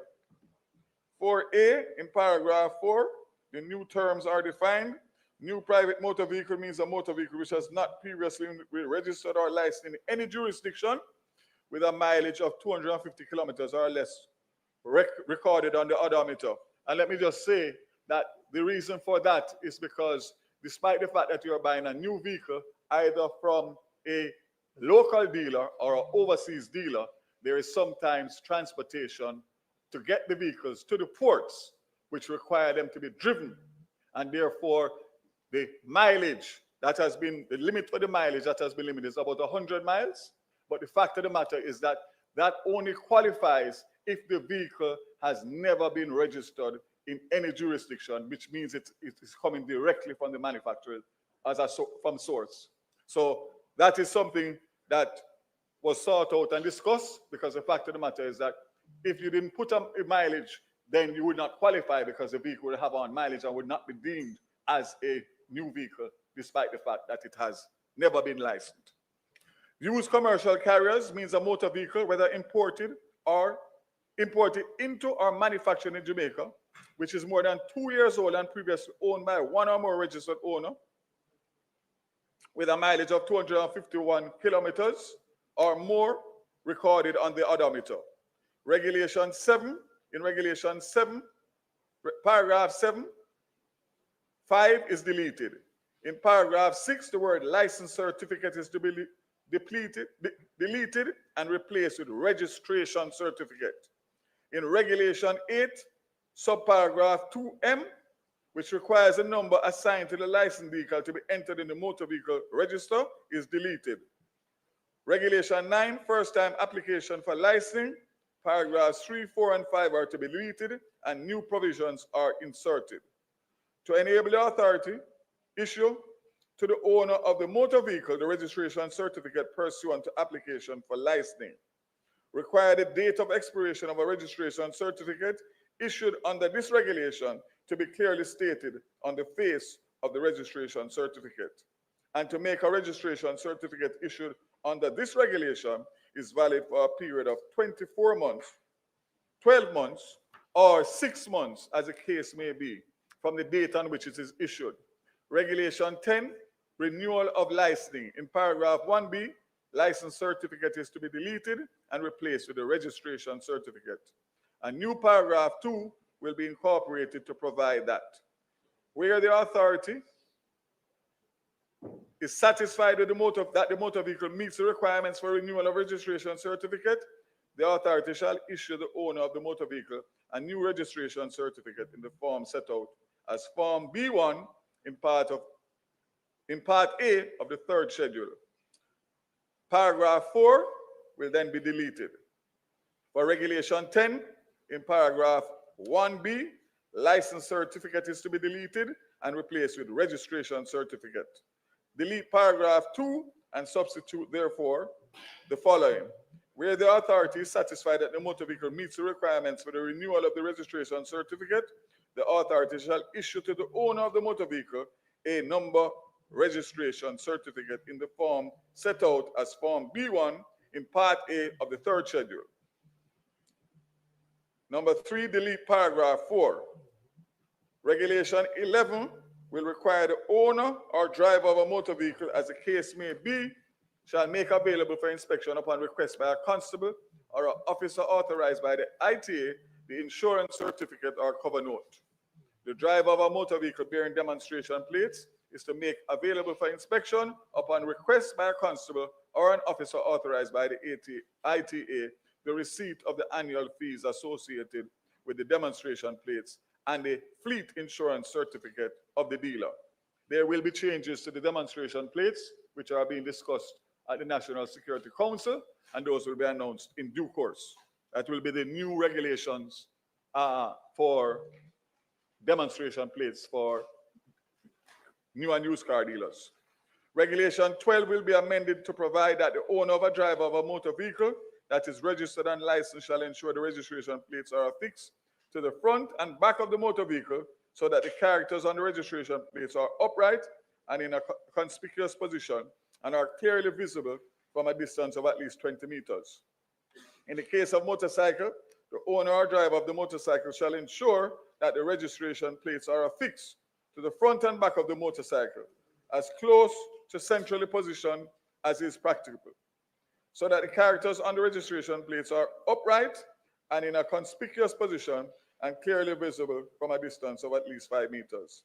In the case of a truck or a trailer, the owner or person in charge of the truck or trailer shall ensure that the registration plates are affixed to the truck on the front and rear thereof, and in the case of the trailer, at the rear only on the vehicle, so that the characters of the registration plates are upright and in a conspicuous position and are clearly visible for a distance of at least 20 meters.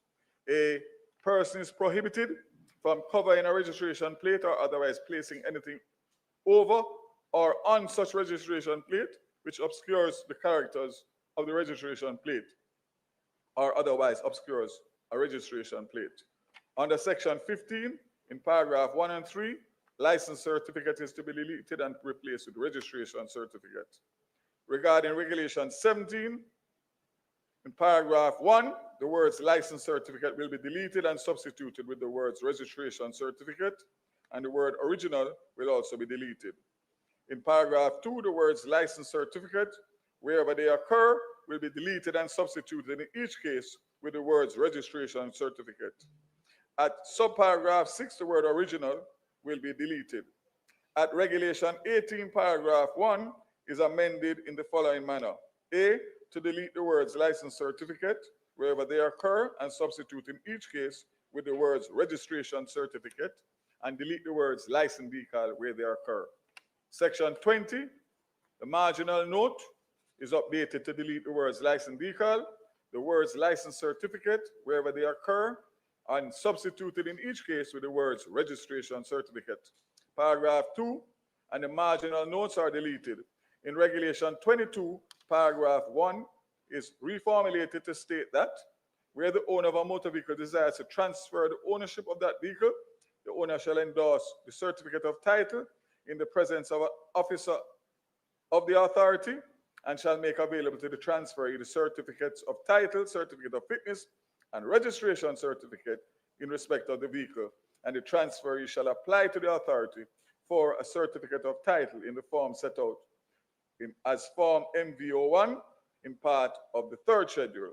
In paragraph 3, the words license certificate wherever they occur and substitute, therefore, in each case, the words registration certificate. Regulation 23, this provision is amended so that the words license certificate are to be deleted wherever they occur and replaced with the words registration certificate. In paragraph 2, the words license issued will be substituted with words registration certificate issued. Regulation 24, in paragraph 1, the words license certificate wherever they appear will be replaced in each case with the words registration certificate. Regulation 25, in paragraph 1, the words license certificate will be substituted with the words registration certificate. Regulation 26 will be updated to, among other things, to require in relation to motor vehicle licensing a registration certificate in accordance with Form B1 in Part A of the third schedule. Reference to license decal will be deleted and the words license certificate will replace the registration certificate. At Regulation 77F, the words a license decal is to be deleted. Regulation 98 in paragraph 2, delete the words license decal will be deleted. The third schedule is updated as follows. 1, in Part A, delete the heading to Form B1 and substitute, therefore, the heading Motor Vehicle Registration Certificate. In Part A, delete Form B2. In item 7 of Part B, the words license certificate will be substituted with the words registration certificate. In item 8 of Part B, the words decal will be deleted. The fifth schedule will be updated to reflect, in part, the first column in relation to the offense numbered under Regulation 18.2, and the deletion of the words license certificate to be substituted with the words registration certificate, and B, the words license decal. Mr. Speaker, this bill represents a portion of a comprehensive set of matters under consideration for revision of the Road Traffic Act and regulations.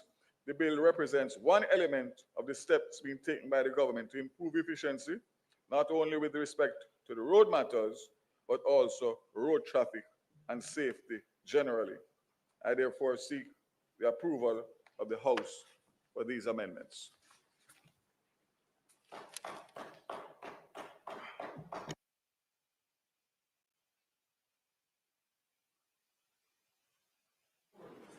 Remember, I moved this in 2016. That too. Thank you very much, Mr. Speaker.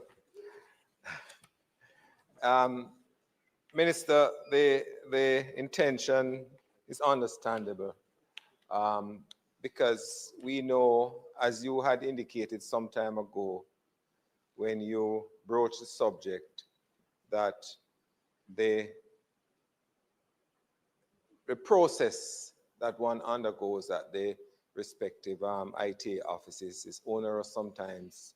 You lose time, you spend long times there, and the fact that this has come before us now is a welcome move.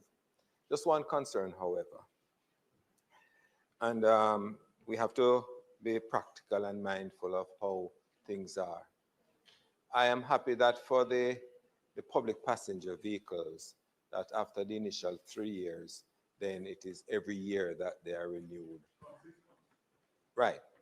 I mean, they can renew from 6, but the point I'm making is that that particular 1 year period is important because the conditions of some of the roads that these vehicles have to travel on is of concern, especially in light of that they are conveying passengers, young children, old people, that sort of thing.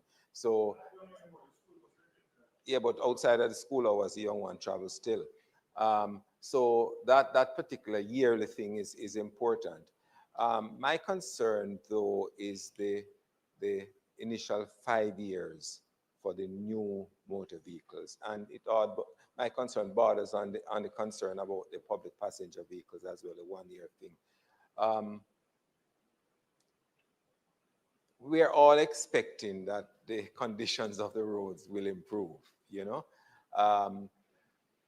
So it is a touch and go in terms of my thinking how that will operate. Just one minor concern as well is, and I know there is provision, but just trying to think back, in the case of an accident which might not necessarily be major, but would possibly have some impact on the front end of the vehicle, how do we negotiate in this particular instance? The process of fitness.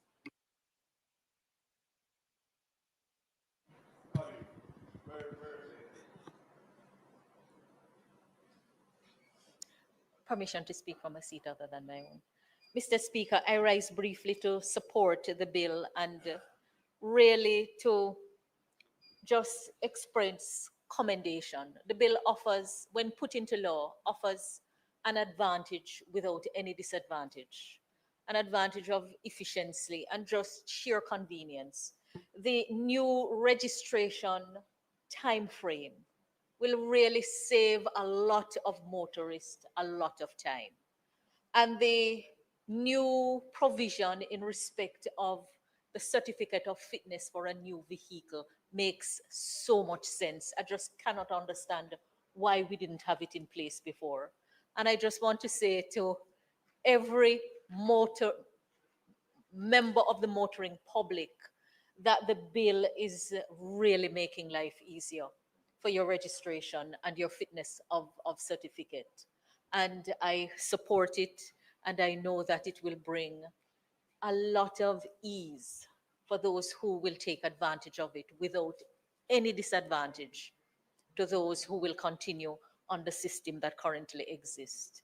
Minister, I commend you for moving with haste to address a situation that so many members of the public have asked, why can we not have a longer period for the certificate of fitness for a new motor vehicle?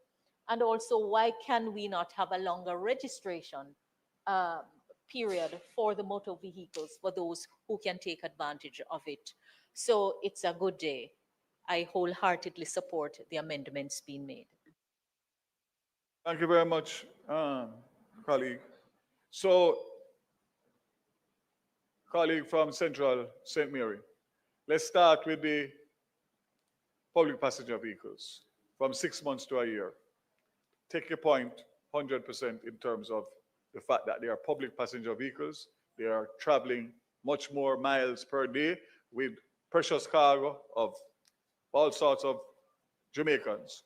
So the ITA and the Transport Authority will still have their part to play, because if they stop a vehicle and they don't deem the vehicle in the condition that they think, they can order it off the road and it has to be inspected and passed. So there's a safeguard for that, and we will be vigilant because of the fact that it is a fact that with the road conditions and everything that goes with it and the overloading, etc., etc. So, you can rest assured that that has been something that has been thought out. So let's go to the new cars. 5 years for certificate of fitness. Despite the fact that currently everything is every year. So basically, you're still going to pay the yearly fee for one time that will last you for the 5 years. So you will not be asked to pay for 5 years one time. And the reason for that is very simple. You are only getting a service once. So it would not be fair and equitable to charge 5 years when you really only are buying a receipt on the first time. So I know that my colleague, Minister of Finance, I see her holding her head there. She's not very happy about that, but so may it be. And the second thing is that I want to mention to you is that on the market now, with the competition that is there are vehicles with 8-year warranty. So before, when I was a youngster, it used to be 2-year warranty. As a matter of fact, I think it started from 1-year warranty and X amount of miles. Now with the explosion of all the new technologies, etc., you're going now to 8 years of warranty. So 5 years is more than a reasonable expectation that the vehicle, once it is coming from the manufacturer, and it is indeed a new vehicle, never been licensed in any jurisdiction, mileage only to take it to the port or to take it from Kingston to buy it in Kingston, but you live in Montego Bay. So the 5 years I'm not concerned about. Again, if it meets an accident or whatever, there are safeguards with the insurance company, with the ITA, that you stop the car, you always have the right to order it for inspection. So I take your point, and as I said before, especially with the public passenger, the 1 year was a discussion, but we figured in terms of doing everything, it would be not equitable to at least make an adjustment so that all sectors and all classifications of vehicles benefit from this new innovative system. Minister, I support what you're doing, but you turned to your colleague in front of me. You said she was holding her head. It obviously has revenue implications for the ITA, which I believe is a self-financing entity. So the question is there going to be a requirement from the central budget to supplement the income that the ITA will lose from the annual revenues that it would collect from the registration of vehicles? And from your estimation, to what would that figure look like? Some rough calculations. We've asked for all the data to come in. As far as new cars are concerned, the last 2 years, about 10,000 new cars between dealers and individual importers of new cars. So you multiply 4 years, $18,000 for 4 years, times it in about 180 million over 4 years. So there is a gap there, but as I said, based on the preliminaries, it's not something that will cause us to have any major issue. Thank you. Minister, you want to conclude the debate?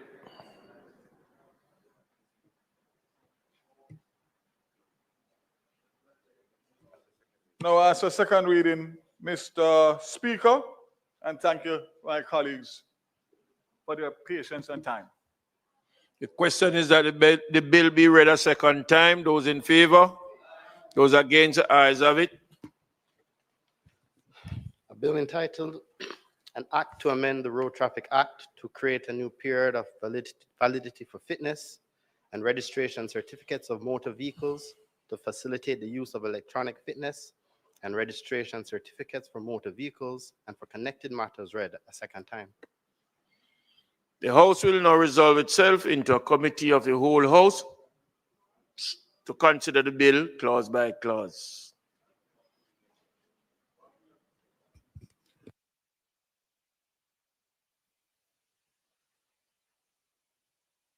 Clauses 1 to 11.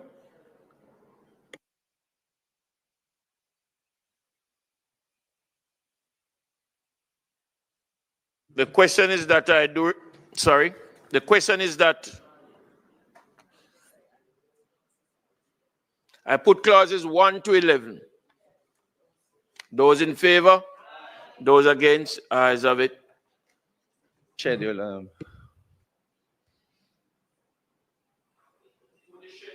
Yeah. Chairman, I just have a slight change to the definition of new private motor vehicle. An amendment. Colleagues, just listen to this. It says a new motor vehicle means a motor vehicle which has not been previously registered or licensed with a mileage of 250 kilometers or less recorded on the odometer. One of the understanding is that what I would like to propose is that the definition should means a motor vehicle which is being registered or licensed in the year of its manufacture.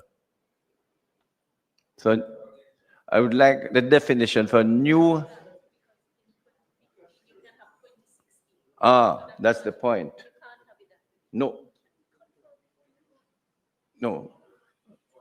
I did confer. What it is saying, you see, my proposal is that a new private motor vehicle means a motor vehicle which is being registered or licensed in the year of its manufacture. And the basis. If motor vehicles sometimes come out a year before, so if that definition will cause a problem, if in 2025 you can have a 2026 model and it is being registered in 2025, so that alone would make that definition problematic. 5 vehicle registered is the 2026. You call it 2026, but it is registered in the year of its manufacture, 2025. No. Chairman, I don't see any problems with the previous definition. I think the definition as proposed will lead to a lot of confusion, as the minister rightfully pointed out. So I believe the definition that was there earlier is totally fine. Yes, Mr. Chairman. Mr. Chairman, and if I might add to that, there are motor vehicles that would come into the island on 2024, and it is a 2025 model. And you register it in December 2024. So that would also create a problem.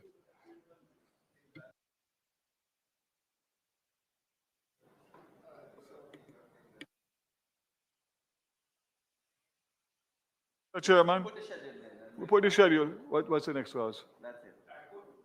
I put the schedule. Those in favor? Those against? Ayes have it. I put the title and enacting clause. Those in favor? Those against? Ayes have it.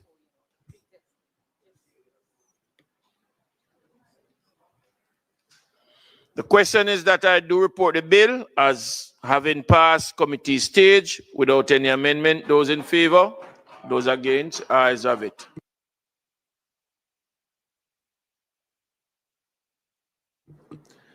I do report the bill as having passed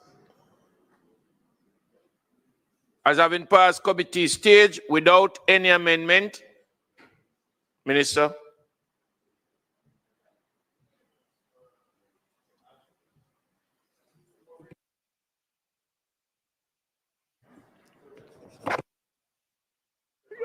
Third reading. So, Mr. Speaker, ask for a third reading.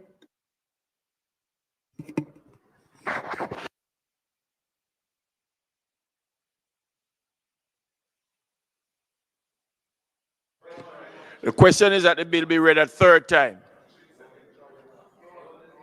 Those in favor, those against. An act to amend the Road Traffic Act to create a new period of validity for fitness and registration certificates of motor vehicles to facilitate the use of electronic fitness and registration certificates for motor vehicles and for connected matters read a third time and passed.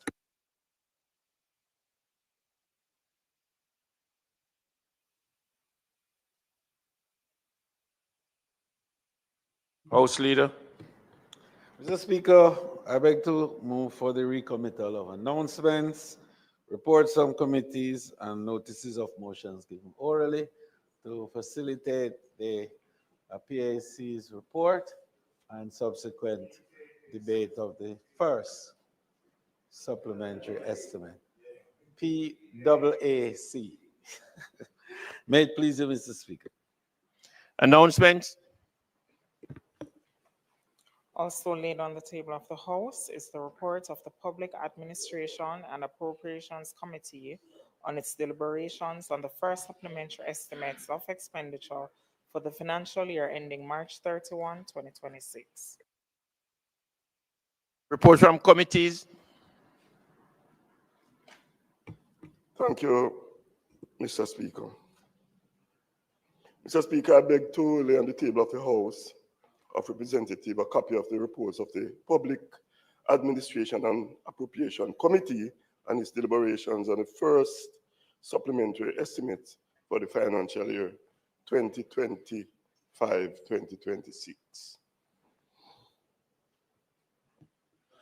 Notices of motion given orally. Mr. Speaker, I beg to give notice that at the next meeting of the House, I will move for the following motions.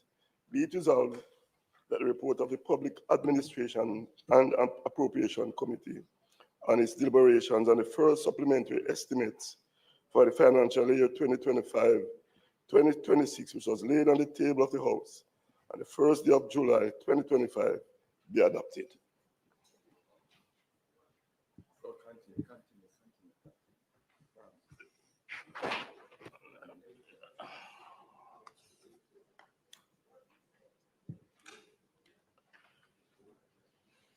Mr. Speaker, I have further beg to give notice that at a later stage today, I will move for the suspension of standing orders to enable me to take this motion.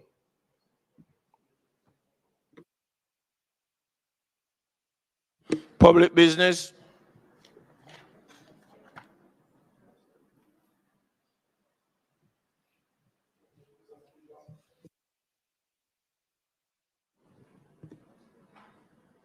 Thank you, Mr. Speaker. Mr. Speaker, I now move for the suspension of the standing orders to enable me to take the motion, notice of which I gave earlier. The question is that the standing order be suspended to enable the member to take the motion, notice of which he gave earlier. Those in favor? Those against? Ayes have it. Mr. Speaker, I now move that the motion be approved. The question is that the motion be approved.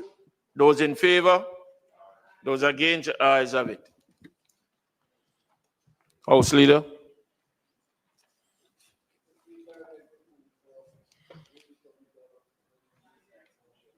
Orally, please, Mike. Mr. Speaker, I beg to move for the recommittal of the item notices of motions given orally. Notices of motion given orally. Mr. Speaker, I beg to give notice that at the next meeting of the House, I will move, be it resolved that the first supplementary estimates for the financial year 2025-2026, which was laid on the table of the House on the first day of July 2025, be referred to the Standing Finance Committee of the whole House of Representatives, consisting of all the members of the House for consideration and report. And to be it further resolved that the committee, during its deliberations, take into account the recommendations contained in the report of the report of the Public Administration and Appropriations Committee on its deliberations on the first supplementary estimates for the financial year 2025-2026, which was laid on the table of the House on the first day of July 2025. Mr. Speaker, I further beg to give notice that at a later stage today, I will move for the suspension of the standing orders to enable me to take this motion. Public business.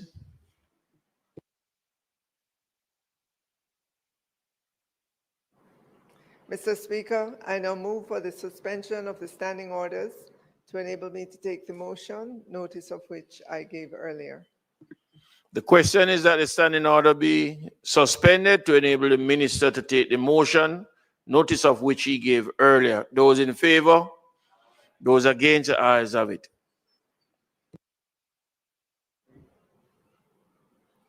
Mr. Speaker, I ask that the motion be approved.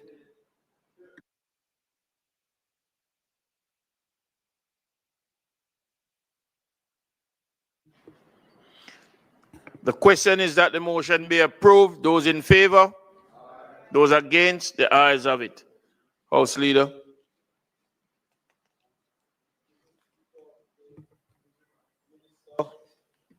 Of Agriculture and Fisheries. No. But the motion. This is where we are. Yes.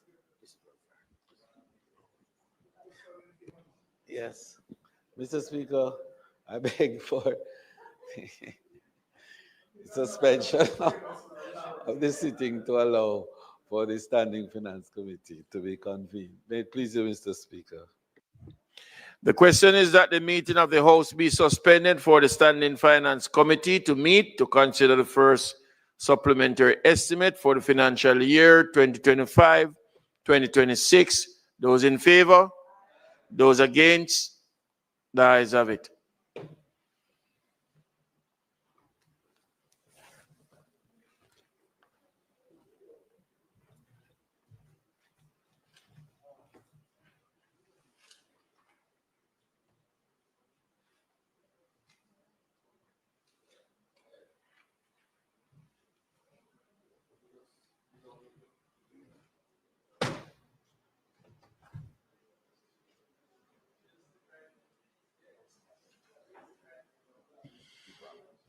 At this time, the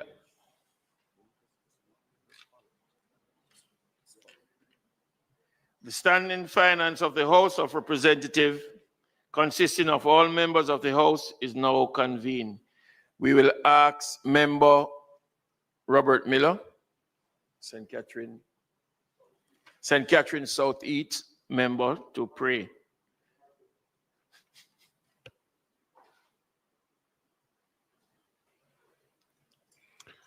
Father, we give thee thanks and praises for everything that you have done. We ask that you'll be with us as we deliberate to provide for your people.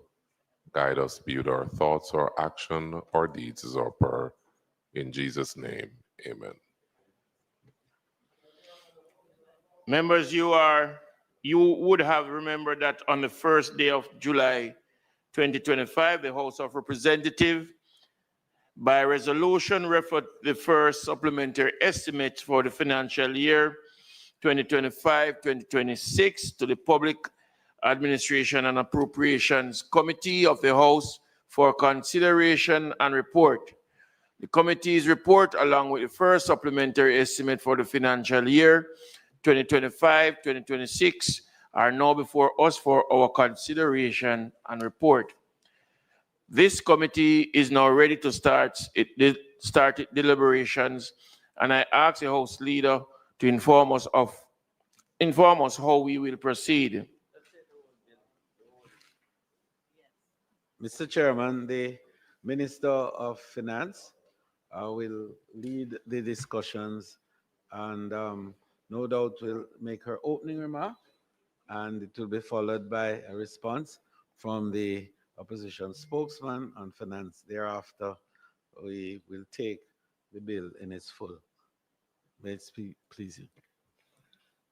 Mr. Speaker, the first supplementary estimate 2025-2026 is being presented today to facilitate the following. The allocation of a total of $58.1 billion to ministries, departments, and agencies, comprising of $55.6 billion to cover the cost of additional salaries and allowances arising from agreements between the government and public sector unions, staff associations during fiscal year 2024-25. Some of these payments were already allocated to MDAs. This supplementary also takes into consideration the $1.1 billion for the 3% subsidy on residential electricity usage as expenditure in the central government expenditure budget, and $1.4 billion for the acquisition of 110 buses for the rural school bus service.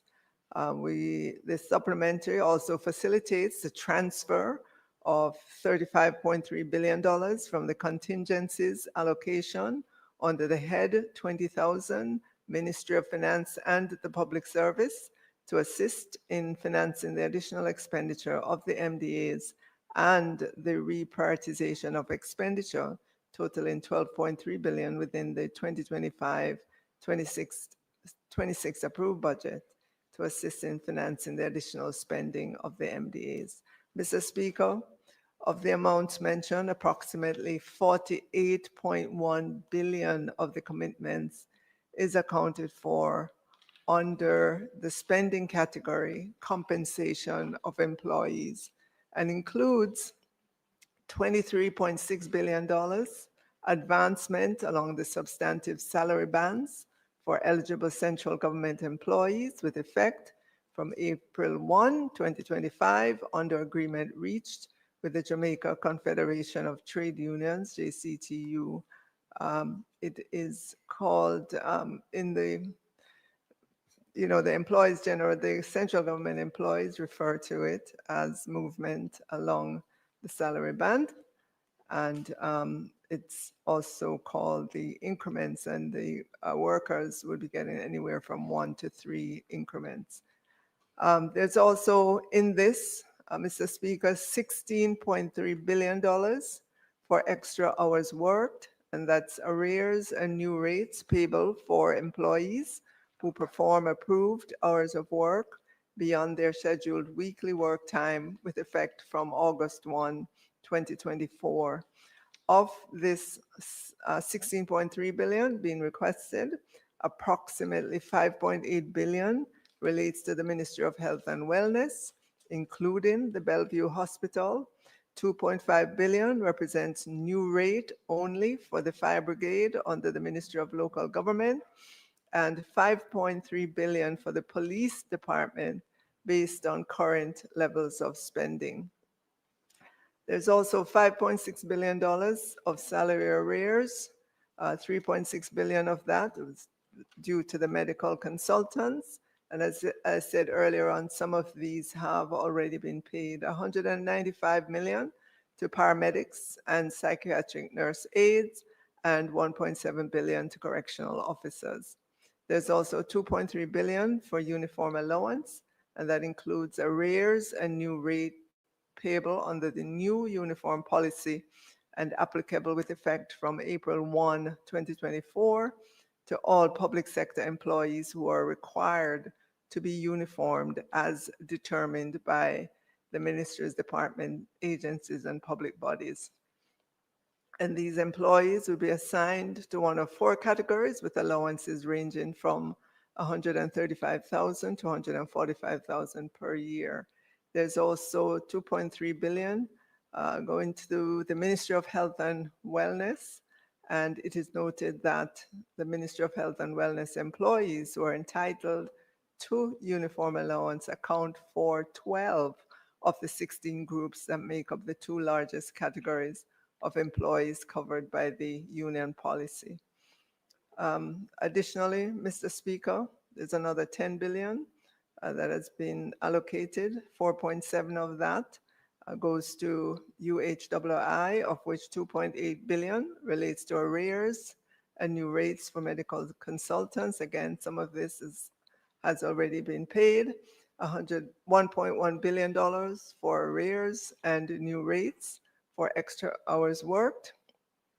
$625 million for salary advancement, and $136 million for arrears and new rates for uniforms. UTEC, $1.4 billion, representing the second tranche payment under the parity agreement that implemented new salary arrangements at the institution. This sum has already been advanced to UTEC through the budget of the Ministry of Education and is to be assigned as expenditure in the supplementary estimates. There are other commitments I mentioned earlier, the $1.145 billion subsidy on residential electricity. This was initially intended to be deducted from the GCT payments due from JPS. However, that way of doing it is not possible. Therefore, we had to do it. We have to ask JPS to make the full payment of GCT, and then through the expenditure, reimburse them for the subsidy. And then, of course, the $1.4 billion acquisition of the 110 buses for the rural school bus service. And this was based on cabinet decision dated June 2, 2025. And you know, Mr. Speaker, that those buses are coming. Many of them are here already, and more are on the way. There's also $534 million mileage and taxi allowance, and that is for arrears and new rates based on agreement reached in fiscal 2024-25. So those are the some of the major numbers in the supplementary. There will be a redirection of funds in order to continue to have the balanced budget for this supplementary. Thank you, Mr. Speaker. Minister, I just have a couple of questions. I'm going to deal with the first set. Can you state whether all categories of public sector workers who were entitled to receive what I would call the increments, the 3 years of increments, whether they were actually paid by the end of June? That's the first question. And if they were paid, whether they were paid in full.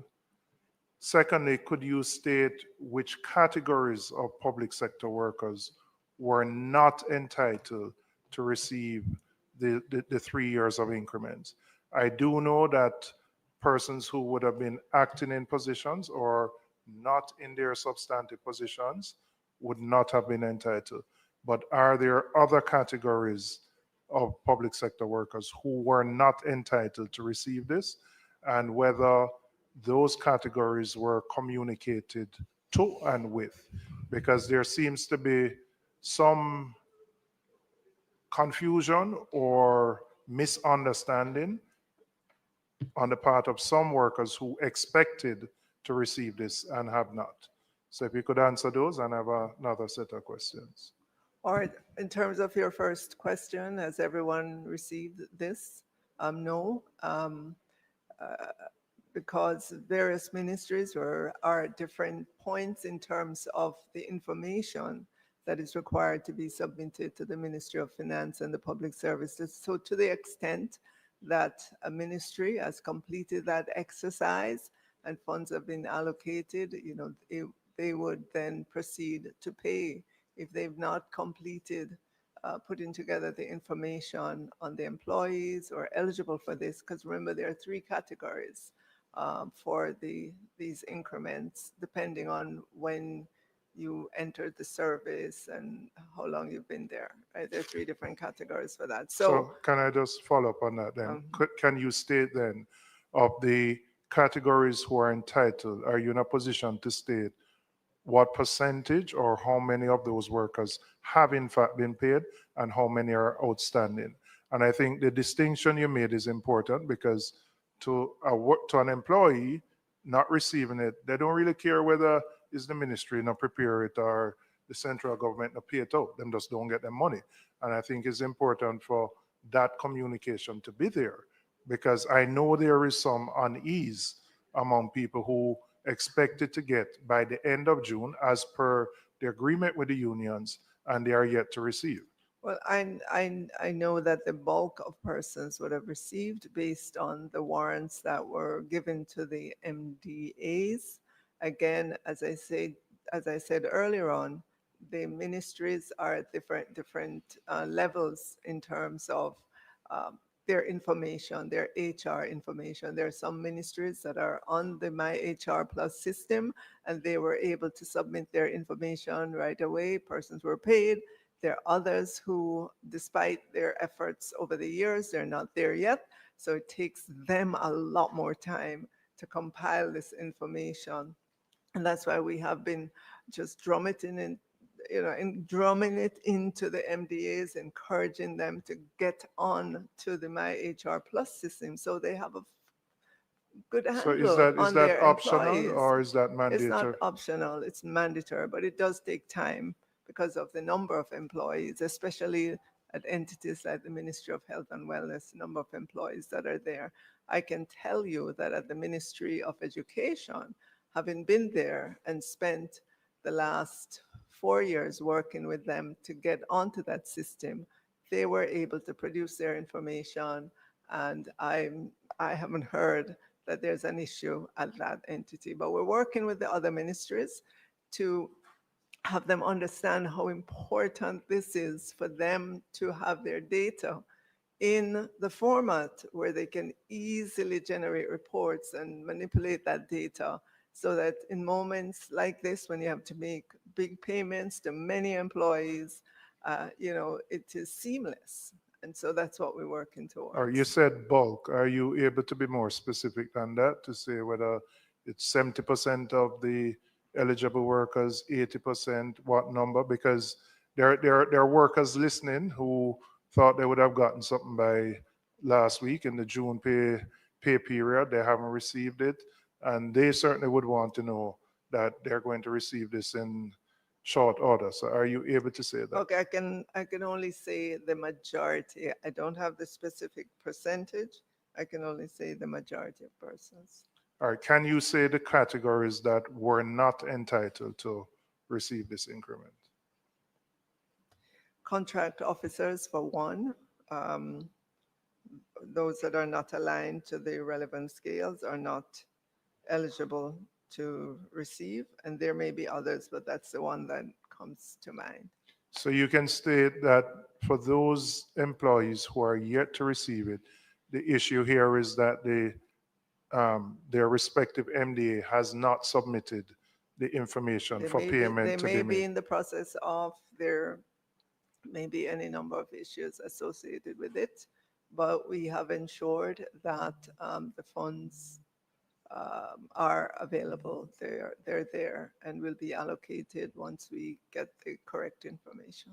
So would you be in a position to give a timeline as an outer limit on which all those outstanding payments would be made?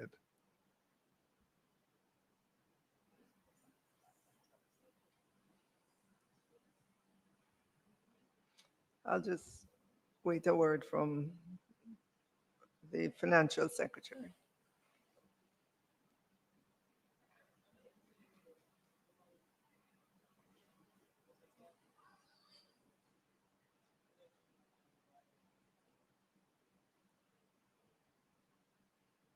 All right, so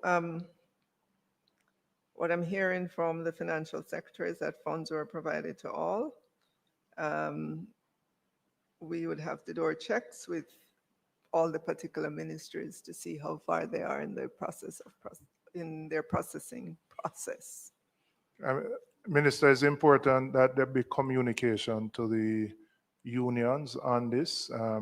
I understand what you're saying. It may not be a Ministry of Finance issue per se, but it is one government. And at the end of the day, the persons who are expecting to receive this quote unquote back money haven't gotten it. And the things you're sharing, them not really business with. So remember when you consider, if you go back to March of this year, within the month of March, there was a lot of agitation about the circular to go out by the 1st of April about the increments. We sent out the circular. MDAs knew that they had to put their information together and submit it. Not all of them did in the time frame expected. No, that's here the unfortunately. point I'm making. The point I'm making is that the communication for those who are outstanding, the MDAs that have not provided information, is important that that be shared with the respective unions so that those persons who have not been paid have an understanding of why they haven't been paid, and that the issue is not that there's a lack of funds. But as I said, it is one government, and at the end of the day, they need to at least have a time frame by which they believe the outstanding payments would be made. Sure. All right, my second question or set of questions relate to the Accountant General's Department. For some reason, a large number of pensioners were not paid for the June month ending June. Pensioners who actually submitted their life certificates, and I have spoken to a number of them.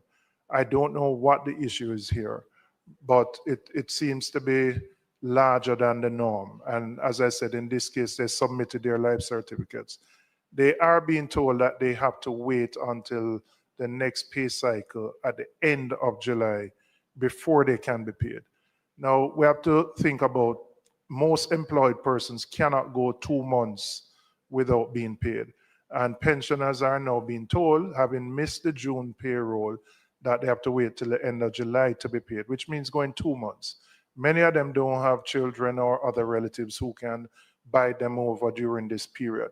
So I'm asking you to use your office to get the Accountant General to make the outstanding payments before the July pay cycle.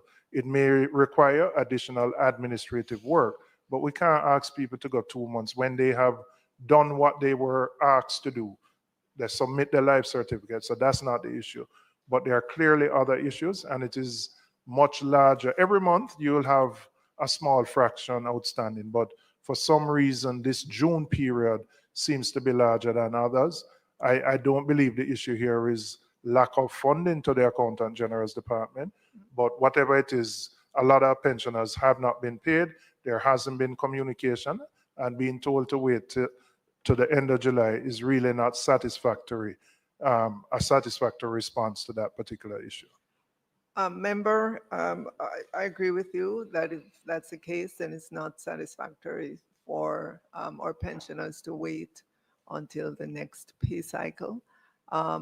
To be honest, I had not heard of this en masse until you mentioned it. So this is something I'll jump on and investigate.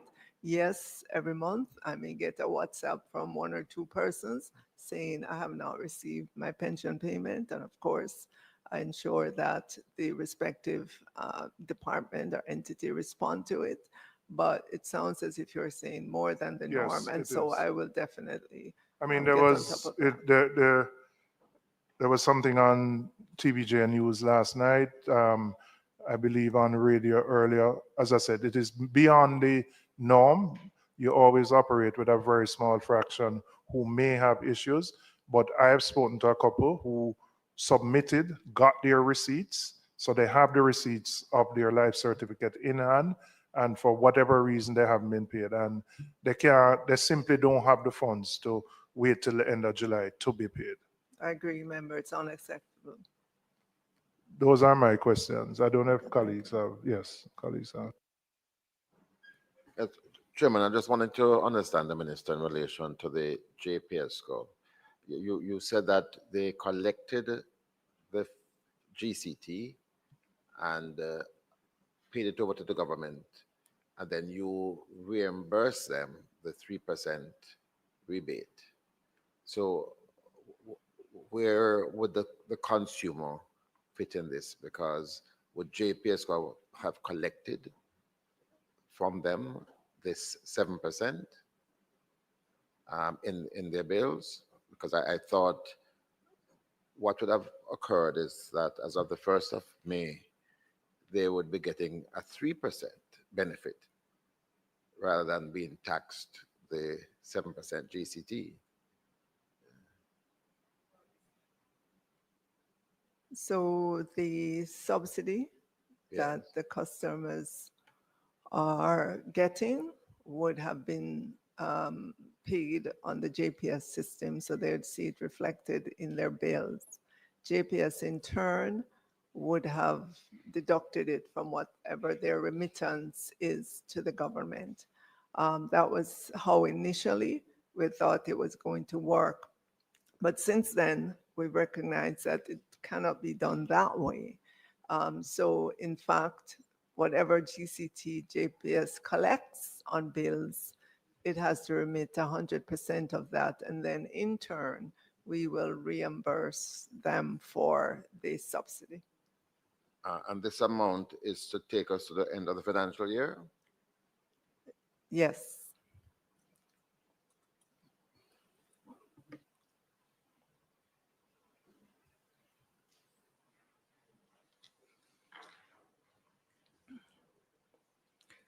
So, Mr. Speaker, the amendments to the first supplementary estimates for the financial year 2025-26. Minister, stop. What is it? There's no amendment. Okay. Sorry. I'm sorry. So there's no amendment, Madam, or there are? No, there are none. no Right. amendments. Sorry. Okay then, just to I confirm. read the incorrect thing. The So the first supplementary estimates for the financial year 2025-2026 are before No, us. Madam.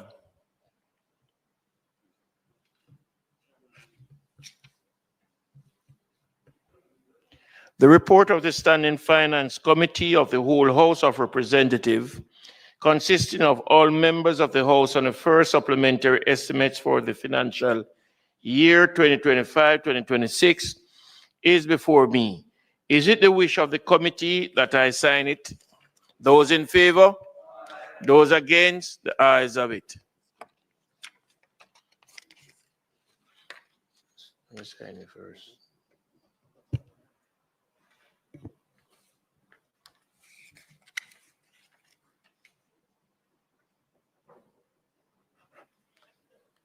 This committee now stands adjourned.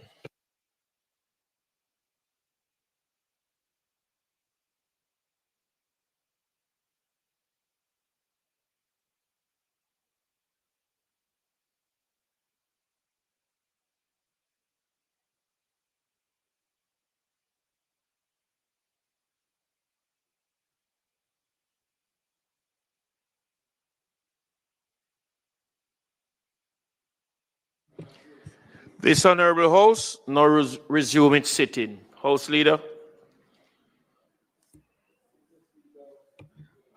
Just before I seek the recommittal of the items, announcement reports from committees and notices of motion, the time being 7:18 and closing in on 7:20, I beg to move that the House be allowed to meet after 7:30. May it please you, Mr. Speaker. The question is that the time being 7:20, almost 7:20 p.m., I put that the House be allowed to sit beyond 7:30 p.m. to complete the business of the day. Those in favor? Those against? The ayes have it. Business of the House continues. I beg for the recommittal of the items announcements, reports from committees, and notices of motions given orally. Announcements? Also laid on the table of the House is the report of the Standing Finance Committee of the House of Representatives, consisting of all members of the House, on the first supplementary estimates for the financial year 2025-2026. Report from committees?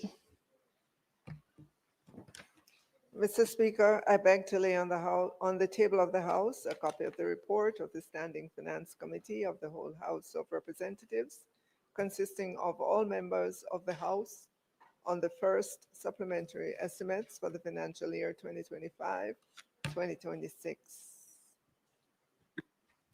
Notices of motion given orally.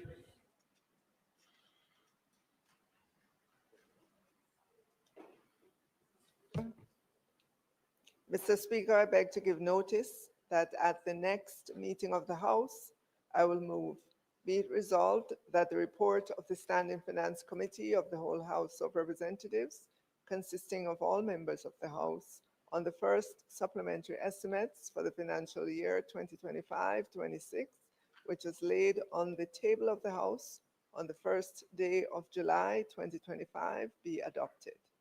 Mr. Speaker, I further beg to give notice that at a later stage today, I will move for the suspension of the standing orders to enable me to take this motion. Public business. Mr. Speaker, I now move for the suspension of the standing orders to enable me to take the motion, notice of which I gave earlier. The question is that the standing order be suspended to enable the minister to take the motion, notice of which he gave earlier. Those in favor? Those against? Ayes have it.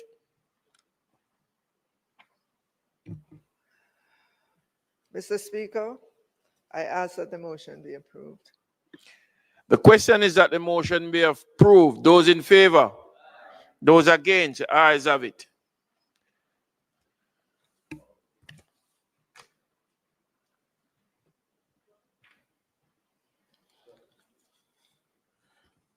Mr. Speaker, we had laid on the House motion the Conch export levy rate of levy on the 13th day of May 2025.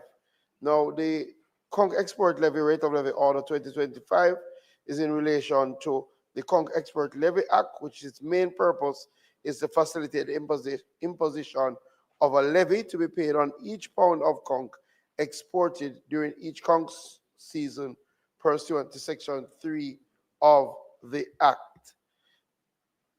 This Honorable House will recall that the levy which was imposed last year for the 2024 conch season was at the rate of 50 cents in the currency of the United States of America, or its Jamaican equivalent per pound of conch exported.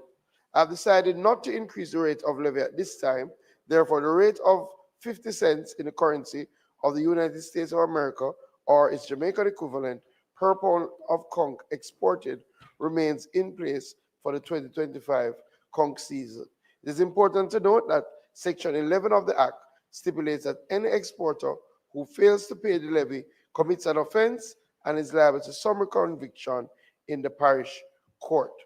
In the exercise of the power conferred upon me as minister, pursuant to Section 31C2 of the Act, on May 9, 2025, I made the order for an exporter to pay a levy at the rate of 50 US cents, or its Jamaican equivalent, to the Veterinary Services Division for each pound of conch exported during the 2025 conch season. The object of the order pursuant to Section 3 of the Act is to legally require a person who proposes to export or who exports conch to pay to the Veterinary Services Division a levy of 50 cents in the currency of the United States of America, or the equivalent in Jamaican currency for each pound of conch exported during the 2025 conch fishing season. In the circumstances, given the matters highlighted, I ask that this Honorable House for its full support in affirming by resolution the conch export levy rate of levy order. I now ask that the motion, notice of which was given on the 13th day of May 2025, be approved. The question is that the motion be approved. Those in favor? Those against? Ayes have it. House Leader. Mr. Speaker, it's not intended to do any further business today. I therefore move that the House be adjourned for a date to be fixed. The question is that the House do adjourn now for a date to be fixed. Those in favor? Those against? Ayes have it. The House now stands adjourned.